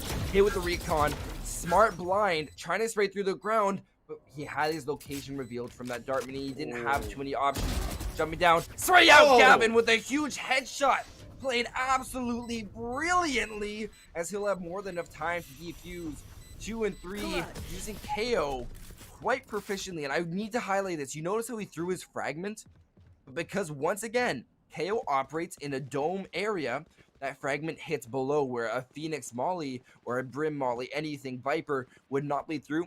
KO still does. Well played by Gavin, and this is a very well-deserved 2-2. Exactly. And, you know, if anybody would be able to clutch it, I'd put my money on Gavin. Gavin was a great player for the University of Alabama on our last map, was able to pick up a couple clutches that I didn't think were possible. And now we're going to see a different style push here. Looks like they're going to be rushing towards the A site, but they're going to have to deal with the combination of Gavin's KO util as well as that KJ setup. They're gonna have their looks like they are committing, but this is where you don't want to get spammed by that util, because there's literally nothing you can do to push by it. You're getting mollied, you're getting hit by that KO util, and then is the flash gonna go through the wall? The flash goes through the wall, and all for a flash gets 2. He gets a 3rd and 2 bullets left. Will he get the 4th? No. Kessid picks up 1 with the Sheriff. Unfortunately, was not able to pick up a weapon and is stuck with the Sheriff. It does do 156 damage at close range to the headshot. It will be completely unlucky, though, if he hits that 145 damage drop off and unable to pick it up. At this point, he's just trying to get any type of weapons off of the UA side, but Zen is holding his cross out of 1. Now, you can see great content is holding the mid area, just going to play in that cubby. Make sure that if he does manage to sneak out of there, he is not getting the plant down on B site. Now he's pushing in, gets spotted by the turret, and the turret from side takes him out. That's why I love KJ, because you don't even need to shoot your gun to get the kills. And we now have a 3-2 lead in favor of the University of Alabama. They once again take the lead for the first time in this map, and that was an absolutely pivotal part. Those kills from Gavin, and I want to highlight this. They saw the Cosmic Divide come out from Copy, which was very smart. It's exactly you want to have it lined up. In the optimal situation, you push right up with that dump of utility, the counter use of the stars from great content, the KO denial, the fragment, the nano swarm. The fact that it's taken me this long to say how much there was just shows you how much. And then finally, that Killjoy turret to act as a proximity device to know when KO should be sending out that flash just completely foiled the plans of UHM. And it gave them no opportunity to really work with that round and work with the ultimate, leaving now UA Crimson with all these 4 ultimates, one of them already in effect with the Blade Storm of Jet, and now in the very unoptimal situation as UHM are stacking up to go for a possible A push. Yeah, if I'm UHM here, I am a little bit worried, just because, you know, we haven't been able to make any type of progress. But as I say that, they get the first pick, and they have what they need to make the entry on the site. Cold, though, taken out. Unlucky for him, but Prefix picks that one up as Mikey gets another. And here we go. It's now a 4 versus 2. They're looking to make this a 3-3 matchup, as they have now planted the bomb on A site over towards Jenny. You do have Sai, and Sai's gonna make his way over. Has not been spotted out yet. Now has made his location clear. And here we go. Gavin does flash out the site, gets taken out instantly though. And Comey gets both, finishing off the round. 3-3 for this map number 2. On that round, one of the main differences that we saw from UHM was once they got that plant down, they didn't go and start stacking in what people would call a safe area like hell, which is right below that top platform, that area that people like to sit in. They didn't go and do that. They stayed spread out, one possibly in tree, if I remember correctly, to get the cross angle, one long playing next to wine. They even had the one in hell, and that is exactly what you want to see. The moment someone starts to swing out and take one out, you get that cross angle. They swing out. You can't hit two angles on opposite sides at the same time. You have to be extremely crazy. And to be honest, it's not something you should expect from any player, regardless of how good they are, because they can't shoot two spots at once. Regardless, we are going to see a very heavy mid push, a very unexpectable change from UHM, but by monopolizing mid, you're able to completely split the defenders in half. While they can pinch you, if you have to watch the angles properly, it could lead to opening up a site even more, as 2 kills, possibly on opposite sides, could be argued, will come out refragged by Psy, as UA now looking to figure out where exactly this push is coming from, especially with the man disadvantage. They gotta get it. Unexpected Psy will flip under the head of Prefix down to that 3v3. 3 ultimates on the side of UA Crimson, which can easily monopolize this site. But Mikey, you gotta watch those shots. He'll line it up, give that third to Psy. They can hunt for this ace right here. Tested on the site. They have it. They have it all on lockdown. Speaking of a lockdown, what is that the Killjoy has? A lockdown that could lock down this entire site if they plan to go for it. Instead, they'll opt to use Gavin's ult 4 basically, but it will be shut down almost immediately. Side to be shut down. They have the information. KO shut down. They can't use their astral plane. They have the information. Stun will not be successful. Kami, holy, that 3K could make the difference in this match. 9-5.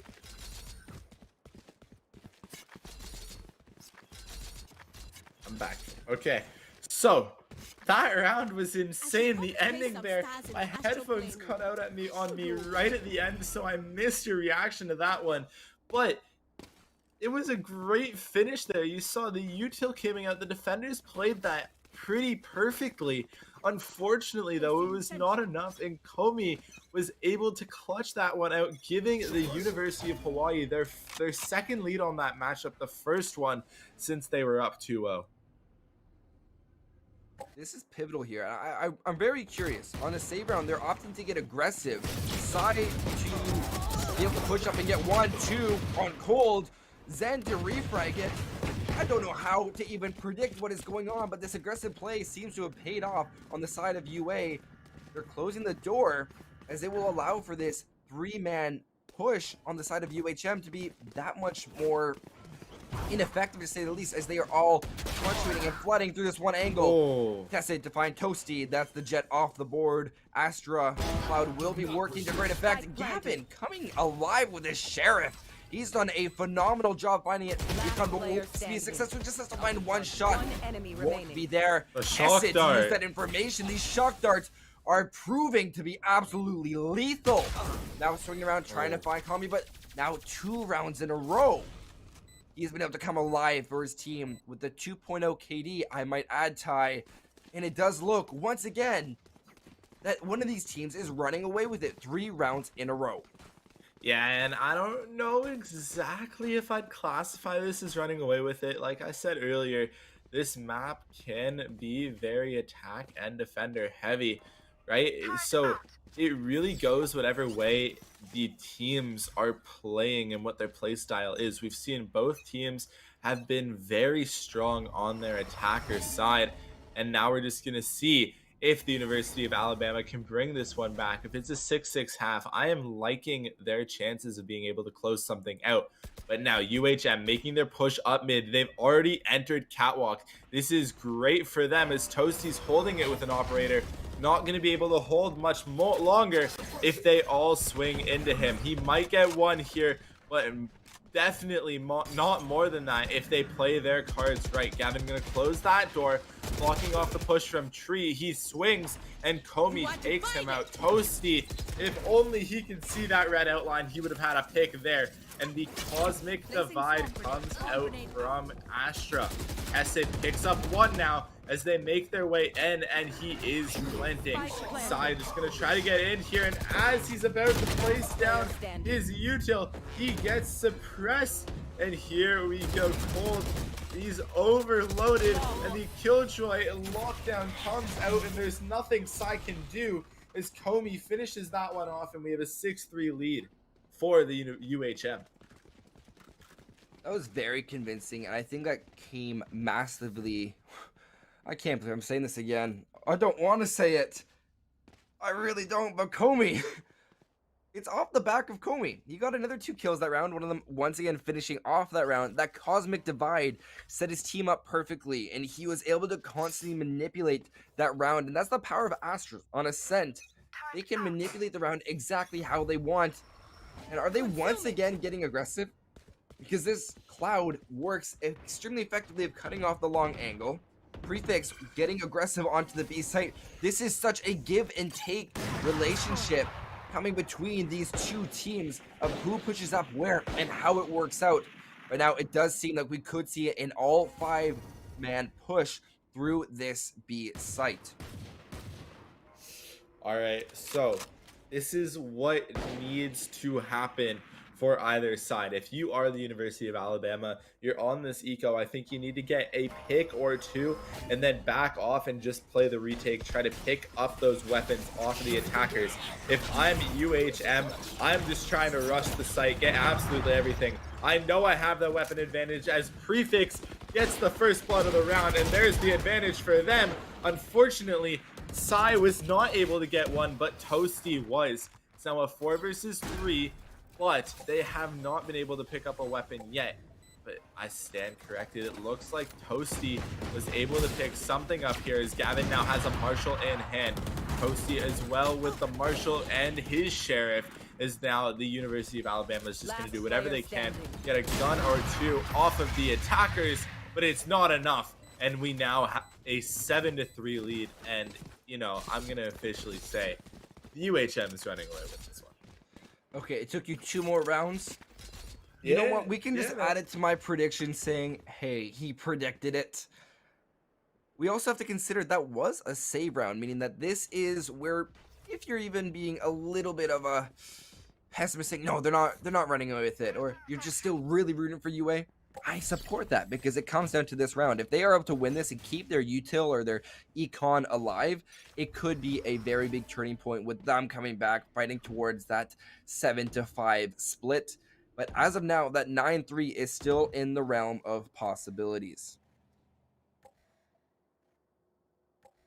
Yeah, and you know, last map we saw that 9-3 curse almost came out, but the University of Alabama was able to narrowly close that one out in a 13-11 fashion. Prefix with the operator holding those angles. The timing, though, that's just what Valorant is. Unfortunate timings at the worst time possible. I guess that's, you know, that's why they call it timing. And here we go. Absolutely nothing gained from UHM's side. They have around 50 seconds until they have to plant. The spike does take 4 seconds to get down. And now that looks like they're going to fake that A site and bait the rotation. But, oh, Toasty's good for 1, good for 2. No, he's not. I thought he'd get at least 2 there. But, you know, Cold. He's cold with it and just turns around with the 180 flick and picks that up to 33 HP. Zen, though, so close to getting 1. I believe he got the tag in there. No, he did not. And the attackers are just so low. It's a 3 versus 4. But in my eyes, this is really a 3v3 because if you add up the HP of the attackers, it is quite even to a full player. And now it's a 2 versus 3. But then again, 2 of the attackers are on that 1 HP, and it doesn't matter because Zen is going to clutch this one up out of absolutely nowhere, and he will have enough time to defuse a 7-4 scoreline now. Wow. Man, oh man, they did a very good job of being able to maneuver around that site. And to be honest, I didn't think they had it in them. They got the plant, but now that 4th round, like we mentioned, they now have barely enough to be able to buy. For the players who died, they don't have enough. They have enough for an op. So I don't know how smart that is, Toasty, at going for the light armor now if they're able to buy one of their teammates. But it's interesting how they're going to try to go for this util. There's the buy coming out. Spectres on the other players. This does look like a good lineup for the final round, considering their previous predicament. But here we go. 4 ultimates on the side of UA that can be used and are at their disposal as this final round will now be underway. Yes, and they do get suppressed right at the start of that round, and it looks like, ooh, I like UHM's strategy here. They put a lot of pressure, try to bait that rotate, bait out that util, and now they're just going to make their way over towards the A site. Unfortunately, UA Crimson is reading it like a book, and they're making their rotates over, not committing to anything, and haven't overextended in the amount of util that they have spent so far. Oh, and the lockdown comes out as well as that knife from Cleo, suppressing the entire push and forcing them to back off yet again. Around 40 seconds until that plant has to go down, and this is where things start to go crazy. You're going to see players start to drop. It's still 5 versus 5, as this round has been moving insanely slow, considering how aggressive these two teams like to play. They have been playing it in a very convincing manner, and now is this ult null to come out, fragment to force a killjoy to rotate, but no, they're not shaking their corners once again. Gavin to find 2, shut down almost immediately after, and now stabilizing the core will be Mikey. Very lucky that they'll be able to completely re-stabilize them, and that could be a turning tide in the round. Just look at all this flash and utility now to come out. Zen stuck, suppressed all the way above inside of heaven. They have to swing. Blind once again coming out. They have the Blaze Storm, they have the Cosmic Divide. It's just about how they'll be able to make it work. Gold, QT stuck down below. They're stuck in now hell. Wow. But now they have no audio. They can't hear when it falls. But that no info goes both ways. Now, the Hunter's Fury wasn't able to be half. It will force them off. Just waiting. Able to catch the Jet off guard. Hit for once. Can't find the second one. Cold QT pushed up from the divide. They're now out of time. All of them. Oh. He will find the shock dart. He has there is time. Not enough time. He has it. There is not. There is not. And Oh, there it is. 0.85 milliseconds off. And it will go the way of UHM with this 4-8 split. Game of inches, man. Yeah. Down to that final Timing, second, It's man. all about the timing. It's Right? predicting that timing. I thought that shock dart was about to get both, so seeing it come down to that 0.84 seconds left on the diffuse was a great way to end the half, as UHM has taken an 8-4 lead into their defender's side, which, you know, I'm happy with an 8-4 lead coming out here from offense. This is a map where if you get a 6-6 or a 7-5 half, no matter what way it is, you're happy. So going into this defender's side with that 8-4 lead, they have a couple rounds to spare, and I'm starting to feel comfortable if I'm them. It gives them a lot of leeway. Now an aggressive push through mid. We saw almost a mirrored image of this in the previous round. But here's both KOs coming into an interesting interaction. Cold, Cutie being able to spot out the other two thanks to the help of the Sova recon dart. Refrags back and forth. Zen, Kai, Cold, Cutie all around. It's a flurry of blue, an absolute ocean, as it's now all left up to Toasty, the lonesome Jet. Prime axe in hand, and it is looking quite good, but looking good is not going to be all that is required to clutching this up. 69 health, needs to find 3.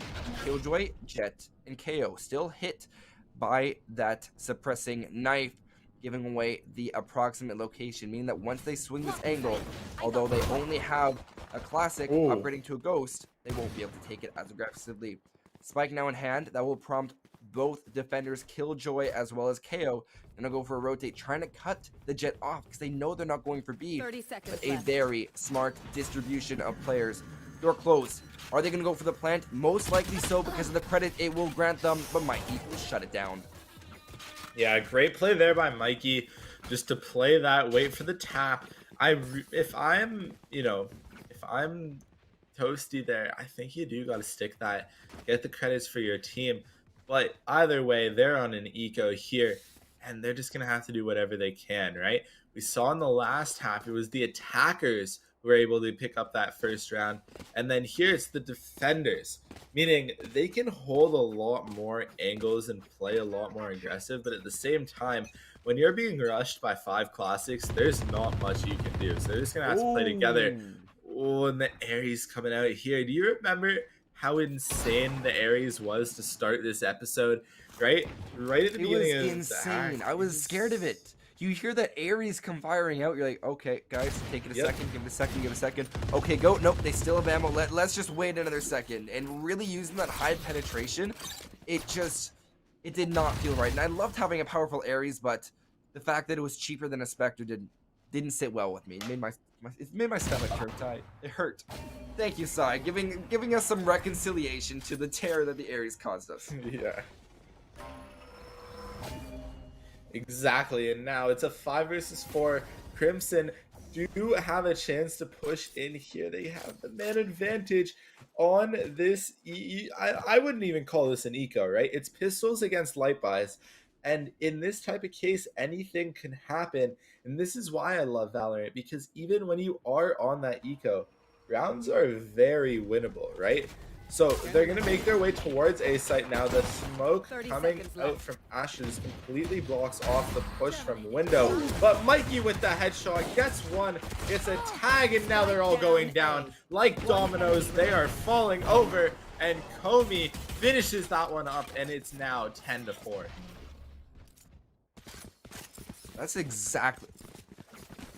That's not even exactly what you want to see. That's more than what you want to see, where they were able to use the gravity well deployed by the Astra. Oh my goodness, Comey, if we have to choose an MVP, I think you know who I'm choosing. It's so clear as day right now of how well that Astra utility is being put into effect, where both the prefixes kills, which put him ahead on the scoreboard for kills, came because those players were stuck in a gravity well and were hit with that vulnerability, meaning that that damage is multiplied. Comey also getting that opening, or no, not the, yes, the opening kill, although they were refragged. No, I missed the opening kill. Regardless, Ty, I think that Comey is speaking for themselves right now. Yes, Kobe really making a statement on this map, but Zen says, I'm still here, and picks that one up, gets shock darted while planting the spike. Not a great play there, you know, nothing you can do, just unlucky. And then Gavin picks up one, traded out by Cold though, and let's see what Cold can do. Can he work his magic? Gets one, but Sai trades him out. It is now 10-5. Do we have a comeback coming here? I know I said it last map, but I'm a little more confident on the side of UA here than I was on the UHM side on that last map, just because of where the econ areas are standing at the moment. Or are you saying that because we already know that UA has the ability? Now that we've seen that both these teams are so evenly matched on their own maps, I think it's almost, I'm not going to count UA out of it because we saw the first map. They are capable of a comeback. Absolutely. It's interesting to see how they could actually contend on a third map. Aggressive KO flashbang coming out. Oh, prefix. That shot didn't land. Oh, I think we got to get a replay of that shot because I think he might have just clicked. I think he clicked to move too soon. Oh, I did that in my game earlier. It's a gut punch. It really is, and it could make the difference on the round. But they will both be able to escape with their lives and live to fight another minute, at least minute 10. Exactly. And you know, Valorant's a game of pixels, right? That shot could have literally been a pixel off and it did not hit, but Prefix makes no mistake on that one, picking up the frag on Toasty and opening this round up. Here we go. Mikey gets one, gets a second, and is he good for more? It's now a 4 versus 2 in favor of the defenders, and now a 2 versus 3. The side picks up 2, and now it's all down to great content. A 1v2 for him. He's just gonna make his way in. Does not have the spike. Gets spotted out by the recon dart.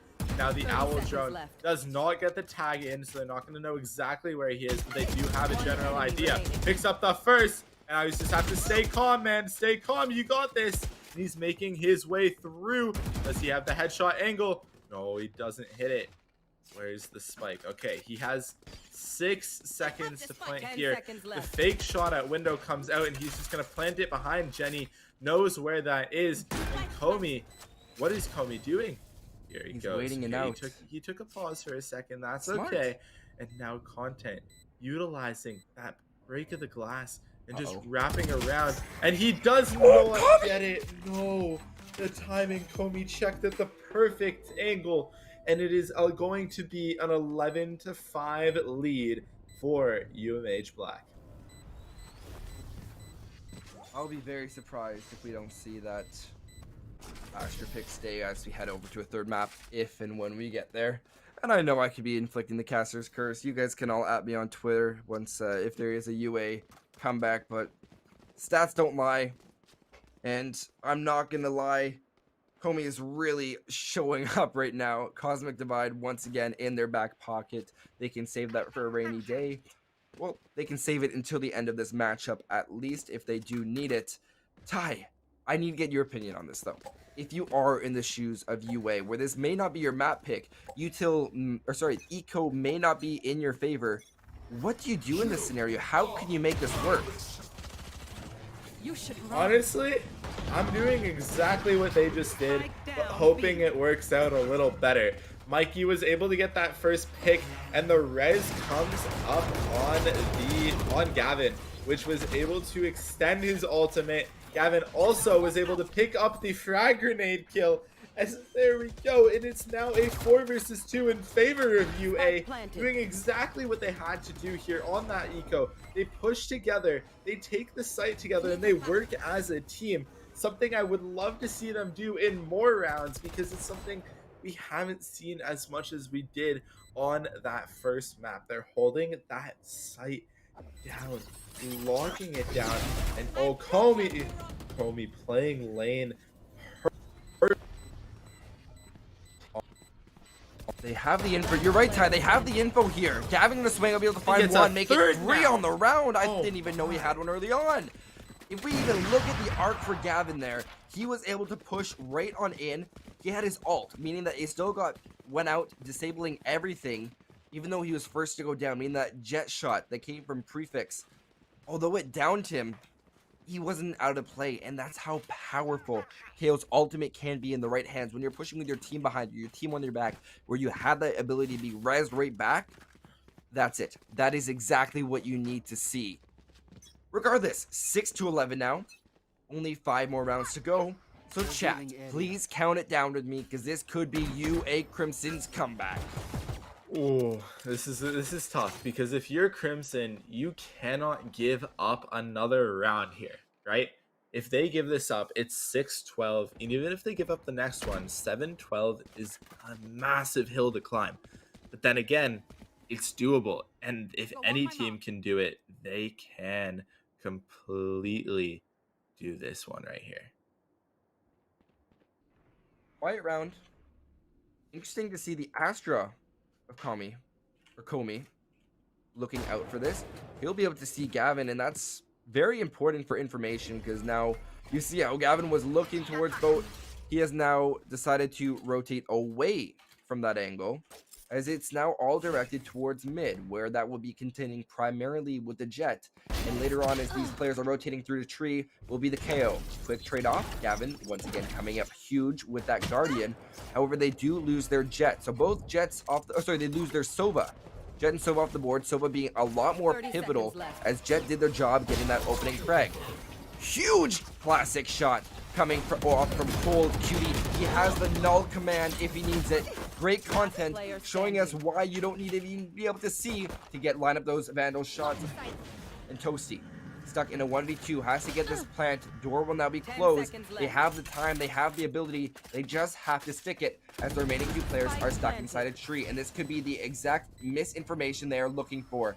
Waiting for it. I have to wonder what Toasty is going for. Swinging out, he'll find one. Not expecting the second. And what is this? Comey to find the final kill. We're gonna have to check the stats after this one, Ty, because the amount of opening and finishing kills Comey has gotten is unreal. Match point. Yeah, Comey's been insane, especially on this map.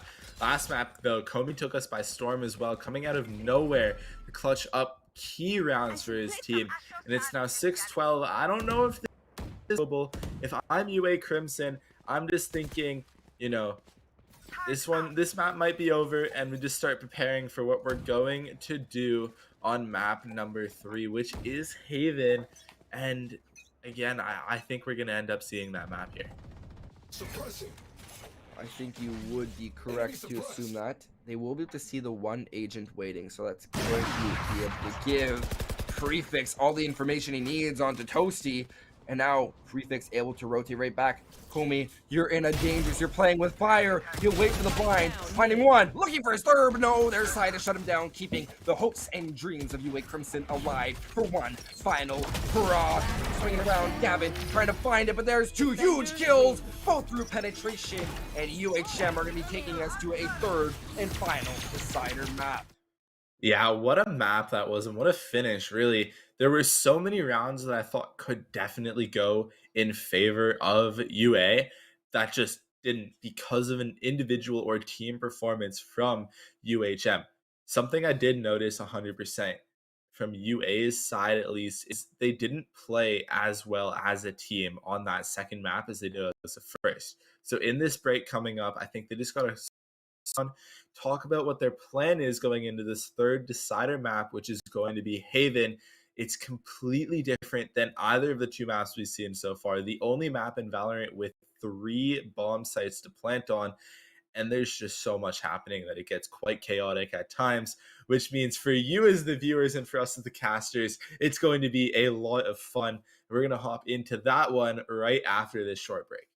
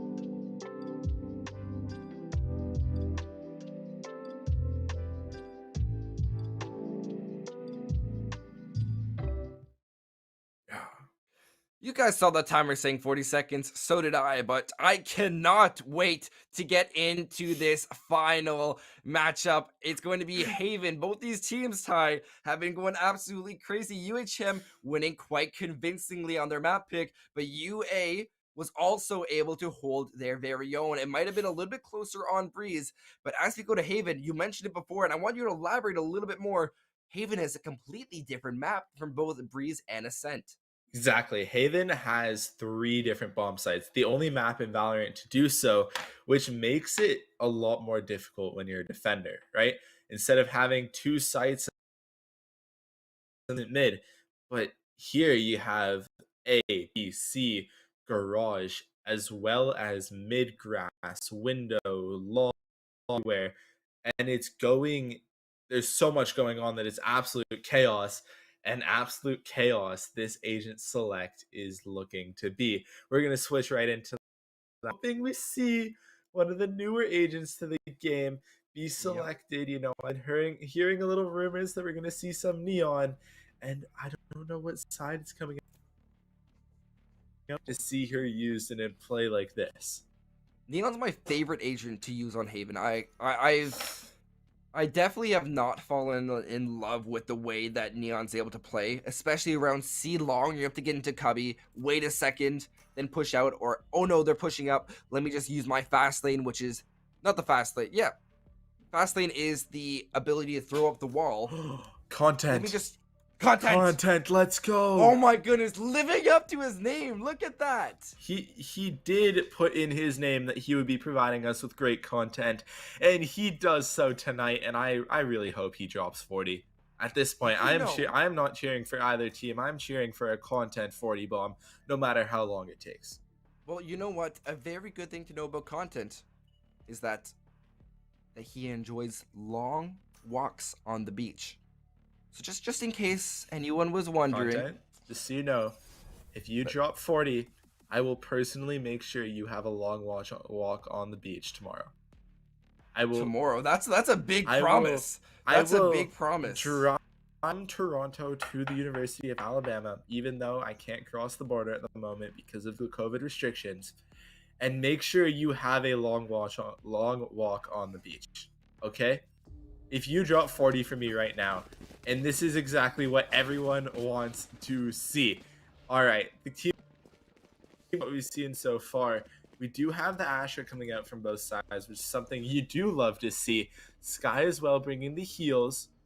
Realistically, they are very similar comps, but instead of having a Jet for UA Crimson, you have a Neon. Okay, Binks, I'm just so excited. I'm lost for words. You are, and that's completely acceptable.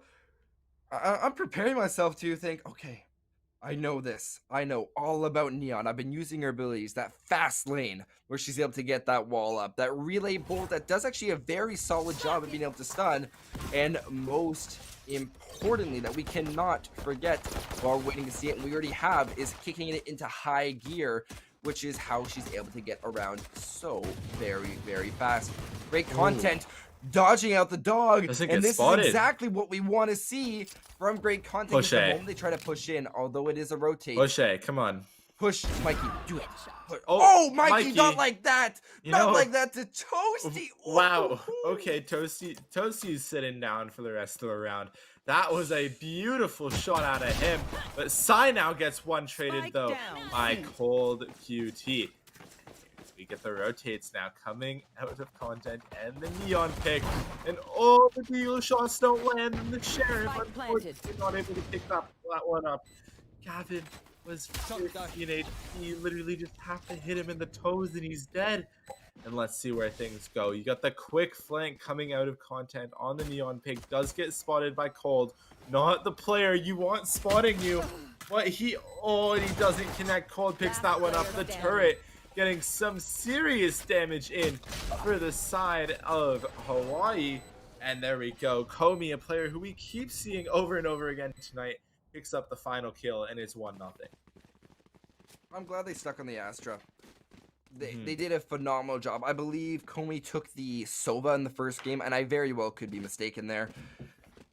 But the Astros done a phenomenal job on the side of UHM of just completely monopolizing a site. I don't know which smoke. I wish there was a way to know. With Brim, you're able to see like the red outline depending on which side deployed it. I'd love to be able to see, depending which side, who deployed the smoke and how we can know. Maybe there's a way to know and I'm just oblivious to it. Ooh. Prefix isn't oblivious to making sure that we don't get to see what we want to see. But regardless, UHM get the opening pick off a very well-placed shot. Sai also being forced to rotate back to C, but look at this from the attackers of UHM. It seems like they are very well prepared to go for constant rotates. And this is why Haven is so very powerful for the attackers. Jeez, this one's a close one here, because you know, for a bonus and prefix. Okay, prefix, you're better. And he picks up a third, and we got the flawless here in round number 2. 2-0 in favor of UHM Black, and they didn't leave anything behind on the last map. They're just absolutely going for it, which you'll love to see. They've got the momentum. They had their chat. They had that 5 minutes, and I believe that 5 minutes only helped them gain that much more confidence. UA now having that full buy, almost phantoms all around the board except for Sai. And interesting, I want to point this out. Whenever you play on the Neon, although there's like a very similar equip time, the Phantom has that ability to spray, where the Vandal, you're always looking to go for that tap fire. Phantom gives you a lot more versatility. Content pushing out will be stunned out. Oh no, and his stun does help out Zen here as he picks up that pick on a long. Let's get tagged up by the Bulldog though as he makes his way back towards site. And these teams are just going to reset, reevaluate, and figure out where they want to go. Chamber doesn't have too many rounds in that Headhunter. None, to be exact. But this Astra rotate could prove to be quite difficult, as I believe they are scoping out for the team or trying to prompt a rotate. Chamber to rotate towards B. And that is very interesting because he calls back his rotate. They don't know where he is. And now as they are pushing on to A, this is going to be them going in completely blind. Cold, Cutie to find one. Tested to find Zen, and now with a 4v2, UHM are now stuck on the A site, but not entirely. That's right.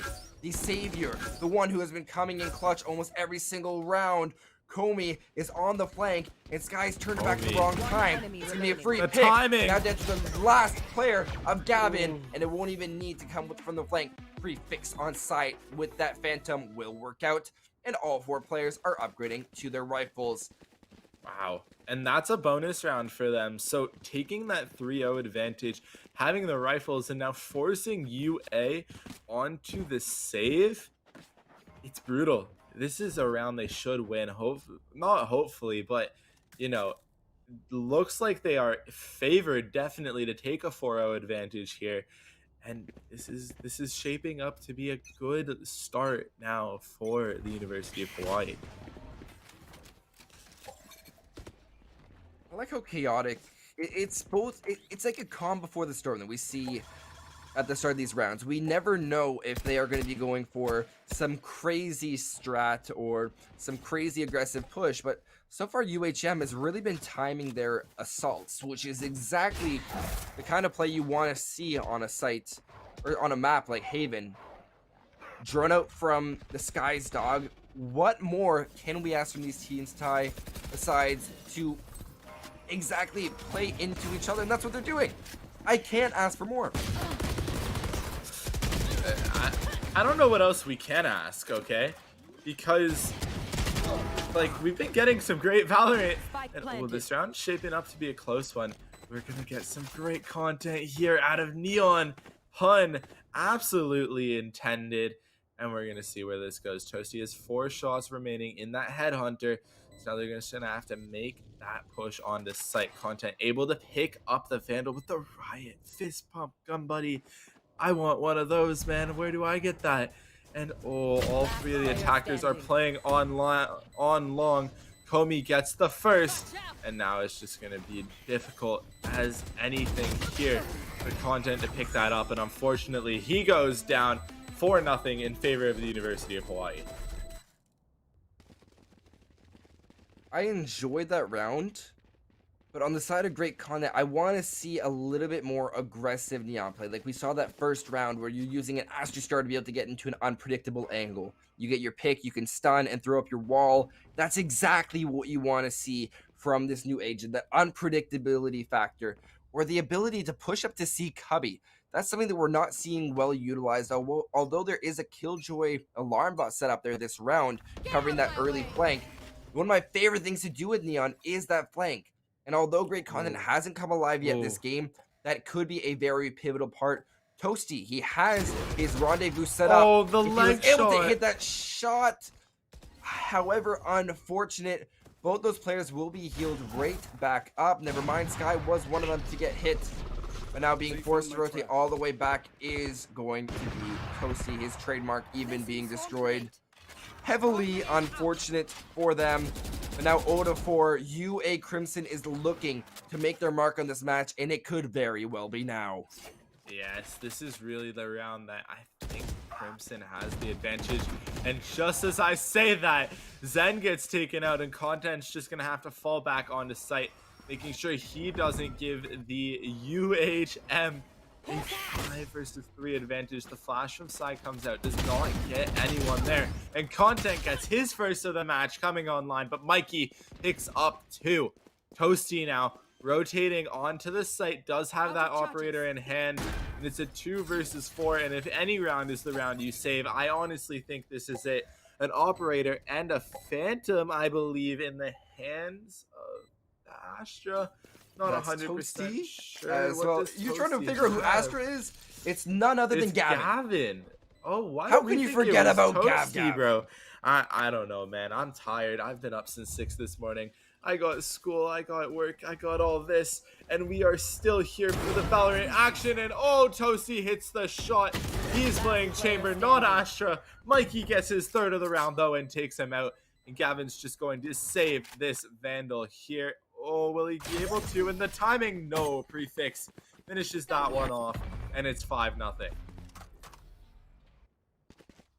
Interesting they go for the trade there. I would too. That RGX is just too powerful. Although a lot of people talked about Forsaken. Look at the tracers. You can trace your bullets so easily using that gun. I'm sorry, you can do the same for RGX. Whichever color you like best, go get that variant. Shoot it. Ta-da. A lot of people like the black one because it's very cool.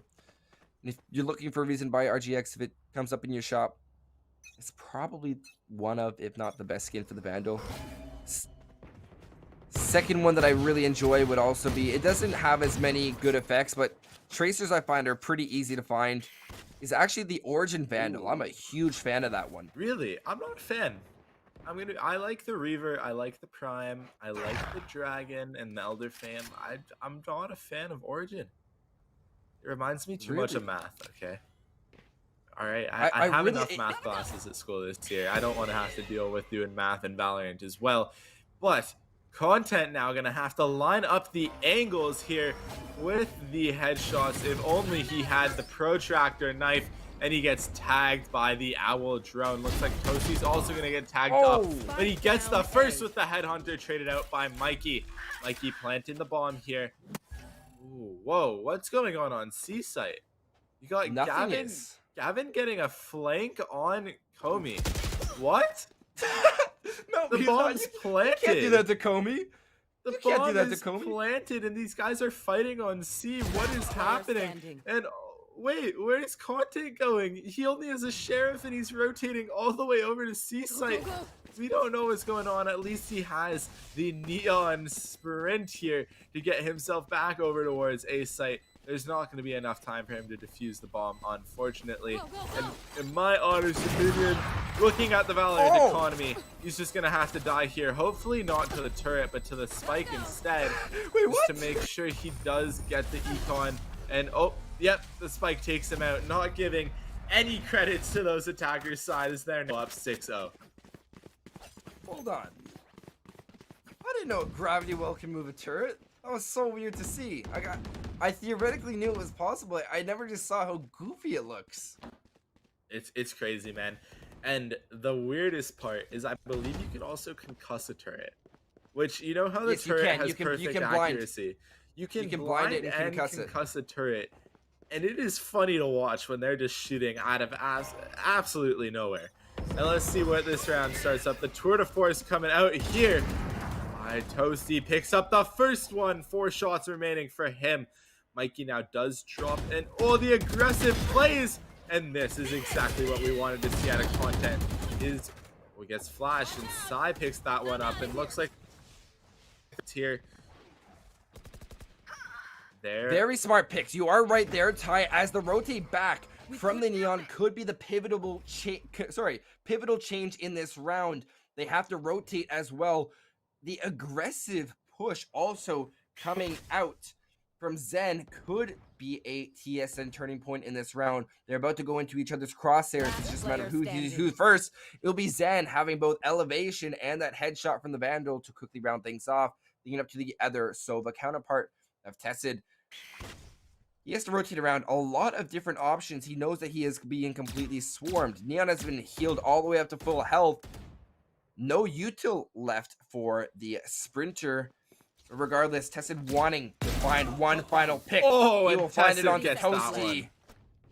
Rotating up.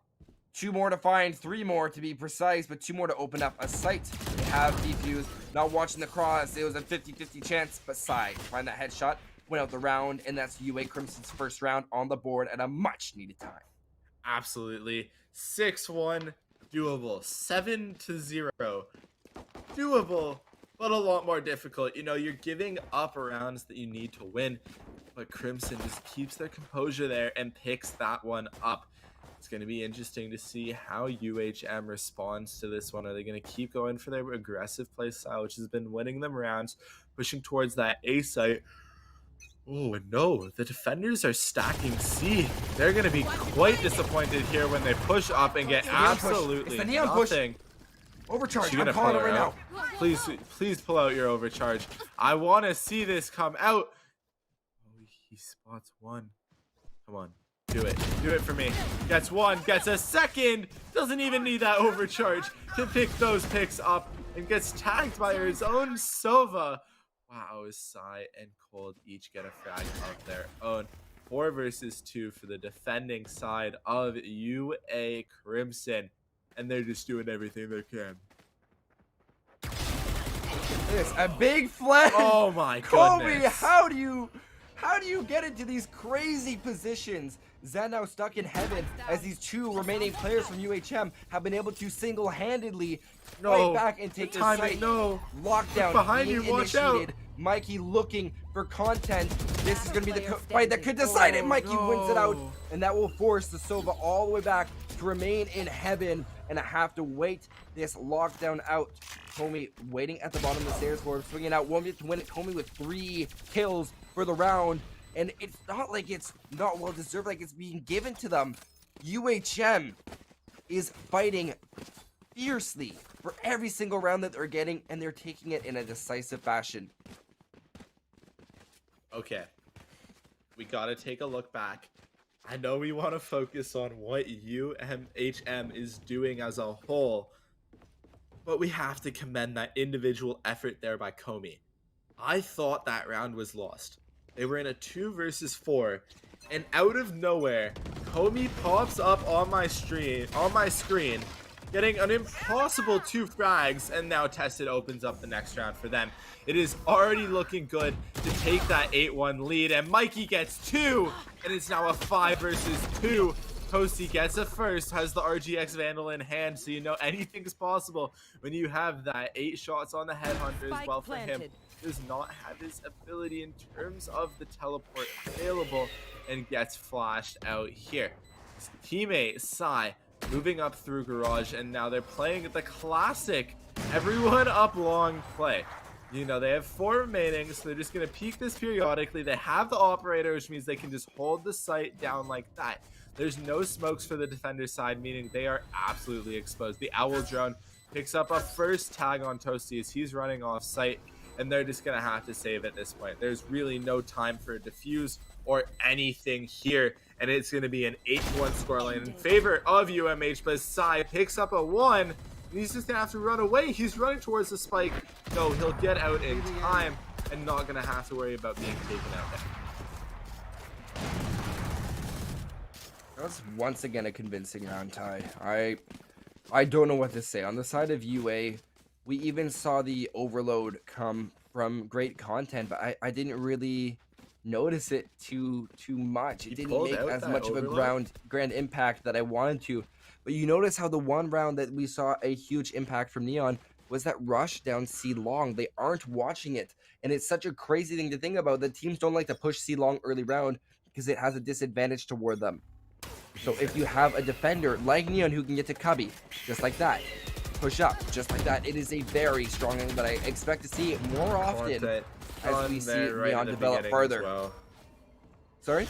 Content got taken out right at the beginning of that round, which you hate to see, Covering it. but it's just what's been happening time and time again in this round. And oh no, I don't like where this is going for the defender side. Yeah, it's going to be a very interesting contention of angles. Information versus information. This Astra Cloud is working. Zen clearly knows that something is up. He's looking towards any sort of ability. He knows there's definitely someone Cubby. You can go for the Sky Seekers. Anything you need.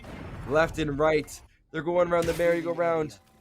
No, the reveal won't work out in their favor. Hunter's Fury on the side of Crimson. Turn around, Zen! Tommy catching another player off guard. You cannot allow it to happen. Having to find two. This could be exactly what the team needs. As Mikey though, is also once again on the flank. The amount of flanks we've seen on this map, Haven, has been nothing short of unacceptable. Bring out Gavin, classic in hand. That's not going to work to kill Kami or Mike, as both these players are absolutely cracked. Toasty now stuck in this 1v2. He has the ability to push. Both these players have not made it to long yet, and it is debatable whether they actually go for this type of push. Regardless, alarm bot placed. They have the nano swarms there to assist as well, as both these players are moving towards spawn. Nano swarm is placed for long, as it will be detonated as soon as there is an audio cue, as both these players are rotating for the cross angle. Great chemistry demonstrated by UHM. They're swinging left and right. They need to catch this player off guard considering how much cover he has. His rendezvous will be destroyed. He has no option, but he'll up just to stick it. How do you let this happen? He'll almost get it through, but Mikey with a 3K to connect. Coasty 0.2 seconds off. That is another gut punch as we see 1-9 favoring UHM. And this map is just getting crazier and crazier every single step of the way. And you know, when you said they were cracked last round, I instantly saw to look at my master sheet here, see if any of their names were Justin, and I know exactly what I'm gonna say the next time Sai has one of his amazing pop-ups, because his name is Justin, and he is cracked at Valorant, my guy. So we're gonna take a look at him. Let's see what he can do, and we get the observer, gives us just what we wanted. As great content pushes down to the spot where he unfortunately was taken out last round. Gavin though pushes up, gets caught through the smoke, and Sai gets taken out as well. And oh no, this is going to be a 10-1 scoreline. Not necessarily. We have Toasty. It may have been a absolute flurry of red. Nothing but a forest fire and all these Astra Clouds. So the benefit of that is you can throw all your Astra Clouds down, then constantly spam F or whatever your pickup key is. You pick all those up and it creates a cloud while you still have all those stars still in your pocket to be replaced elsewhere. The Headhunter, 7-6 shots left, gets a first. He can pick one more. That's huge. He has the pick. I think it's doable. Gets flashed and no, Prefix finishes him off 10-1, and this match is just getting more and more lopsided as we go on. And you know, I was a little skeptical to say it earlier on in the series, but at this point I think it's safe to say that UHM is running away with this map. No, I think so. I think so. Well, regardless, while I got the talking stick in my hand, I've got to say, it's not looking good. They are close to an 11-1 half, with the eco in their favor, and I think that this absolute 5-person rush is exactly what they need. But regardless, they got the judge. You got great content. He may not have his ultimate ready to go, but he does have this close range weapon to be able to completely shred his opponent. Alright, content's good for 3. Never mind, he gets tagged out and the operator comes. This is the exact definition of Caster Curse. Prefix gets a second, but Zen was able to get 2 in the process. It's now a 3 versus 2 in favor of the attackers as the lockdown finishes Spike does planted. not detain anyone. The Molly lineup, wow, that Molly, I've never seen it, right onto A heaven. Gavin now makes his way towards CT right in the archway, and now he's going to get spotted out by the dart, and Tessid picks up both 11 to 1 half and 2. Switching sides. Hi, we're losing you. We're losing you. Am I back? We're losing you. I don't know what's happening. My internet is dying on me tonight. What I was in the middle of saying is that UHM is 2 rounds away from finishing this series off dominant fashion. They are very close. And unfortunately, with the mental that UA must be feeling, especially considering they lost that second map, it is very doubtful to see if they will be able to come back. Interesting choice. You got 4 ghosts on the side of UHM. They've done a phenomenal job of managing their eco this past game, largely in part to the fact that eco was not a concern to them. We now look as they push up into this final round. Oh my! Content, what are you doing? Content just wanted to give us some content there, man. Tessid and Pre both get 1 to start that one off, and Tessid gets a second, gets a third. No. And can he finish this off with the 4th? Oh my goodness. Sorry, that was Comey. That wasn't Tessid. But either way, Cold finishes the round. It's 12-1. Okay. Match point. I know it's late. I know we're tired. I know the players are tired. I want to come back here, man. This is where you full buy, you full push, you're on offense. It's the 12-1 curse. The caster's curse real. We said it could be over at 11-1. And, okay. We're going. We're going, guys. This is going to be it. I am now the coach of UA Crimson. We're going to push in, and we're going to take this one. What do you mean, no, I'm not? I'm telling them exactly where to go. You're going to push A site. You're going to kill this guy here. Okay. Cold gets 2. That was not part of the plan. I retire as coach as Mikey picks up the other 2.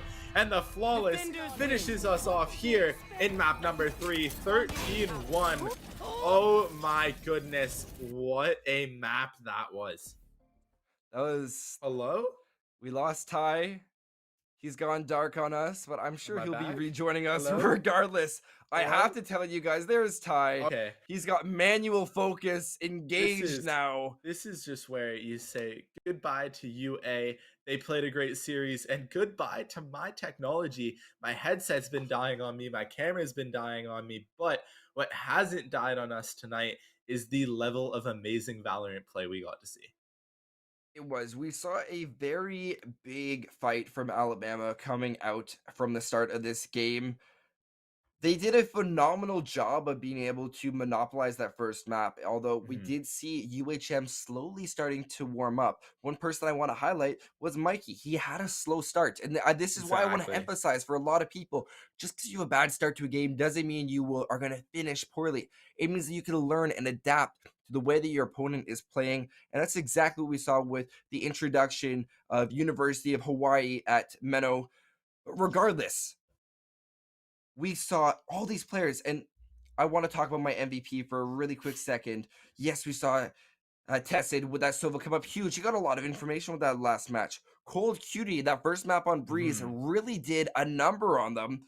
But we have Prefix, that fragger of Jet consistently throughout coming alive, but that doesn't leave that #1 player for me of the night, Okay. and that is Comey. Yes, The I was gunning worried there. Astra. They completely monopolized the entire map. They took control away from Alabama, and I've got to say, if you have the ability to do that, hands down, you deserve the right to be named the MVP of the night.